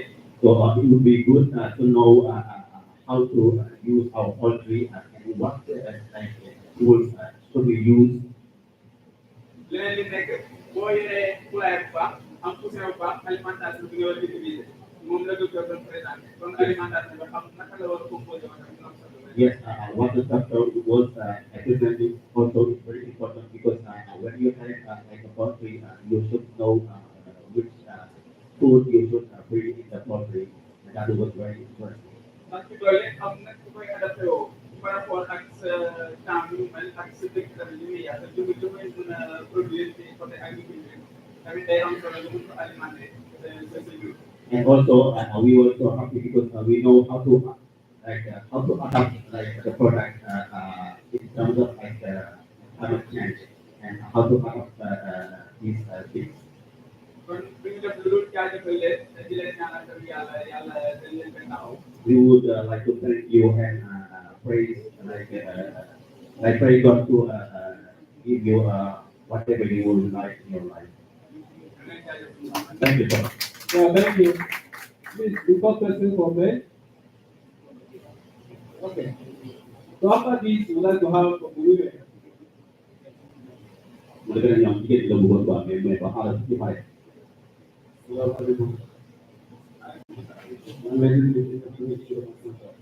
Yeah, good morning. Maganda po na kasi kung sa alima ko parce que alima bu moom dessert surplus la ci alima parce que alima da am ay ferñeent bu ci ne boo xam ne ginnaaw da kaa soxla boo jëlee su fekkee kii banana bi boo ko defee kese est-ce que amul luñ ci war a renforcer pour ginnaaw bi soxla parce que aliment bi kese tamit adul ak ndox kese am na ferñeent yoo xam ne ñoo ngi ci biir ginnaaw bi soxla ko ndax loolu dañ ci boole ndox mi ak kii banana bi wala manioc bi wala ñebe bi moom la ñu boole les tout def ko aliment comme production aliment kese wala ku def pàcc bu ne boobu aliment boppam loolu laa bëggoon ko laaj. Ok. Concernant chef am naa question tamit ci pour moom. waaw. Yeah, he said his question for you is. It's not a question. It's not a question. Contribution or a lot of questions.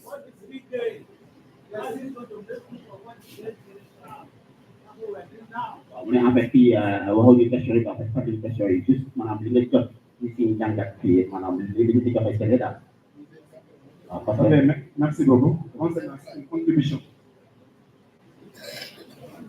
C'est un plaisir la pour ñun ñëpp en tant qu'éleveur ñu assister lii parce que jëlee nañ ci xam-xam surtout concernant aliment cherté aliment bi cher na lool madame naam wax na ko au niveau de Dakar le sac c'est à 18 000 waaye ci àll bi ñun ñii 19 500 lañ koy jëndee parce que loolu cher ñu ngi wax kilo mboq 350 lay jar boo ci naree jënd une tonne tamit cher moom ci leen adaptation ak amélioration ci aliment ñoo ngi ci jaajëfal bu baax tamit. Yeah, he said he was really happy, but this course brings them a lot. They learn now how to like make their food, like how to prepare their food, like to adapt it in their environment, and also it is something that helps them know because the food is too expensive here. As you know, they say that the bag of how to say maize is $80,000. I'm sorry, 80,000 CFA. But right now it is like 21. Like here it is 19,000 CFA here in their locality. So it is very expensive. So you give them a way to mitigate it, like that will help them gain a lot, and you give them a lot that will help know better how to manage their food.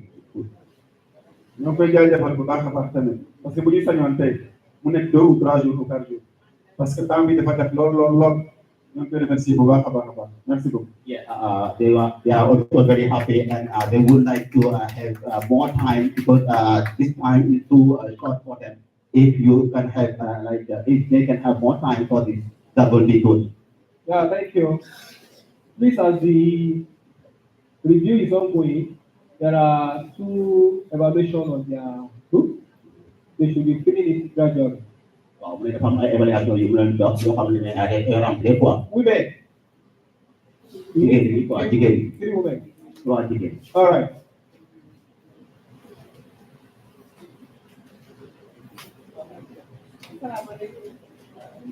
Waaw waaw.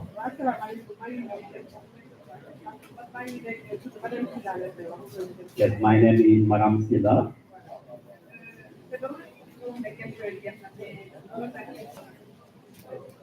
Yes, she said she's so sorry because they say that no more question now, but she has a question to ask. Parce que xam nañ ne lu fi joxe lu fi jot a wax c'est important wax nañ ko daal.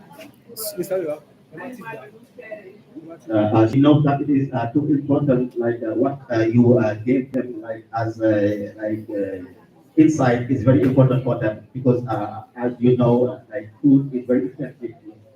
Donc lu fi jot a jàng nañu permettre mu ñëw le réduire ay samples yoo xam ne ci aliment bi la nekkoon maanaam. So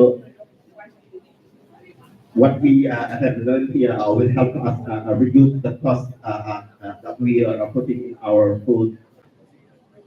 Mais quand même, amoon naa benn leeral pour mu gën ma yokk njëriñ. But I have a question that it is that is quickly in my mind, and I would like to have more insight there. Dama bëgg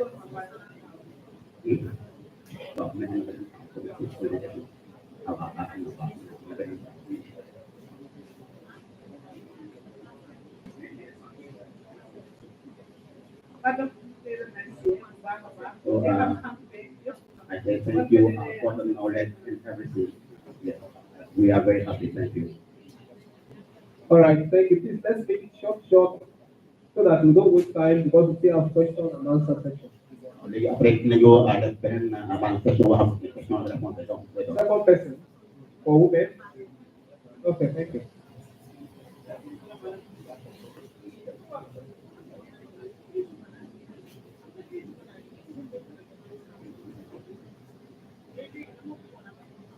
Question ngeen posé wala question. Après question contribution par contribution. waaw man moom wax dëgg yàlla maa ngi leen Yes.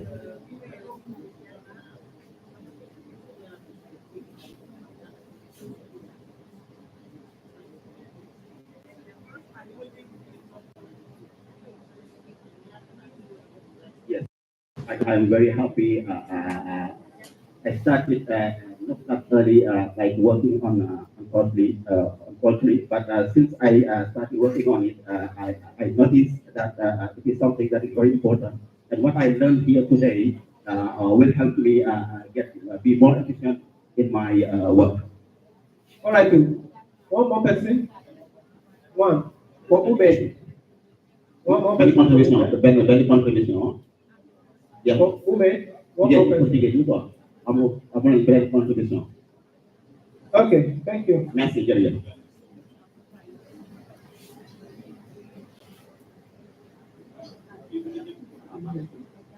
Good morning. Mhm.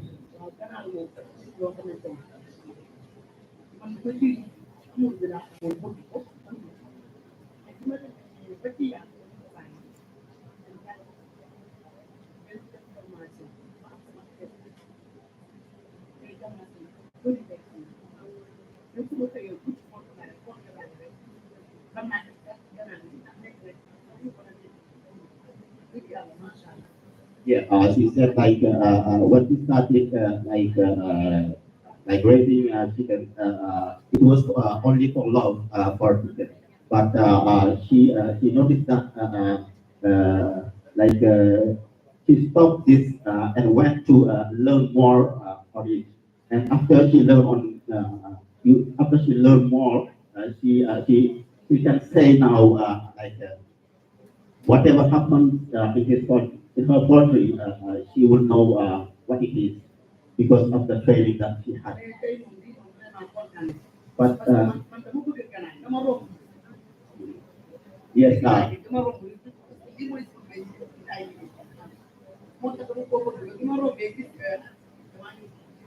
yes, I can say that I am very happy because I love chicken and I was just passing by. I saw this I know that people are doing this and I came to join. I'm happy, really, I'm really happy. That's it. All right, thank you very much for the feedback. Please, in summary, I would like to take the statistics of the feedbacks each one of us are saying now. What I'm going to do is this. If you thought that what you have learned today is important, let's raise up our hand. If you think what you have learned today is important, let's see your hands up. You fekkee jàpp ngeen ne li ngeen jàng tey maanaam am na solo mën nga yëkkati seen loxo. All right, let's put down our hands. Baax na waaw. If you think what you have learned today, you are going to implement it into your poultry productions, let's see your hands up. Bu fekkee jàpp ngeen ne tamit li ngeen jàng tey di ngeen ko def si seen maanaam élevage yëkkati seen loxo. With sincerity. So at the end of the training program, we have registered and we put our WhatsApp number on the register sheets.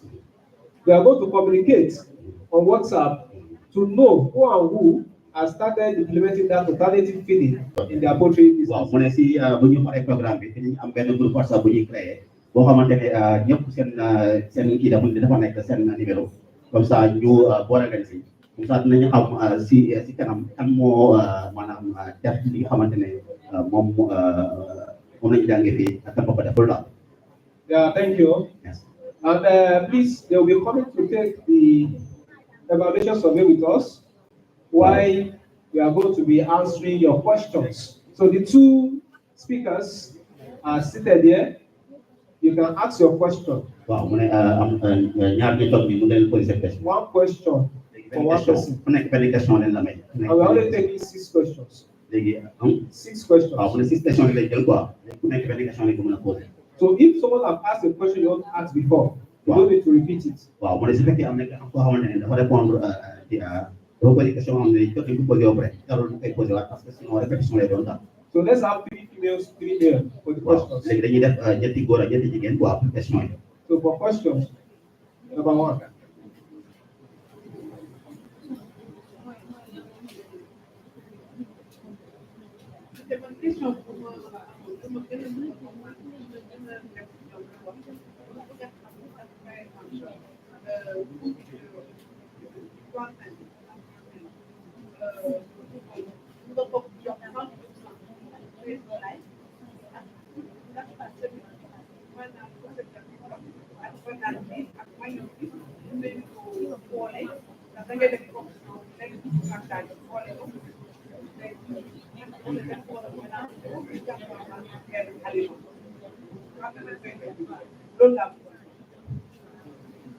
Okay. Yeah. Her question is like about the plantain. Like when they use it, if she should use it 100% for the chicken, or if she should only use one portion, like one portion of it, and mix it with the food that they give them. And also, she was asking also about the other, if she can mix the cassava seed and all this in one. Let me read it out. Yes. Yes.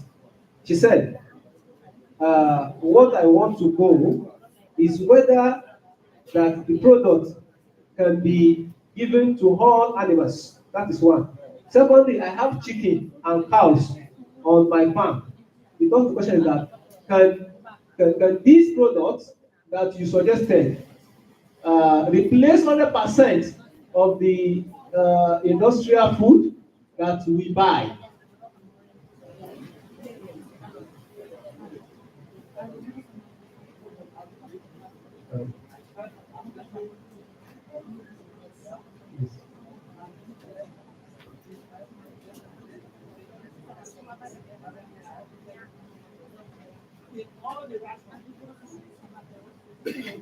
Okay.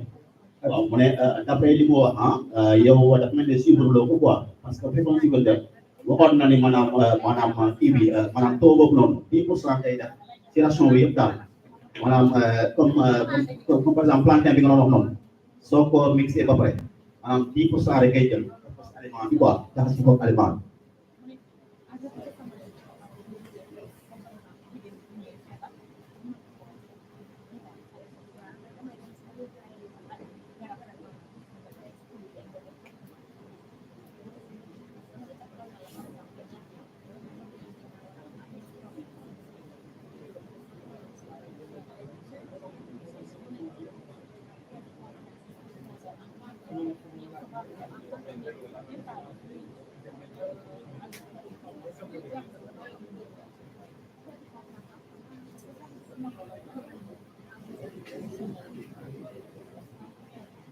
Okay.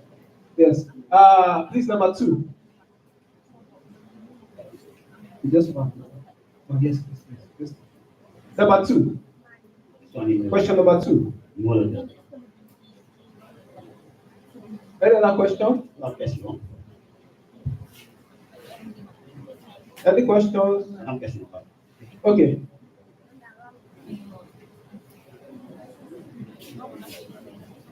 maanaam dama bëgg laaj comme aliment bi nga xamante ni mixage bi ñu defar donc am benn effet secondaire maanaam comme produit yi nga xam jox nañu ko banaan benn ñaam yu bees yi ay daa am benn effet secondaire. He was asking if this mixture of food that you gave them, if there is no side effect.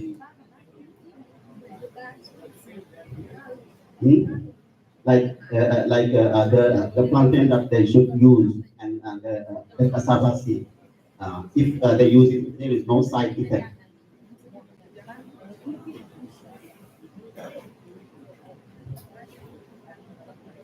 Wow, mu ne yow da ngay lekk ñam bi da ngay lekk banane parce que yow am na effet secondaire si yow.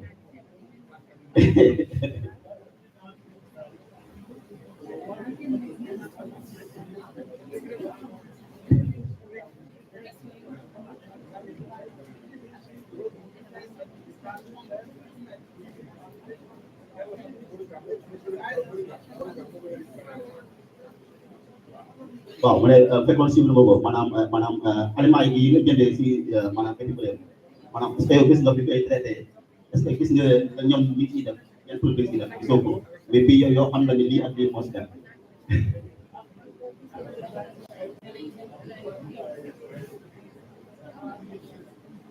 bu dee maanaam ñaata espèce boo dem nga am bi ngay utiliser maanaam ñam bi di ko def ci sa suuf yi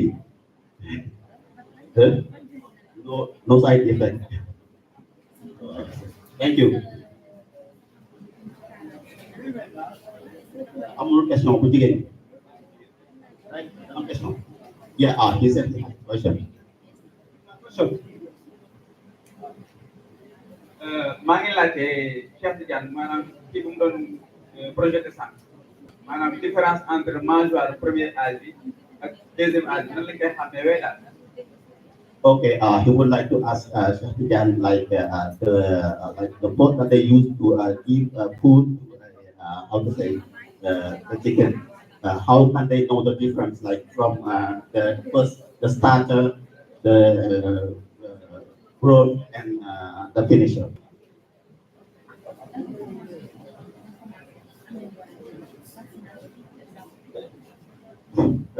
Par rapport ak question boobu ci taay bi la xam nga posé question bi par rapport ak taay bi la quoi donc plateau démarrage bi d'habitude moom la ñuy jox poussin yi traînée linéaire bi bu gudd bi d'habitude 1 mètre dafa war a 2 mètres moom la ñuy jox ci deuxième âge yi quoi technicien amaat rek may koñ ko.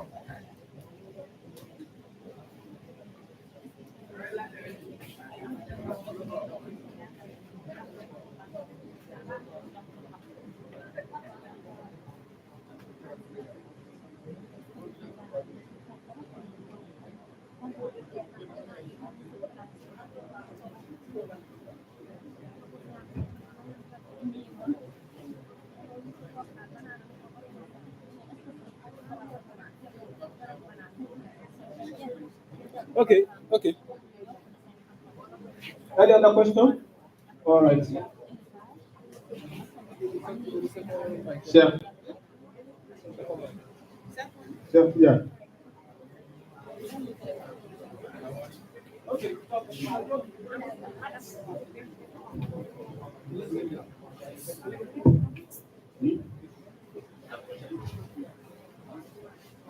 Cheikh, sama question bi pour yow la parce que sànq dama gis nga ni ci matériel yi war a nekk ci poulailler bi dafa war a am benn balance ma doon laajte ban calibre lañ war a joxe ci aliment bu fekkee ne dañoo am 50% ci démarrage bi quoi.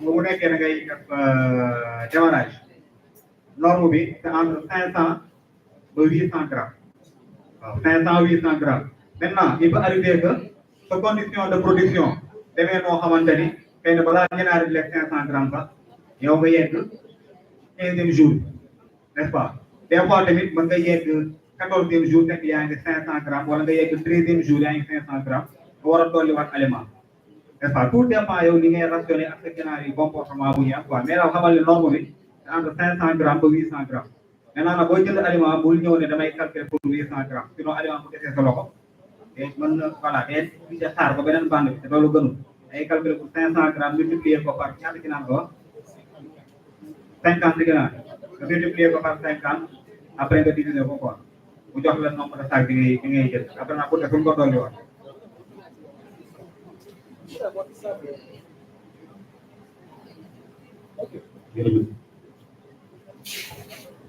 Carol, please let me check those they have not served. Yeah. Okay, thank you very much. Well, maa ngi remercier yéen ñëpp. In the absence of no other question, I would like to have good feedbacks. Just two. I want to tell me, evaluate the training for me. Evaluate the training program for me. Have you really been impressed with what you found here? Wow. With what you saw, with your expectation? I hope you enjoyed the program. So I want feedback. Bëggoon maanaam ngeen def maanaam seen gis-gis ci programme bi ndax maanaam neex na leen xam ngeen si li ngeen bëggoon maanaam jàpp am ngeen seen si jàng lu am solo daal. Okay, I need one male, one female for the feedback. Thank you. It's good for our evaluation.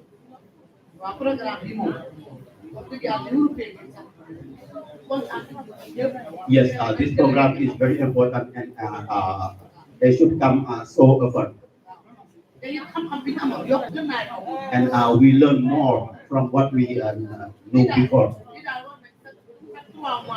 Like, yes, we should do this again every 3 months because it is very insightful. We are very happy. Yes.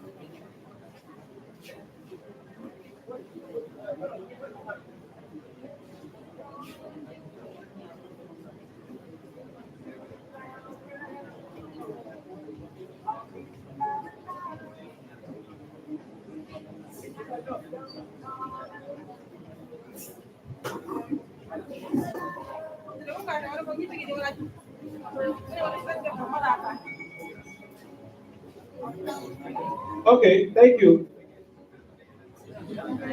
Yeah, this is it. All right, please let's have a closing prayer, and then we have our certificates. All right. This is not okay, please. This will be the head of training program here in Saly, and our second training location is coming up in Pati. Waaw léegi mooy programme bi ñu def fii si Saly léegi maanaam beneen programme bi ñu koy amalee Fatick quoi. We hope that when you get back to your farms, you are going to implement all what you have been taught today. Xam nañu yaakaar ne ba delloo si seen i maanaam employé di gën a maanaam def dama ngay jàng tey fii daal. In your practices, because that's the essence of this training program. We want that at the end of 2 to 3 months, you should be hearing feedbacks on how you have been making use of alternative feeds to reduce the cost of your conventional feeds. So a WhatsApp group will be created. Already we have Livestock Senegal. You are going to be added to the WhatsApp group, and we expect to have feedbacks on the WhatsApp group. waaw mooy léegi ñoom ñëpp ñu leen dugal si groupe WhatsApp bi comme ça benn groupe WhatsApp. The WhatsApp am lu group, bëgg laaj wala commentaire ñu def ko foofu. the WhatsApp group is not meant for marketing. def na ko juste pour marketing quoi. It's not meant for politics. ñu ko pour politique également. It's meant to share knowledge within the poultry farmers. dañ ko def pour partager connaissance quoi si maanaam si biir maanaam éleveurs yi daal. So please kindly follow the instructions and the regulations of dañ the. dee livre maanaam instruction yi daal. If you have anything that can benefit the farmers as in terms of knowledge, share it in the group. su fekkee am nga loo xamante ne bu ngeen ko jàngal nit ñi mën nga ko partager si groupe bi. And we expect that by next month or by the end of this month, we should be having feedbacks on how you have been implementing the knowledge you have gained today on the platform. yaakaar ni si maanaam su weer bi jeexee maanaam dina fekk ngeen commencé di ko jëfe seen i maanaam poulailler yi daal. Thank you once again. ñu ngi remercier waat encore bu baax. On Thursday, you are still going to be meeting Mr. Diop. waaw yooyu également jot ngeen ñëw xamante ne monsieur Diop. He's going to be sharing more knowledge with waaw you. dinañu partager aussi plus de connaissances And waaw. also, you are going to be meeting Dr. Stephen Adejoro. waaw da ngeen fekk tamit monsieur Adejoro également. And that's part of over 48 years of experience, whereby they are going to be teaching you things you don't know, waaw and mu how to nekk mitigate maanaam some fii dafa challenges continuer di leen jàngal ay mbir yoo xamante ne xamoo leen ko woon. on the farm. So before we go, please let's appreciate ourselves for coming here today. waaw mu ne balaa ñuy dem léegi dañoo tàggat suñu bopp si li ñu ñëw tey ñu mënoon tàggoo bi ak ñu mën a ñëw xaar. ñu nekk di ak mën a bañ a tàggoo ah ñu nekk di ak mën a bañ a tàggoo mën a ñu lekk. Let's appreciate our lecturers for today for giving us good knowledge. waaw dañoo tàggoo ki nga xamante ne ñoom ñoo ñu doon teewal. Let's appreciate our lecturers. suñu docteur bi nañ ko tàggu bu baax. Let's appreciate Mr. Diop for his interpretation. Let's appreciate Mr. Faye. He's life path country contact. mooy contact bi quoi mooy Yeah, lépp loo xamante ne lii baa moo fi indi moom fi indi daal moom la daal. If you want to see him, you need some information, you can have his WhatsApp number. moom dégg na anglais dégg na wolof dégg na joola dégg na séeréer léegi lay dàkk nag loolu soxla rek wala ko laajee dana la fa. You can reach the president and any of him anytime, any day. So have his contact. mun na joindre président bi à chaque fois saa yu ko soxla président bi rek mu ngeen ko. He's our representative here. moom après moom dina yombal affaire yi daal. He's our representative here in Senegal. waaw mu ne moom moo leen di indi fii quoi moom mooy seen premier contact fii Sénégal. Please let's appreciate him once again. waaw tàggu leen ko bu baax. I also like to appreciate the other team, Islam. waaw doon na aussi ñu may loxo. Mr. Loro. ak maanaam Doro.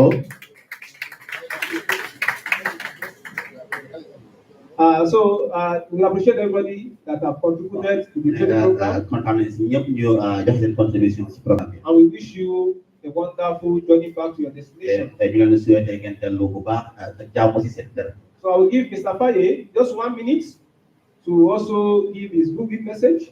And then after that, we have a closing prayer. 1 léegi minute. dafay jox kii benn minute waaw. ok maa ngi leen di gërëm bu baax di leen sant ci présence bi ni ngeen ñëwee yéen ñëpp ñu gis fii pratiquement acteur u ginaar yëpp ñi nga xam ne association yi du ñu leen mën a lim ku nekk sa tur ak sa sant mais on vous remercie beaucoup bis bi yéen seen bis la ñun dañu man damay wax gars yi de man fenêtre la parenthèse la bon yéen lay bunt bi li fa bu ñëwee yéen lay liggéeyal c'est pour travailler avec vous docteur bi moom mooy jiite di fa ñii mooy équipe bi vraiment présentation bi rafet na Babacar aussi tout le monde a apprécié docteur bi wax tout le monde a apprécié donc jàng nañ ci loo xam ne mën nañ koo pratiquer ci sunuy ñun les femmes de porte des femmes muy ñun ñi liggéey ci domaine bi donc kon baax na ñu ngi leen di gërëm bu baax di leen sant bu baax association président bi aussi président yi taxawaayam rafet na vraiment il a été extraordinaire teewaay bi rafet na lii la ñu bëgg ñun yéen dañuy wane man dama di fenêtre rek anglais beeg yooyu laay facilitateur la yéen la liggéey parce que seen doom moo tax mooy ñu wane nañu ak spécialiste expert yi ak ñi xam domaine bi ñu liggéey ñu ak docteur mais man dama nekk ci leneen production beeg interprétation ak contact yi boo leen ñëwee rek ngeen di mais man je suis pas pratiquement li ma xam yéen ko gën a xam yéen ko jërëjëf. léegi dañuy joxe diplôme yi participation participation waaw ni ko